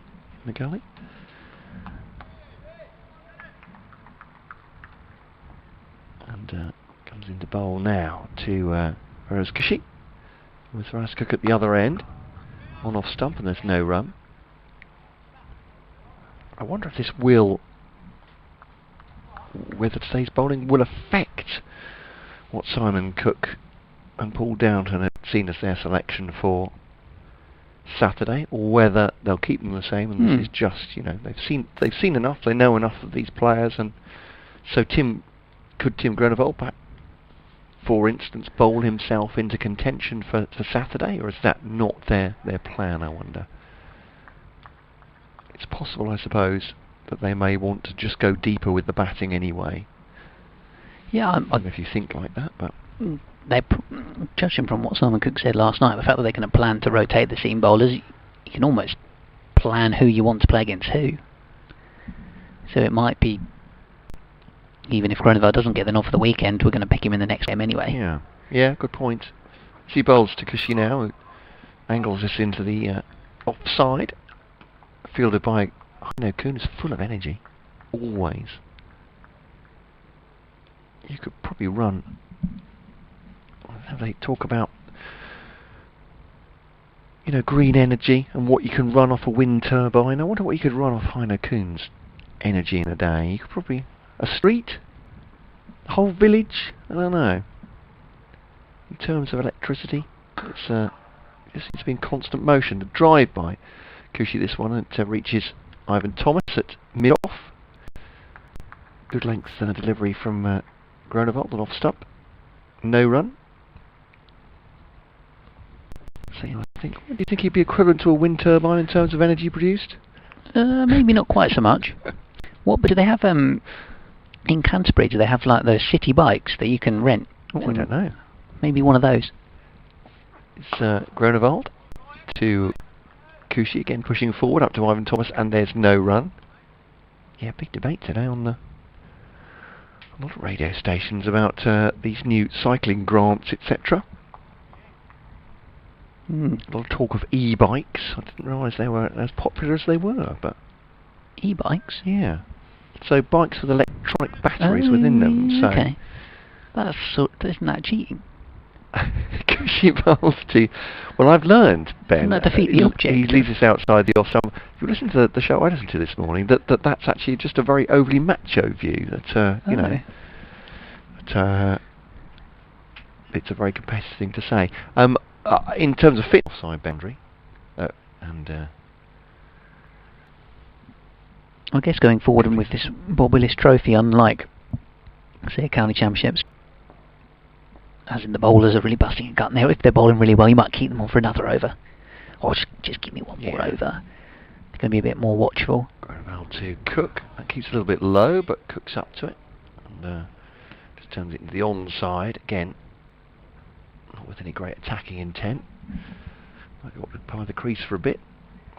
None so far from his 13 balls. He's batting out for the draw. So somebody's caught the amusement of Kent dressing room there. Welcome wherever you're listening. It's BBC Radio Kent with Matt Cole and Ben Watts. And pushing forward, has to Cook once again, defending, no run. If you're joining us, just joining us, or joining us recently, do get in touch. kentcricket@gmail.com. We're taking names. We're not taking names. But yeah, it'd be great to know where you're listening, what you've been up to today. You may have been watching or listening to the test match today as well. Particularly if you're listening from overseas. I think we were ticking off American states yesterday. We were, yeah. We didn't quite do the 50, but Groenewold full length delivery that one, and Cook, economical as always, just running the wrists over that. Out towards square leg, Jordan Coxfields, and they'll come back for 2. And that's pretty much Alistair Cook, isn't it? He's seen the deliveries that he needs to defend, and there's one he can just make a couple from without any real fanfare. He's off the mark. 2 runs for him, 15 balls faced, because she has 15 from 45 at the other end. Groenewold, it's 2 to come from this over. Wants to Cook. Oh, it's gone through him. Has that taken the edge? That's taken something. I think maybe it did take the pad, did it? Was it contact outside the off stump? I think it was top of the pad. Yeah. And then, playing a shot outside the off stump. You think impact was outside the off stump, was it? I think so. But yeah, certainly beat him. Good delivery. Just watching the replay, that's what it looks like. But yeah, top of the pad through the wicket keeper. No bat involved. Yeah, good ball there from Groenewold. Final delivery of his 9th over to Sir Alistair Cook. And on the front foot, Cook, very upright stance as always, unfussy. Goes for that attempted drive again. It's ended up with Cadry though. End of the over. 2-3-1 for 6. Essex. And Cushy has 15. Cook has 2. Milnes continue from the far end. Has 1 for 7 from 8 overs. Only 3 of his overs have actually conceded any runs. There is a gel break, everybody. I feel like we ought to have some sort of music over this. And I'm not sure quite what it will be. A song about cleanliness. Don't stand so close to me, would it be, by the police, do you think? Ben's not impressed by that. I'm just thinking of, bubbles and don't know. You Need Hands by Max Bygraves. I don't know. These are not good suggestions. It's Podmore on duty again, so I'm just laughing at the way Harry Podmore is jumping from one player to other, giving them a little dab of alcohol hand gel. Very stylishly, I think he's enjoying it. I think that, yeah, it was the enthusiasm by which he was doing it with that was notable. He just likes being back on a cricket field, I think. Likes to be in and amongst it with the lads. Yeah. Everyone's got nice, clean, disinfected hands now, and Milnes will continue from the far end, the Nackerton Road end. A little bit, I won't even say it's gloomy. It's just not quite as sunny as it's been. There's a bit of dark cloud comes over. Just a little bit more cloud cover. But we've had a lovely day, apart from that. Heineken's just booted a football at Harry Podmore, I think, that went on the pitch briefly. Milnes is continuing from the Nackington Road end. Cushy crouched in his stance. All that one shot through a little bit low outside the off stump, through to Robinson. Thought he was really impressive yesterday, actually. The Zoom press conference after his innings. Just the manner in which he spoke, and seems to be a player growing in confidence and finding himself more at home within his surroundings, and I think right. The county cricketer. Seemed very confident. Milnes bowling. Cushy on the back foot, playing this into the covers. I'm enjoying Hamidullah Qadri's enthusiasm. In the field, and determination in the field. Fits in with the poise that you might see from Kuhn or an Alex Blake in a one-day game. I think chat to Ollie Robinson last night. He strikes me very much like Zach Crawley in that. I'll continue this in a second. Milnes bowling to Cushy, drives up towards mid-off, a decent amount on it. He's obviously no run.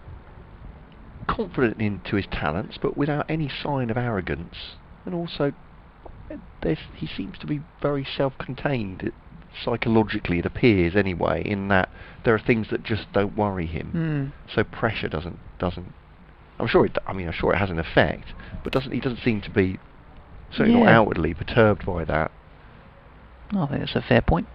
Another ball. Oh, that's one was a defensive shot from Cushy. The ball spun back towards his stumps.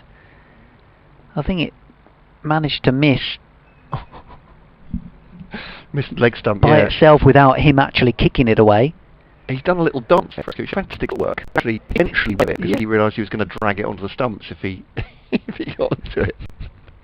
Been there 49 balls now for Rose Cushy. He's looked pretty good as well, hasn't he? Update on the way in a minute as well. Back goes Cushy once again. This delivery from Milnes.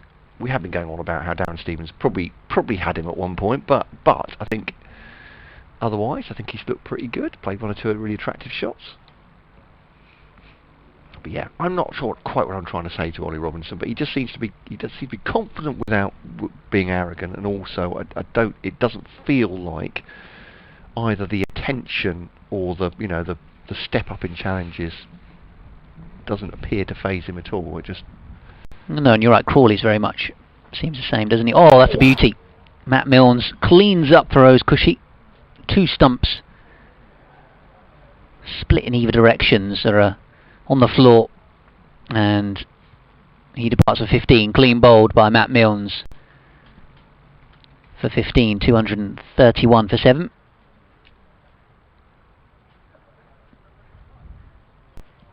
Yeah, we've just seen a wicket with Matt Milnes clean bowling the youngster Feroz Cushy for 15. That's the second wicket Milnes has picked up in the session. The scoreboard now reading 231 for 7 rather. A couple of men out retired for Essex.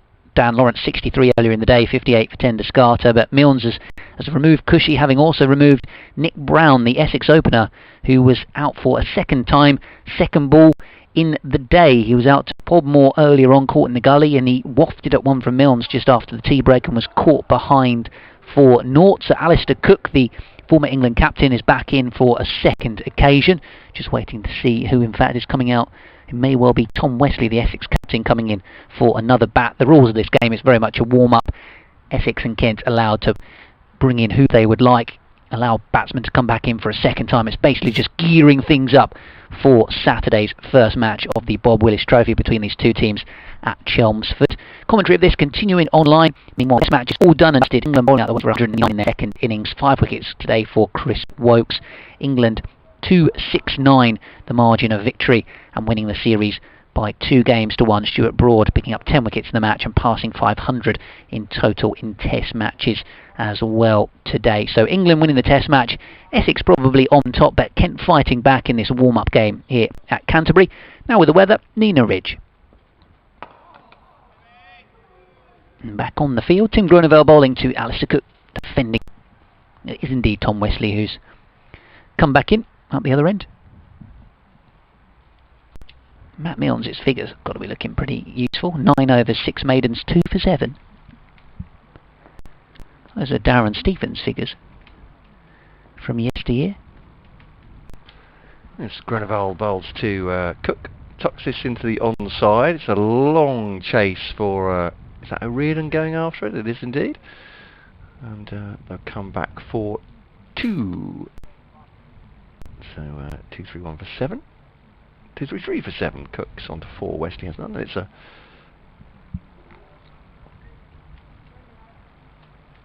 So yeah, Cook returning to bat for a second time. On 4 now. And Wesley also on his second life. Coming to join him. On the online scoreboard it says Quinn and Snater are batting together at the moment. It's definitely Alistair Cook and Tom Wesley though. Yeah. They've got it right on the scoreboard over on the far side though. So, yeah. So we can see it. But just to reassure you, if you're watching the online stream, Groeneveld bowls to Cook. Defends that, no run. That Wesley's back. He made 14 first off before being pretty much plumb, I'd say. LBW to Stevenson, just the 4th over. So 23 for 3. We're getting one of the new Radio Kent jingles. There we go. Just waiting to see if it's going to continue. Very upbeat. I thought you were going to wonder which tune they're on next. It's the Beatles. Playing all the songs from all the years. This is outside. That's not one of our jingles. Outside the I was stumped. Defender this no run 2-3-3 for 7. Cook has 4. Wesley has none. Bit of Penny Lane. You can't beat that. I think if anybody needs to know, this is my favourite era of the Beatles. Oh, it's gone. There we go. Just lost the cue, but yeah, I think around that time, around the Sergeant Pepper time, Penny Lane, Strawberry Fields Forever, that kind of stuff, slightly psychedelic. Defended into the onside, and there's no run. But yeah, I'm sure another day we could have a conversation about that with the listeners as well. We want to keep all these questions, so I should have them in a list, shouldn't I? For a book of questions. Emergency questions, as podcaster and comedian Richard Herring has. Bring them out when you're, when the conversation's going a bit dry. Is Groeneveld wraps Cook on the pad again? I think he might have hit him outside the off stump, but coming forward certainly. But bowling well actually, Groeneveld. His second spell, I think, even better than his first, or better than his first. 2-3-3 for 7 at the end of the over. Essex, Wesley none, Cook 4, both on their second time around. Yeah, there's a question. What's your favourite era of the Beatles? If you had to choose a year from the Beatles, some people would say, who that now? To be aware that time moves on as well, doesn't it? Yeah, I wouldn't be able to give you an answer to that question. And why would you? I do think it to a certain extent. Obviously, these are legends of whatever they call popular music, not even contemporary music now, 40 years ago. But I kind of expected that kids growing up in future years would be like, who's that now? I don't really care, but some great music endures, I suppose. I think it depends if your parents are into that music as well. As Milnes bowls and it's pushed away out towards mid-wicket. So for instance, myself, I could tell you all Cliff Richard songs because my mum's a big fan. There you go. So much to my dismay at times, it was played slightly too often in our household growing up. She didn't really have a breadth of musical taste. It was very much just one jab. Here comes Milnes again. 2-3-3 for 7, sorry. This one scuttles through again a little bit outside the off stump. Wesley leaving it alone though. It's my mum and dad had a Beatles record, so I suppose that's. But I'm not besmirching the Beatles, because you have to be very careful, because people get very cross about that kind of thing. They bridle, don't they? But more that, as you say, that people will be brought up in future years on different kinds of music, so music from the 70s, from the 80s, from the 90s, etc. I just kind of accept it, but they certainly have endured. But Milnes bowls, straight delivery, forward comes Wesley, picks it up nicely in his follow through. I keep making the point, but I'm extremely impressed with how economical Matt Milnes has been thus far. Yeah, on a day when it's Kent bowlers have been going for 4s and 5s. He's at, crikey, halfway through his 10th over, 2 for 7. He was a little bit expensive for the Lions as well in the winter. Yeah. It was obviously white ball cricket, but he's really doing some good stuff with the red ball so far today, bowling full and straight, bang on the button. 9.4 overs. And well, at the moment, I'm going to leave it for a couple of balls, because maybe he might be even on for another maiden here, the way things are panning out. Wesley watchfully playing him at the moment.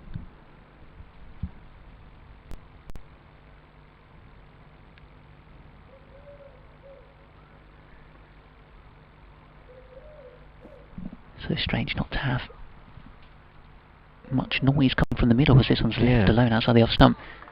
There you go, you've got the occasional bit of encouragement.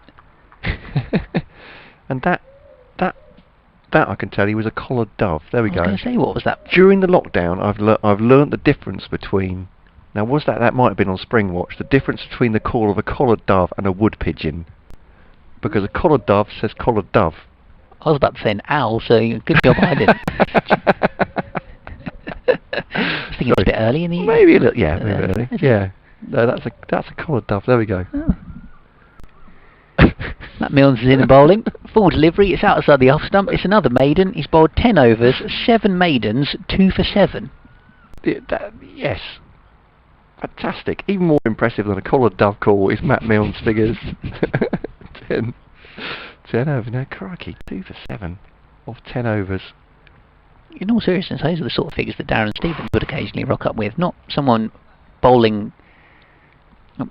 For someone bowling as good a speed as Matt Milnes does. Yeah, absolutely. Amazing that he hasn't been edged through the slips of 4 or something like that. That's the thing, isn't it? You're not saying he's wayward necessarily, Matt Milnes, but when you bowl at a decent lick, it's easier to get to the boundary through a missed shot. What did Cook do yesterday?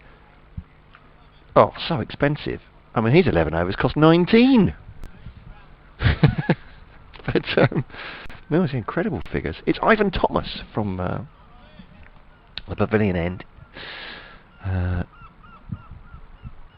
not an owl or a collared dove. That's very much a herring gun, I think. So that's enough ornithology probably for today. 2 men on the drive for Alistair Cook. Goon and Reardon. Both at a shortish mid-wicket. Ball through and leg side. Ollie Robinson takes the catch. So a collared dove says its name basically in its call. So it has that many syllables. 3 syllables. Whereas a wood pigeon has 5. There we go. So it says, wood pigeon I am. That's what I learnt. If you want to know the difference. Oh, look, it's a friendly. 2-3-3 for 7. It's Ivan Thomas bowling round the wicket to Alistair Cook. Helps that on its way as a leg glance. And, he's the model of efficiency, is Alistair Cook, the former England captain. He tends not to play it when he don't need to play it. Notwithstanding his leading edge, who had more than for a goal. But that's 4 more to him. Now Wesley, none from 6. But these two didn't get much batting this morning. Alistair Cook was in for just 3 balls, Wesley for a few more, but even then was gone in the 4th over to Darren Stevens, Cook in the 1st to Harry Podmore. Nick Brown, not good news for Essex, has been out twice for an aggregate of 4 runs in 4 balls. So Cook just turning that back was a square again.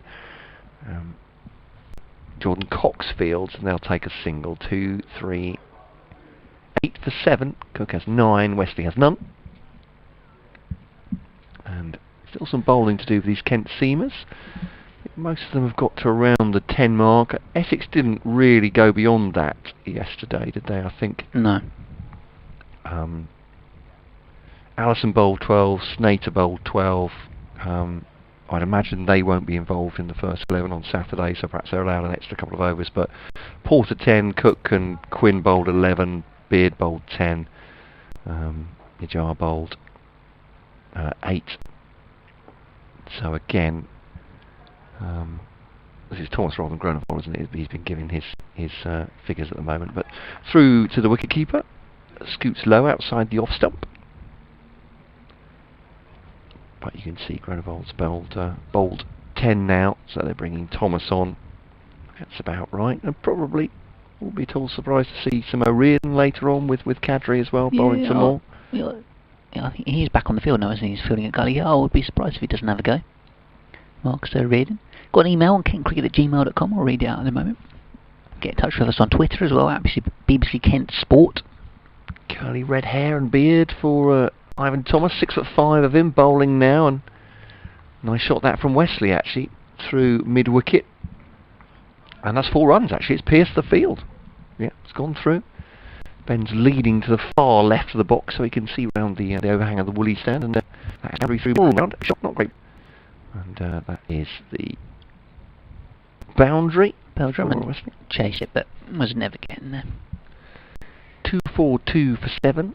Having said that Milnes has bowled very well, Essex have probably batted the better of the two teams, I'd say, as a piece. Obviously, Ori Robinson did really well yesterday, and Jordan Cox did as well. But they've had a few that have really got going. Chopra with 30, Lawrence with 63, Wheater 28, Tenderskata with 58. Sorry, Nick Brown. Sorry, Nick Brown really didn't. So Thomas over the wicket. I'll get that email in just a second.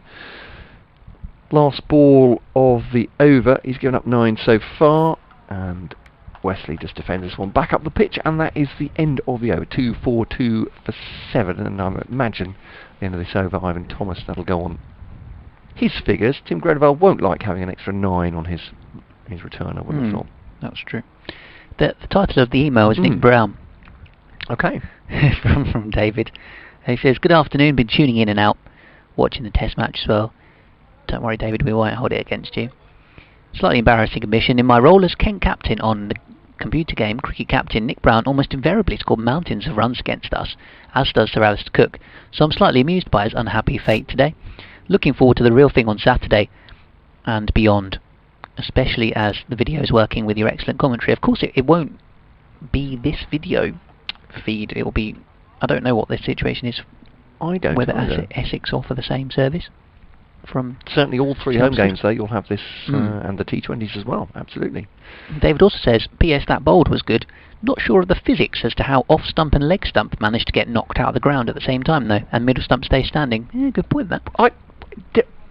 Now David, thank you for bringing that up.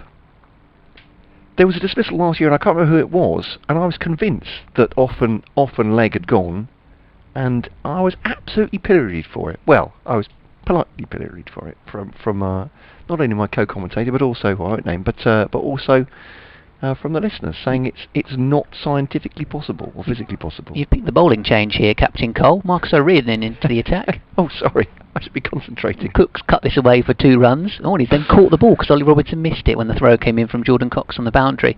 So was that off and middle stump? Yeah. No, it was off and leg. Off and leg. Yeah. Yeah, off and leg out the ground. How does that happen? Don't know. Like Skittles, presumably. I don't know. O'Riordan bowls, Cook drives. Good fielding by. Is that a high note extra cover? I'm assuming it was. Yes. Yeah. Someone's going to come on the emails now and say it's not. Where's You're mistaken. our astrophysicist when you need him? Yeah, it's definitely physics, isn't it? It's all about collisions and angles and. Clipped away, by the way, for a single. I completely flunked most of the sciences, so I'm going to stop there. Yeah, I gave most of them up. It's to do with newtons and angles and force and torque. I'll ask my wife. And I mean, physics isn't her strong suit, but she teaches science, so I'll ask her if she knows.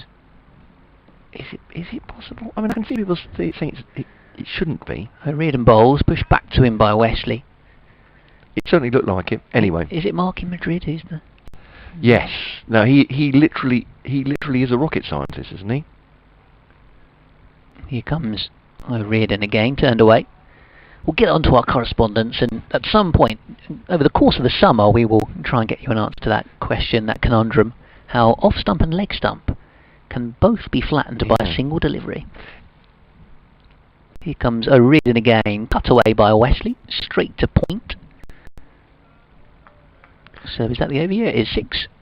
Balls bowled by Marcus O'Riordan, the young off spinner, 3 off the over, who was signed on a professional terms midway through last season after some decent performances in the second team. First winter for him, training amongst the group and looking to build on the promise that he's shown so far, the 22-year-old. If you're a rocket scientist or a brain surgeon, bear with me. And what a great opportunity for using one of those two phrases. Well, it's not either rocket science or brain surgery. But you'd have to use it sparingly, wouldn't you? If you're a rocket scientist or a brain surgeon. Here's Thomas bowling to Cook. Up the middle, and there's no run. As in the phrase, it's not rocket science. Exactly. And I should know. I mean, that's the punchline, isn't it? Yeah. Yeah. Look, I can tell you, it's not rocket science. But how bored would your friends get if you're saying it? So you'd have to be sparing, wouldn't you? I mean, what a fantastic opportunity if you did have one of those professions. I think you'd get a bit annoying if you said it all the time, to be fair. I mean, no one's going to say, it's not cricket commentary, is it? It doesn't really... It's not cricket, it's not cricket, no. Here's Thomas to Cook. Goes for driving the offside there. Comes to the inside of the bat, actually, and up to Tim Grodeval at mid-on. And there is no run. It's 2, 4, 5 for 7... Essex. Well, people might say it's not cricket commentary when they talk about our various waffles. If you get what I'm saying. Yeah, more gaffes probably than science. Maybe if one of us is rattling on about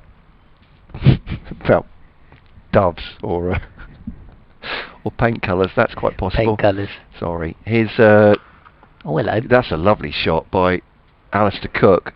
Thomas going a little bit short and outside the off stump, and that's dealt with by Alistair Cook through the offside. Cut away, and that is 4 beautiful runs. That more or less was a boundary as it left the bat. 4 runs. 16 for him, 4 for Wesley. I personally enjoyed the paint colours. I think every good day's cricket commentary needs a random topic thrown in there as well. I think I'm going to bring that one back. If Harry Podmore keeps his hair colour, I'm going to run a poll on that at some point, because other commentators will want to get involved. They will, exactly. And Thomas, a straight drive by Alistair Cook on drive. After it goes Tim Groneval, I think he's going to make it as well. We saw him do an excellent stop in the first session. They come back for 3 as it is, but he's cut off a run there. They go up to 252 actually it is. 325 minutes, 67.4 overs, we are told. But I think it's those kind of things that people would really get their teeth into.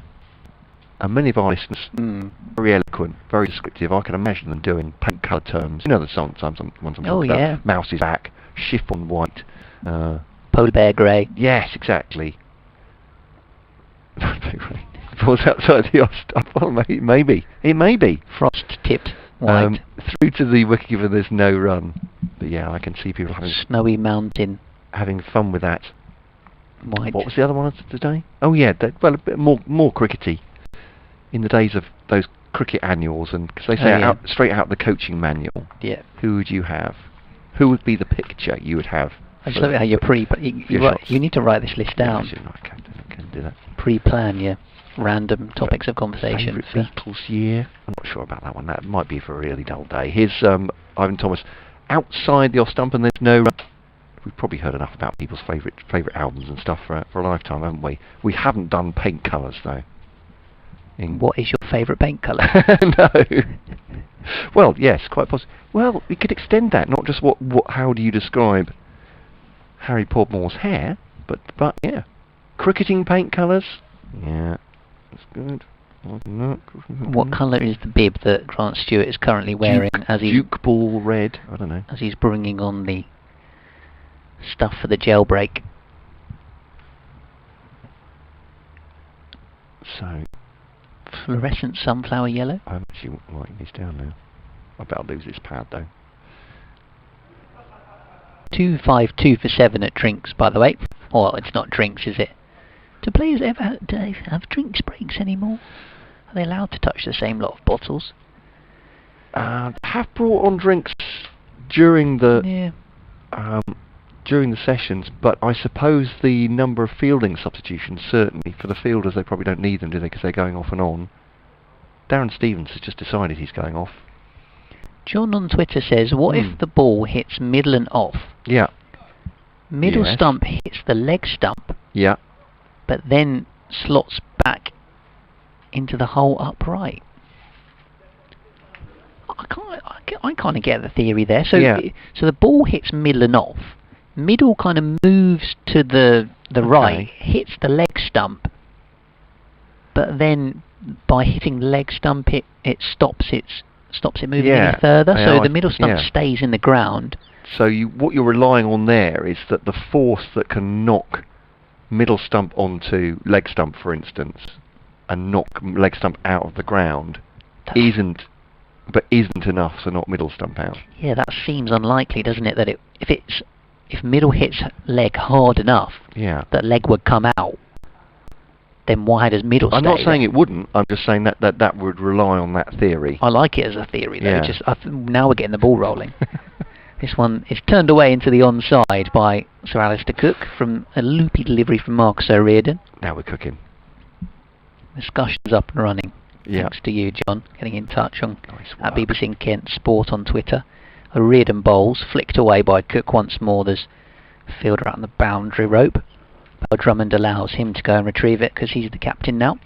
So lets one of his teammates do the bending down and picking the ball off the floor rather. Or at least he's the captain for this game.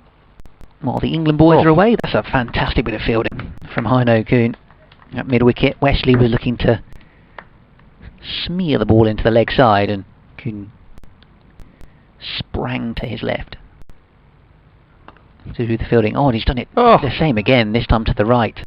He's like a goalkeeper in a training drill. Goalkeeper coach pings the ball one direction, you get up and you dive in the next direction. Consecutive deliveries, saved runs. Oh, and he's bowled him. Gone for a pull stroke here, Tom Wesley. I was expecting to see the ball disappear past Heino Kuhn this time, but the ball kept a little bit low. Marcus O'Riordan has removed the Essex captain. So the second time in the day, Wesley is on his way. Earlier on in the day, LBW for Darren Stevens for 14. This time bowled by Marcus O'Riordan for 4. And Essex lose their 8th wicket. Possibly. Yeah, 253 for 8, according to the scoreboard. Of course, Dan Lawrence retired for 63, and Dennis Carter retired for 58, and Brown and Wesley both out a couple of times each. Yeah, Kushi was the previous wicket, wasn't he? With stumps flattened. I must say, I've run out of space at the end of my notepad. Well, yeah, the batsman. Well, I don't know what to say about that. Would charge Essex with the extra. No, whatever. Yeah. So wicket, and a decent one for O'Riordan as well, but pressure put on by Heino Kuhn. Would you say that? I would say it's very much. A little bit thanks to Heino Kuhn that Wesley, in his frustration that the fielder had stopped the previous 2, maybe went a bit harder at that, and as it was, well, I did think the ball kept a little bit low. Essex batsman with the number 14 has just come out to bat, left-hander. Aaron Beard is 14, but is this Aaron Beard? They say it is on the scoreboard. It could be. Does he bat left-handed? He does. So let's assume it's Aaron Beard at the crease. Unless we're told otherwise. He's defending this first delivery from Mark Sorid. Up towards extra cover end of the over. Malice to Cook there on 20, second time around. Essex 253 for 8.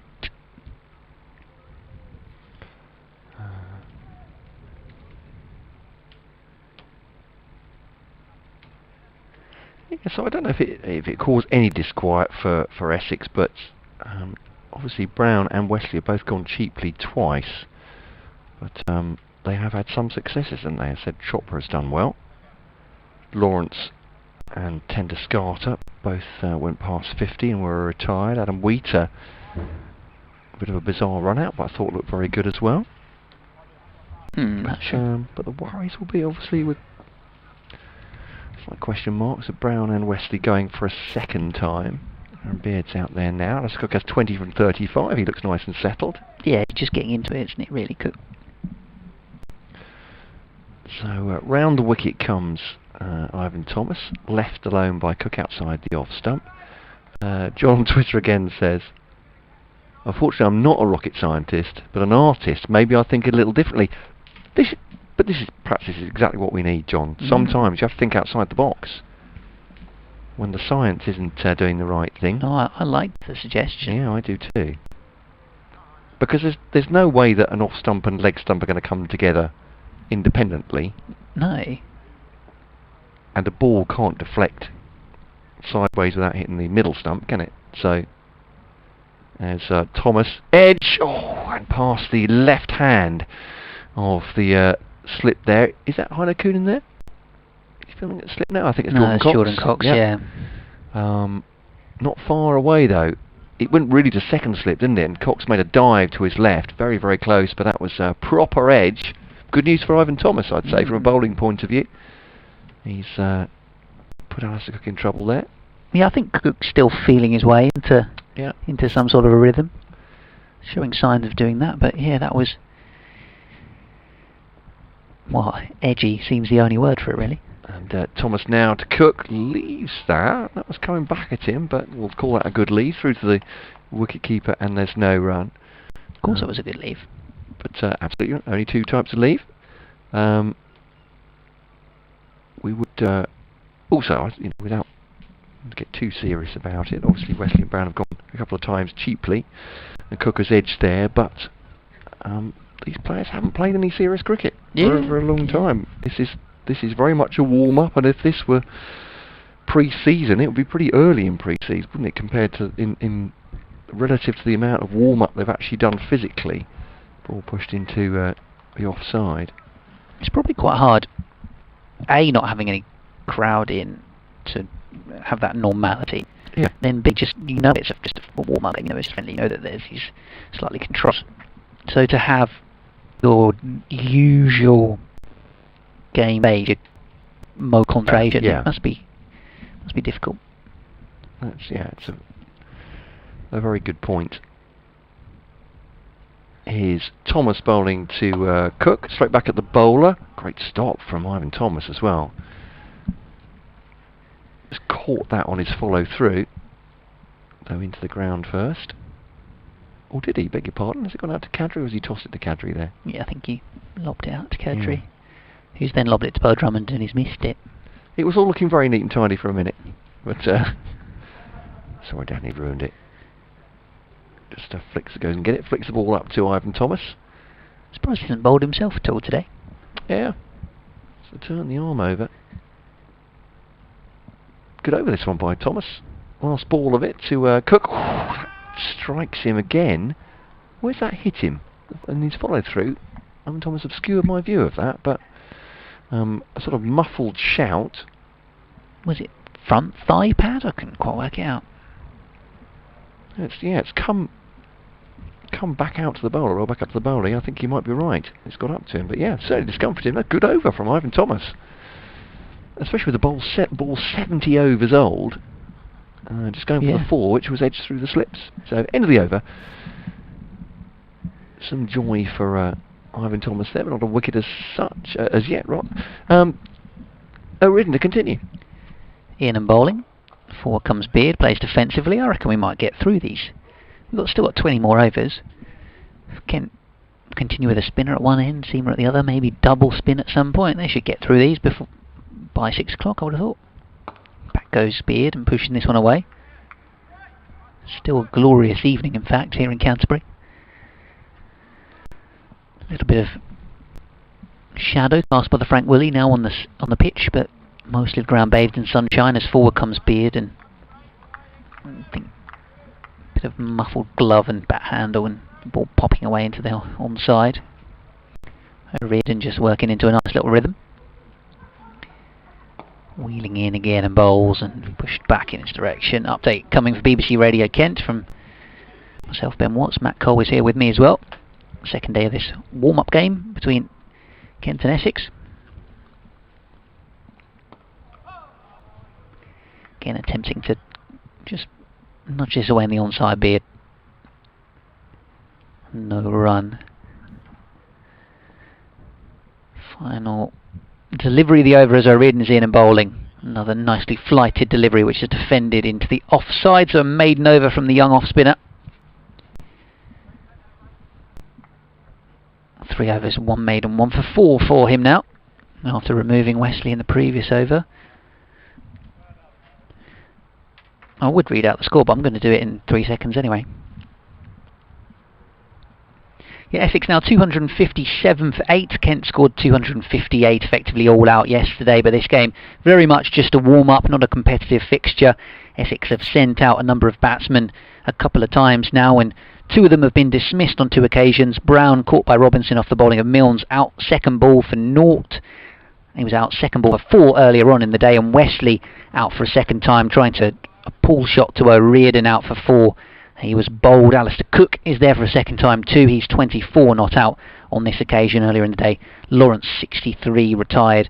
Likewise Tenderscarter 58 retired. Wickets shared around in general, but a couple each for Podmore and for Milnes for Kent. As for the test match today, England winning the series 2-1 against West Indies after bowling out the tourists for 129, winning the match by 269 runs in Manchester. 10 wickets in the game for Stuart Broad as well. That's the cricket. Now with the weather, here's Nina Ridge. This one pushed back towards the bowler. Ivan Thomas continuing to Alistair Cook. Yeah, and so the last over was a really good one. I think the best one he's bowled. Ivan Thomas had Cook in trouble, edging through second slip. Unfortunately for Kent, they don't have second slip at the moment. They have a first slip. Jordan Cox, who made a manful effort at it and leaning out at gully. But yeah, very accurate. Troubled him with the last delivery as well, rearing up towards the thigh pad, we think, and couldn't play that one. And Thomas round the wicket to the left-handed Alistair Cook, who's 24 from 43 at the moment. And that's a nice-looking shot. Cut away to the offside boundary. Milnes fields. Side-arm throw into wicket-keeper Robinson. And there's a single there for the Knight of the Realm and former England captain. He was very entertaining on the Test Match Special. They had a run of jokes about... I can't remember how it started, but I think Alistair Cook had stolen someone's reservation at a restaurant for one of their curry nights, and so people were just texting and tweeting in various different times that Alistair Cook had stopped them from doing things like flights to the International Space Station and goodness knows what. It's kind of escalated from there, but round the...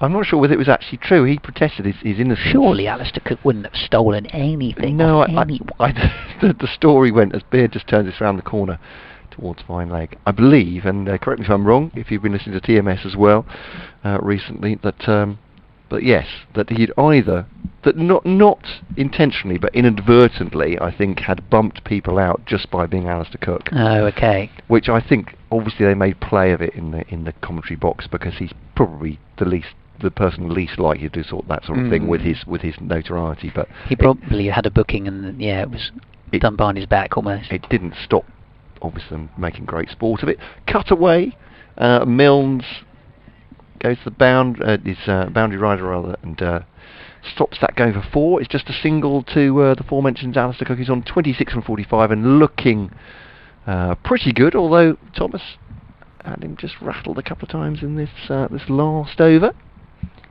Probably, yeah, one of those where the restaurant realises it's the Alistair Cook coming to their restaurant, and therefore... I think that was the final inference, is that not that he wanted to bump anybody off their table, but that he got preferential treatment. And the ball, this one keeps a little bit low to Beard, but deals with that okay, defends it into the offside, and there's no run.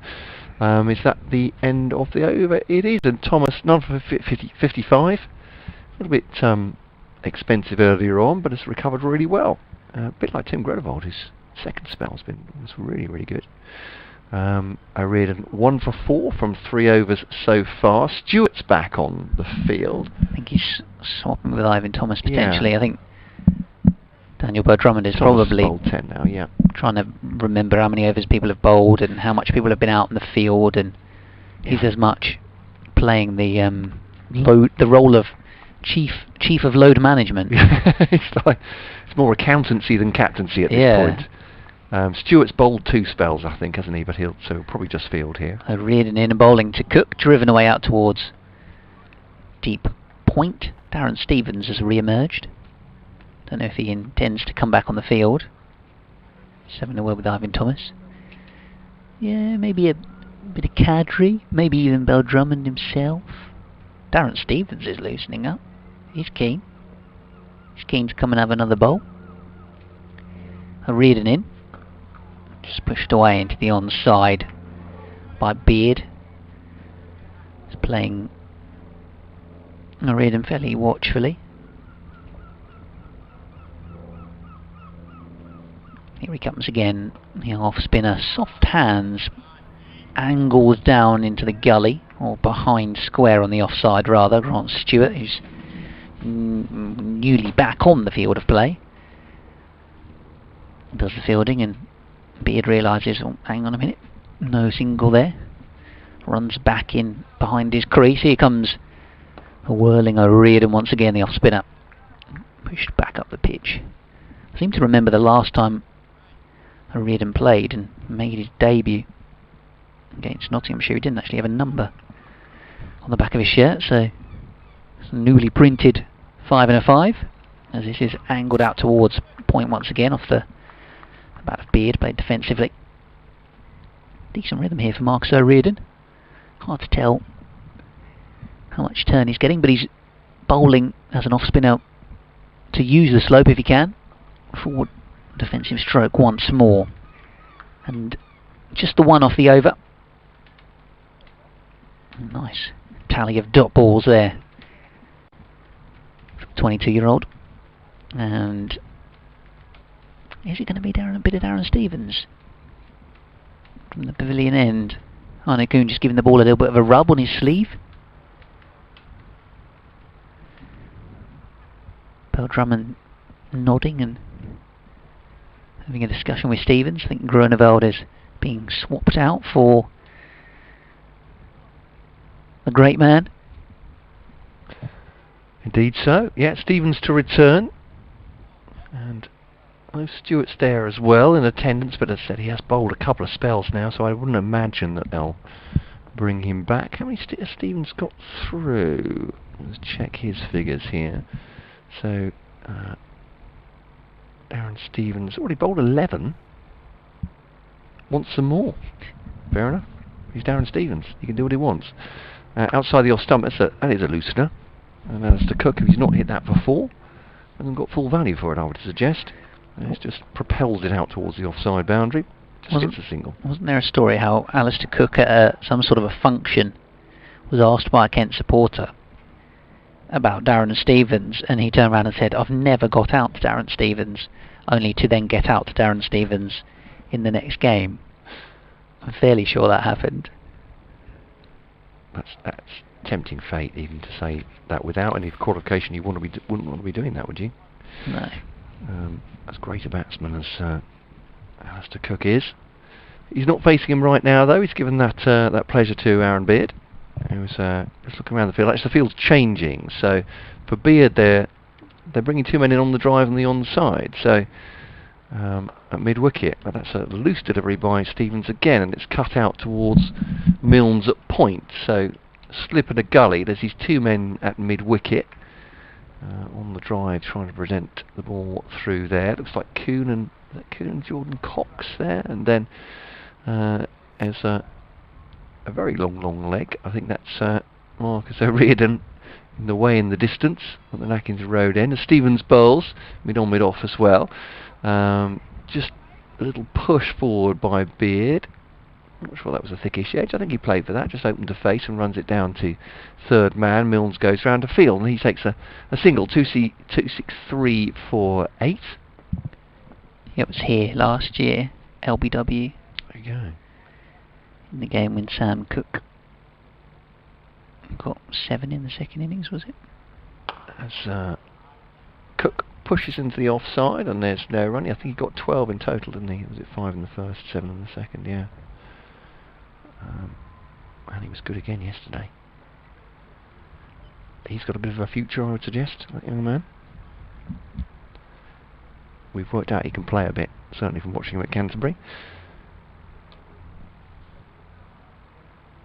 Yeah, only 22, Sam Cook.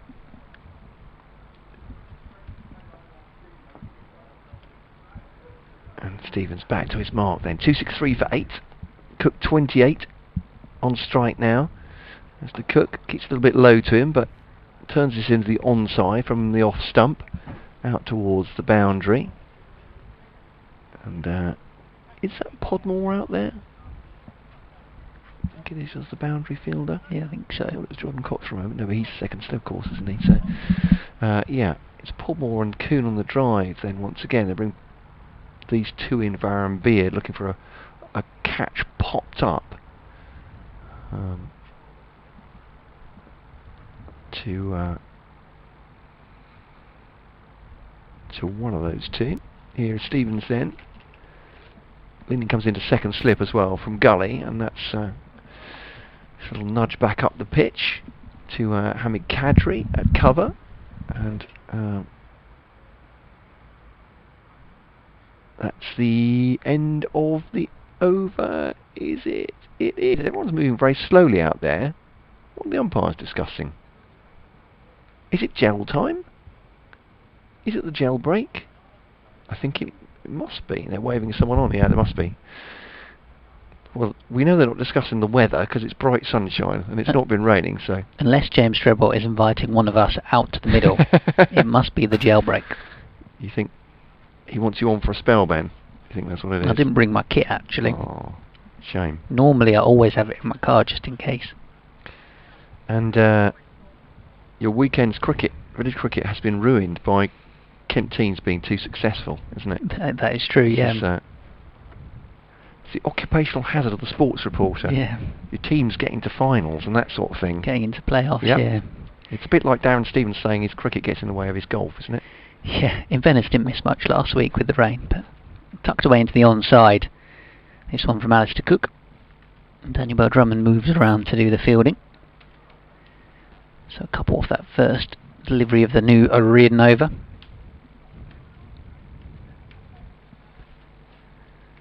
Stevens is at slip. Robinson's up to the stumps. O'Riordan's bowling around the wicket to the left hand. A sweep shot from Alistair Cook. Doesn't get that one up the locker too often, but very nicely played. I think it was slightly angled in that direction, a little bit offline there from O'Riordan. Cook helped himself. Moves to 35 from 51 deliveries.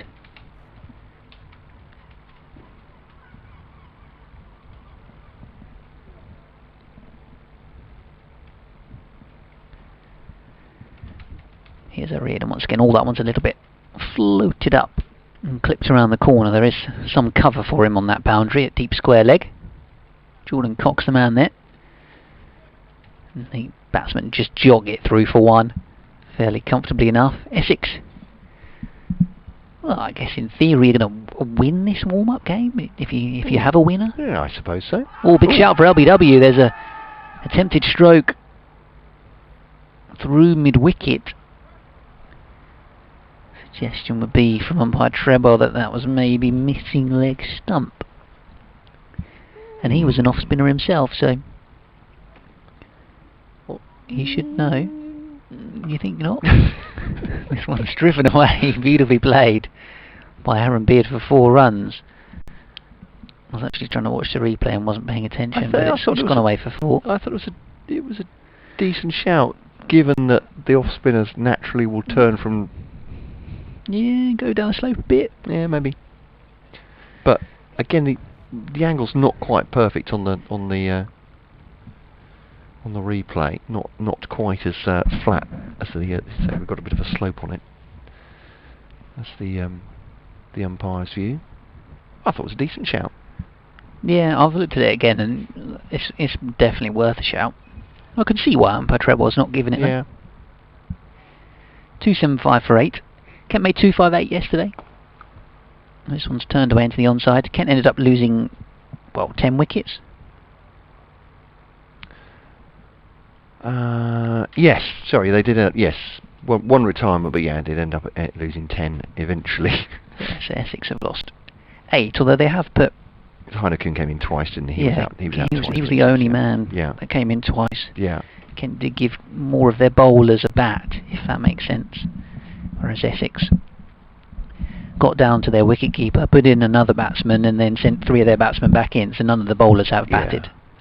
Well, Aaron Beard's the only one so far, yes, isn't he? yes. So yeah, but they hadn't before that. Yeah, before those 3 came back out. So Ivan Thomas is the gel dispenser. There we go. So they definitely ought to be an announcement. Yeah. Like a substitution with the gel. Number 5, Ivan Thomas. I can just imagine Steve Watts over the tannoy. I'm not going to do an impression because I can't get my voice that deep. But yeah, He'd definitely be the guy for it. Absolutely right. So Ivan's had a good run out today, and we're at 75 overs. So yeah, they're about an hour from now. I do wonder whether they'll call a halt at 6. It's quite a possibility. Yeah, probably. Is Stevens going to bowl another 5 here? Does he need another 5? Perhaps he just feels he does. I mean, he was out bowling yesterday during the intervals, wasn't he? So does what he wants would be the phrase, probably. But and also knows what he wants, what he needs. Knows what he needs. Think. That's probably better. Yeah, I think from all he's told us about his preparations over the last few years, keeping himself fit enough outside the off stump. A little cut by Alistair Cook, and that'll be a single. He moves on to 36. That the joking apart, he probably just knows what works for his body, and if he feels he needs a full day's bowling today, as in 15-20 overs, well, that's what he's going to do. So Stevens coming in now to bowl to Beard, and it's a little bit wide as well, and that's a lovely clip through the offside by Beard, and that'll be 4 runs forward of square, and he goes on to 10. Good shot.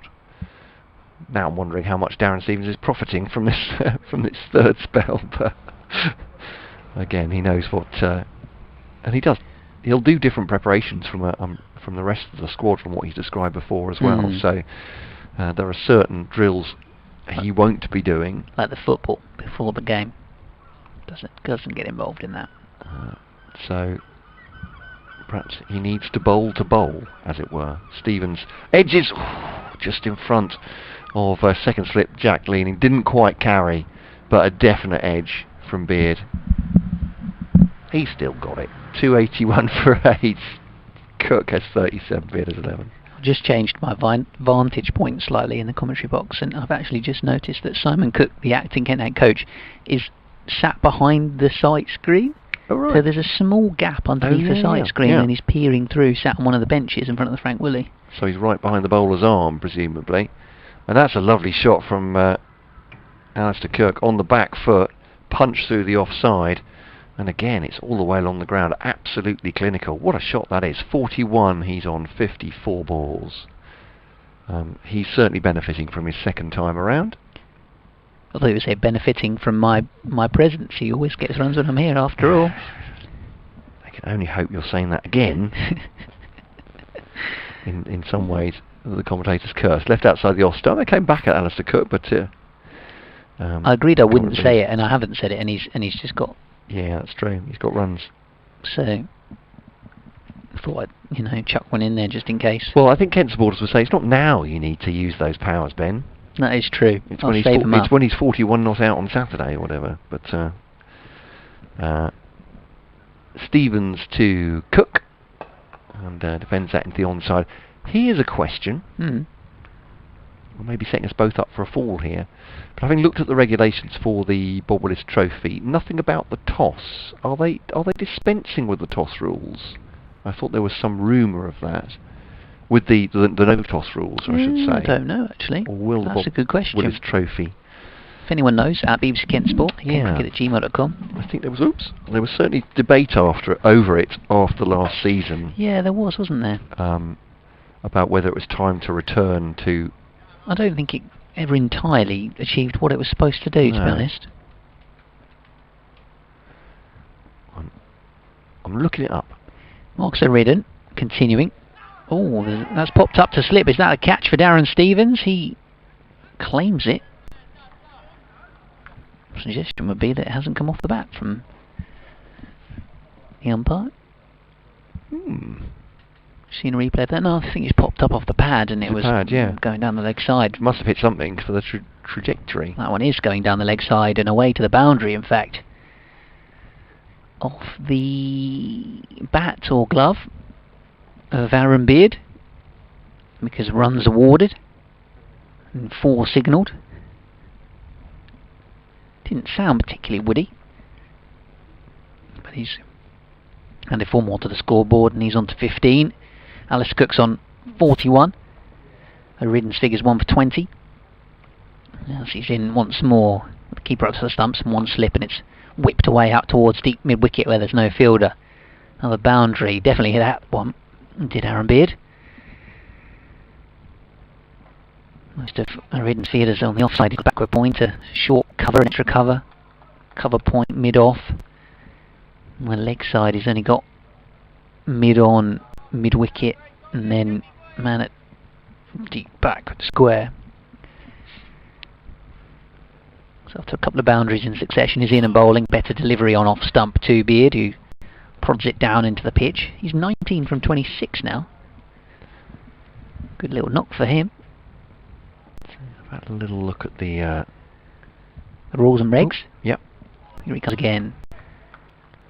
So through to the keeper. The toss was due to be scrapped.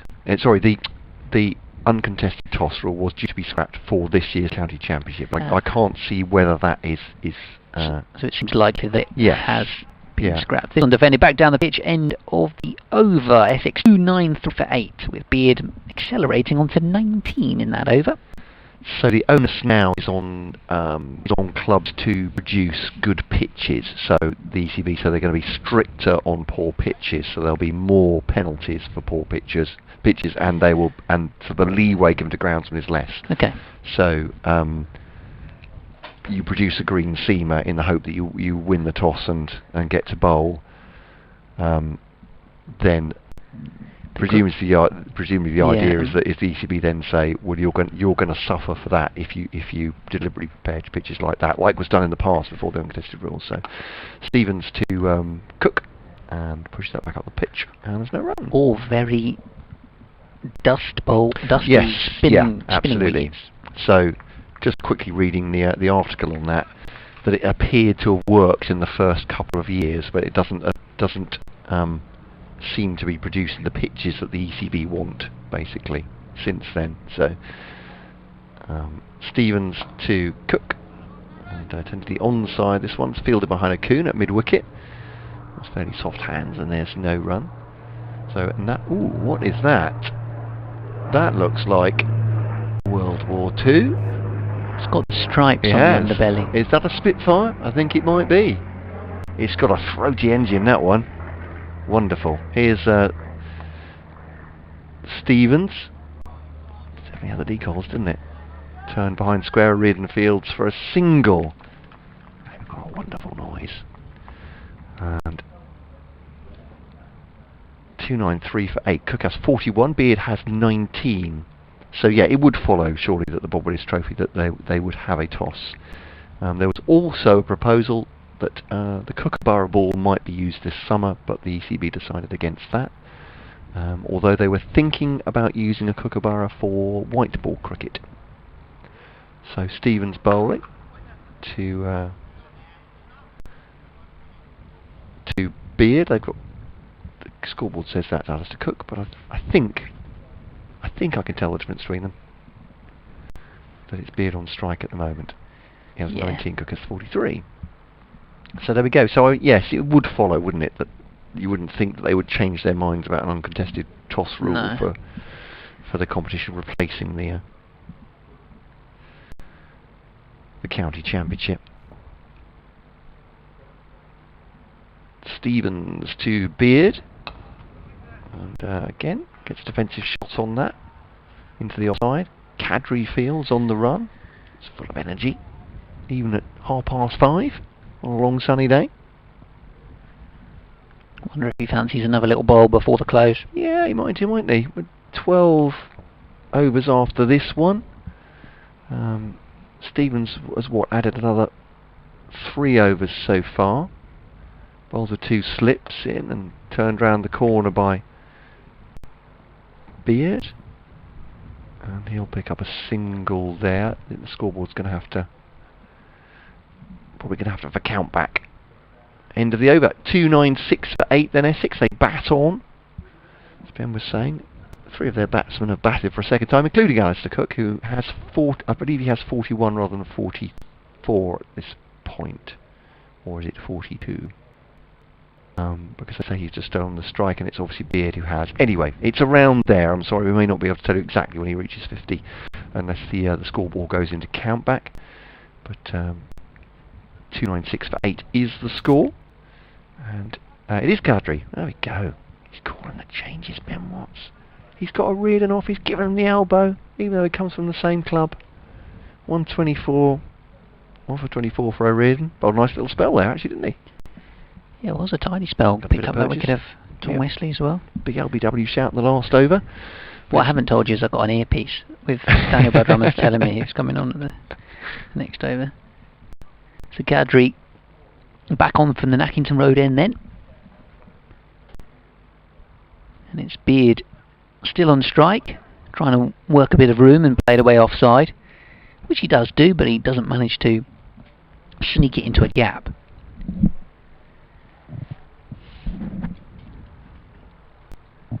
Cadry again around the wicket to the left-handed batsman, turned away into the onside. I think this was one of the exercises that Simon Cook was looking to see, his off-spinners against left-handed batsmen as well. Yeah, he did say that last night, didn't he? Yeah, particularly against the left-handers, and 2 left-handers in at the moment, so it makes good sense to give him a try. Cadry with the sunglasses is driven by Beard out towards the deeper of the 2 cover fielders. Gave that some air, didn't he, Cadry? Just it's moving a field around the boundary. Is that Harry Podmore under the cap there? I think it is. Yeah, in the deep, I think so. Yeah. Afghanistan born off spinnering again. And this one driven out towards that same fielder. It's O'Riordan, in fact, at cover. No run for Aaron Beard, who's got 19 to his name. Or does he? Should he have extra runs? Quicker delivery. Hit hard into the ground and straight to cover. You were saying you think Cook's got less than is on the... Well, because they actually have Alistair Cook on strike at the moment, so I think on count back, probably Beard has a couple more at least. Yeah. Cadry in and bowling. Left alone outside the off stump. Maiden over from the 19-year-old off-spinner. 7 overs, 3 maidens, none for 16 for him. Update on the way for BBC Radio Kent from myself, Ben Watts. Matt Cole is here with me as well. You can get in touch with us at BBC Kent Sport, kentcricket@gmail.com. You know, the social media and the email. Well, that stands throughout the season as well, of course, because we start in earnest on Saturday. All of us warming up through this match, and then Ben's at Chelmsford on Saturday, Sunday. I'll be there. Online commentary. Monday, Tuesday, if Kent haven't won by then. See what you did there. Turned away into the onside. If Simon Harmer hasn't ripped through... No! Yes. Essex fans will say, what, or unless Essex have bowled Kent out for 40 a couple of times, so... Yeah, they had the sign over them last year, being a competitive match, but lovely warm-up this, and great for us to see the squads of the two teams that will be taking place on Saturday as well. It's a bit of a warm-up, a rehearsal. Stevens' bowls clipped away by Cook, out towards Podmore at deep mid-wicket.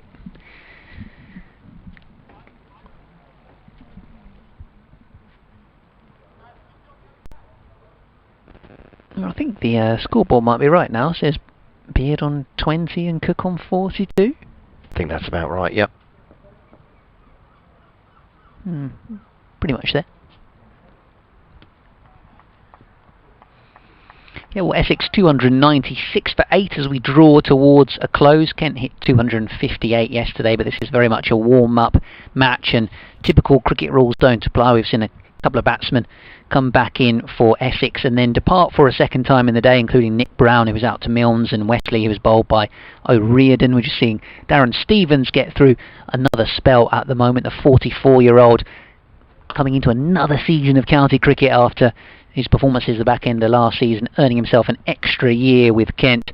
I'm pleased to be out there, no doubt, as well. So Essex 296 for 8 as we draw presumably towards a close. We're due to have a further 10 overs in this one. In the test match, by the way, England completing a 2-1 series victory against the West Indies in their behind closed doors series, bowling the tourists out for 129 today to win the match by 269 runs as this one's defended back up the pitch by Beard.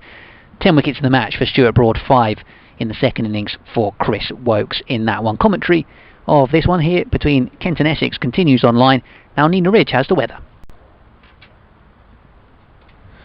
Stevens bowling yet another over. So it's fourth, I think, of this third spell. Just hurries Beard a little bit there, trying to turn that into the onside. And that is the end of the over. And Essex 296 for 8. And Cook has 43. Beard has 20 now.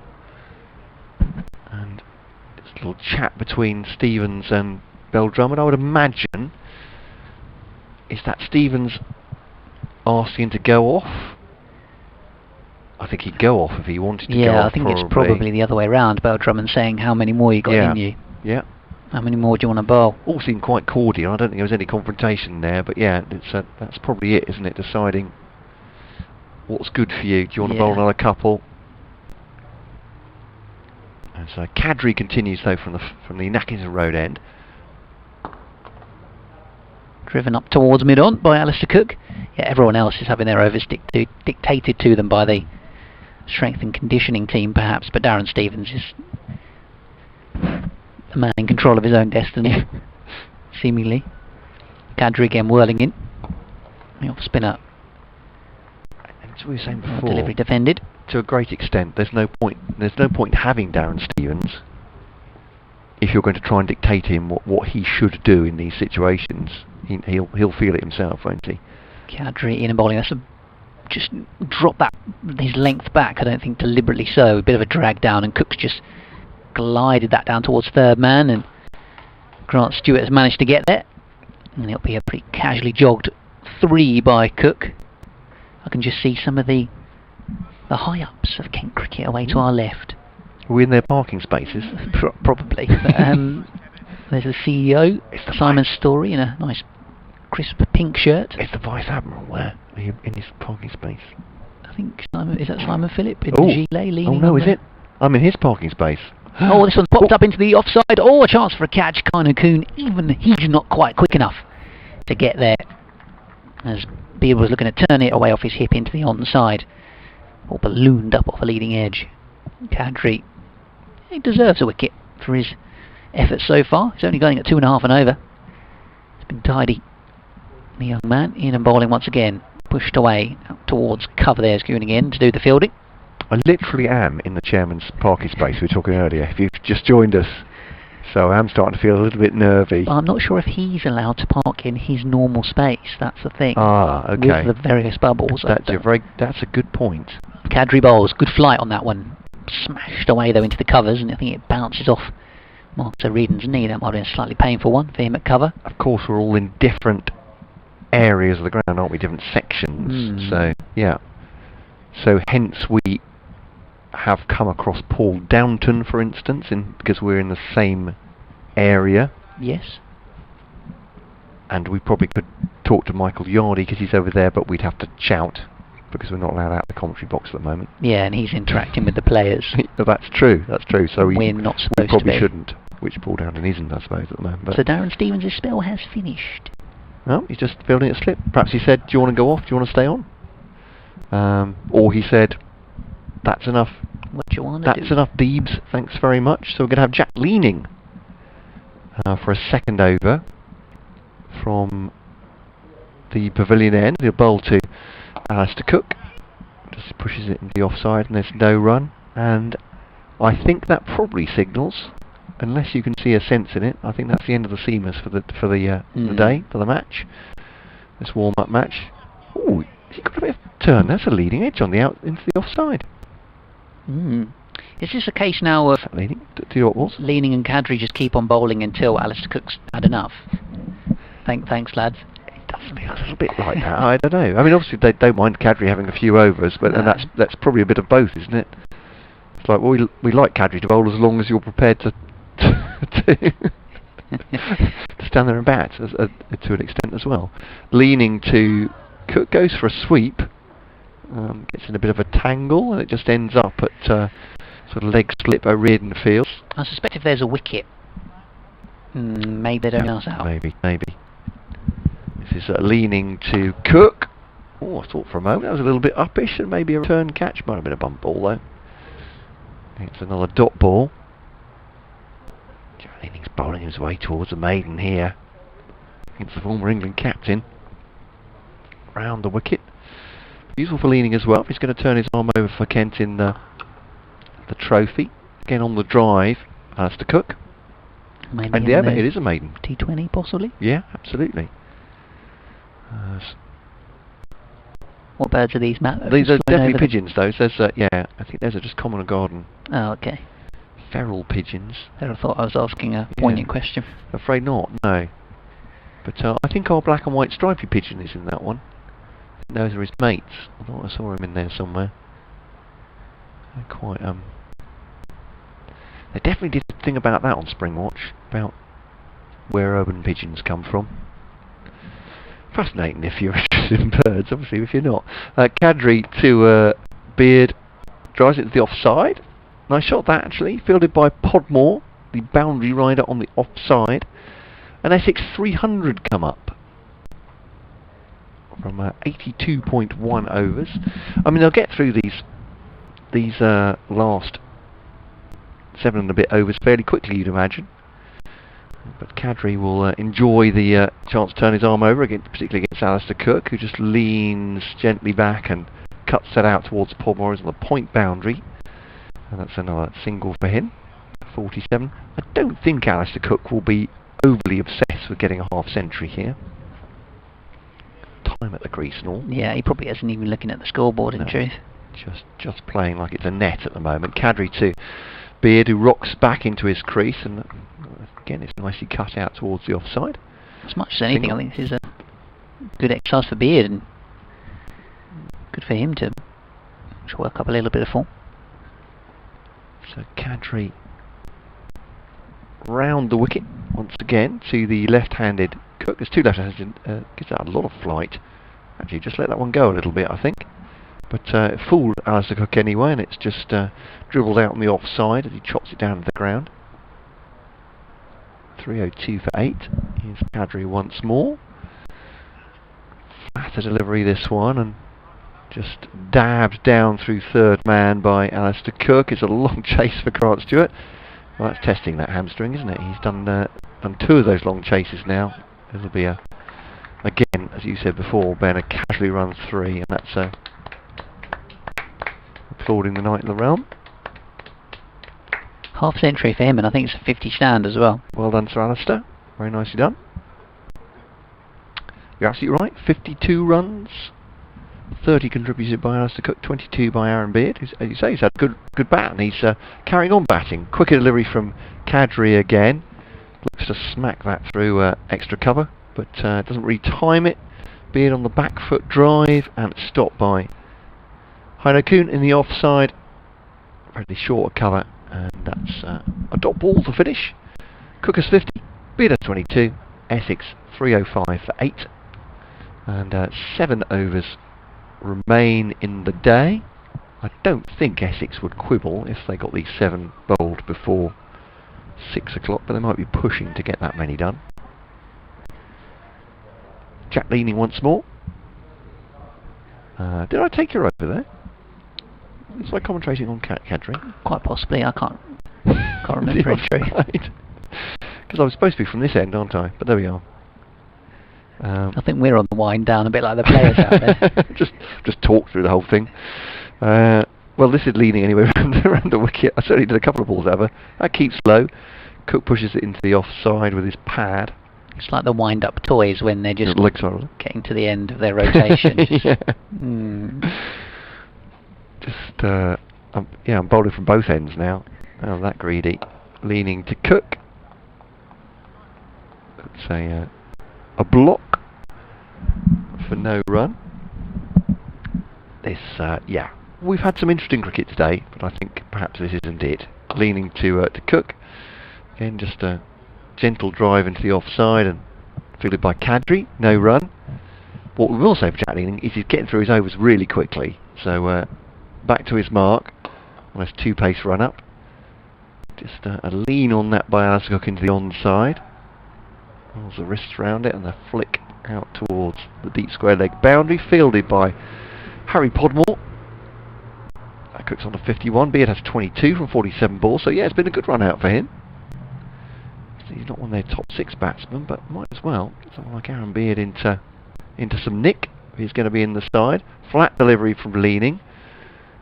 In this bite. A glance at it. Did it hit anything? Umpire Long says that's leg buys. So still no buys? Still, I don't think there's been any buys. In 306, that's not bad, is it? 306 for 8.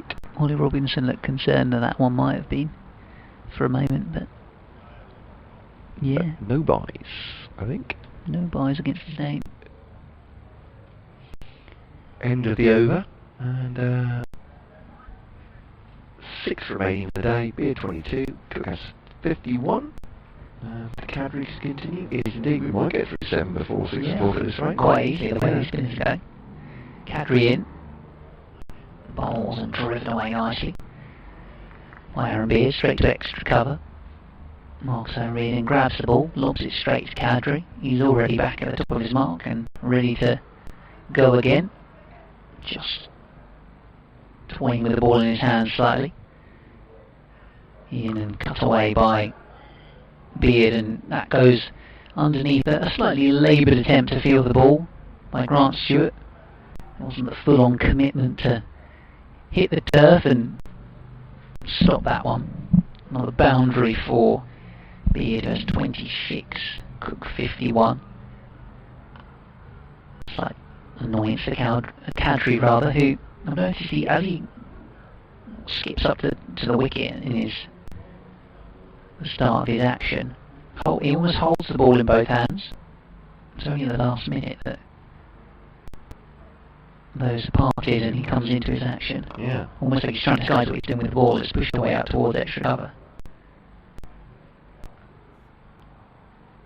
So it's only really at the last minute as he goes into his gather that he takes the 2 hands apart and the batsman sees the ball. Cut away hard out towards the boundary rider on the offside, sweeper. Podmore's out there to do the fielding. Yeah, that's quite a lot of disguise of the balls. His delivery. I don't know what variations he has in the locker. We'll have to have a chat to him about that at some point. Hasn't really gripped today, I don't think, is it? No, not really. It's a pretty fresh wicket, isn't it? Even though the ball's a fair bit old. Cook plays his way fairly orthodox back drive, back foot drive, square of the wicket. Towards Podmore again. 313 for 8, 52 for Cook, 27 Beard. Just ball remaining in this over. Comes in again and bowls. Cut away hard by Aaron Beard out towards the fielder once again. Podmore almost stumbled slightly as he picked that ball up. Into another over. Daniel Bell-Drummond just lobbing the ball to Ollie Robinson. Wonder if he might have a bowl himself at some point today, but no, a bit leaning to continue for his fourth over. I suppose given that Essex will want something in the pitch for Simon Harmer, makes sense to have Cadry ready to go. Yeah, some spin options. As Leading bowls his first ball, where he caught me unawares there. I ducked behind the pillar in the commentary box. I couldn't see the ball. There's no run off it, I'm assured. Round the wicket to Beard, who looks to pull it. No, just to deflect it into the onside. He does, but with no great force, and there's no run. He's doing a good holding job here, if there was such a thing in the last few overs of a friendly. Goes on the drive there, Beard, but straight back at the bowler. Doesn't quite get as much of it as he wanted. Back to Lean. He's already threw 3 balls of his over. He's lightning fast. Once more to Beard. Gets tucked up in his pad there. A polite question of the umpire. Nigel Long is quick to deny them any thought of an LBW there. And fifth ball of the over. Leaning. Complete the action. Nice full delivery. Being defended by Beard. And last ball of the over. Must be Leaning's second maiden. He bowls now to Beard, who just pushes it back, obliging the bowler to give him a second maiden. So 4 overs, 2 maidens, none for 6. Jack Leaning, and we have 4 to go. I think we're all done. Ah, I thought you were giving me the signal that there was an update coming.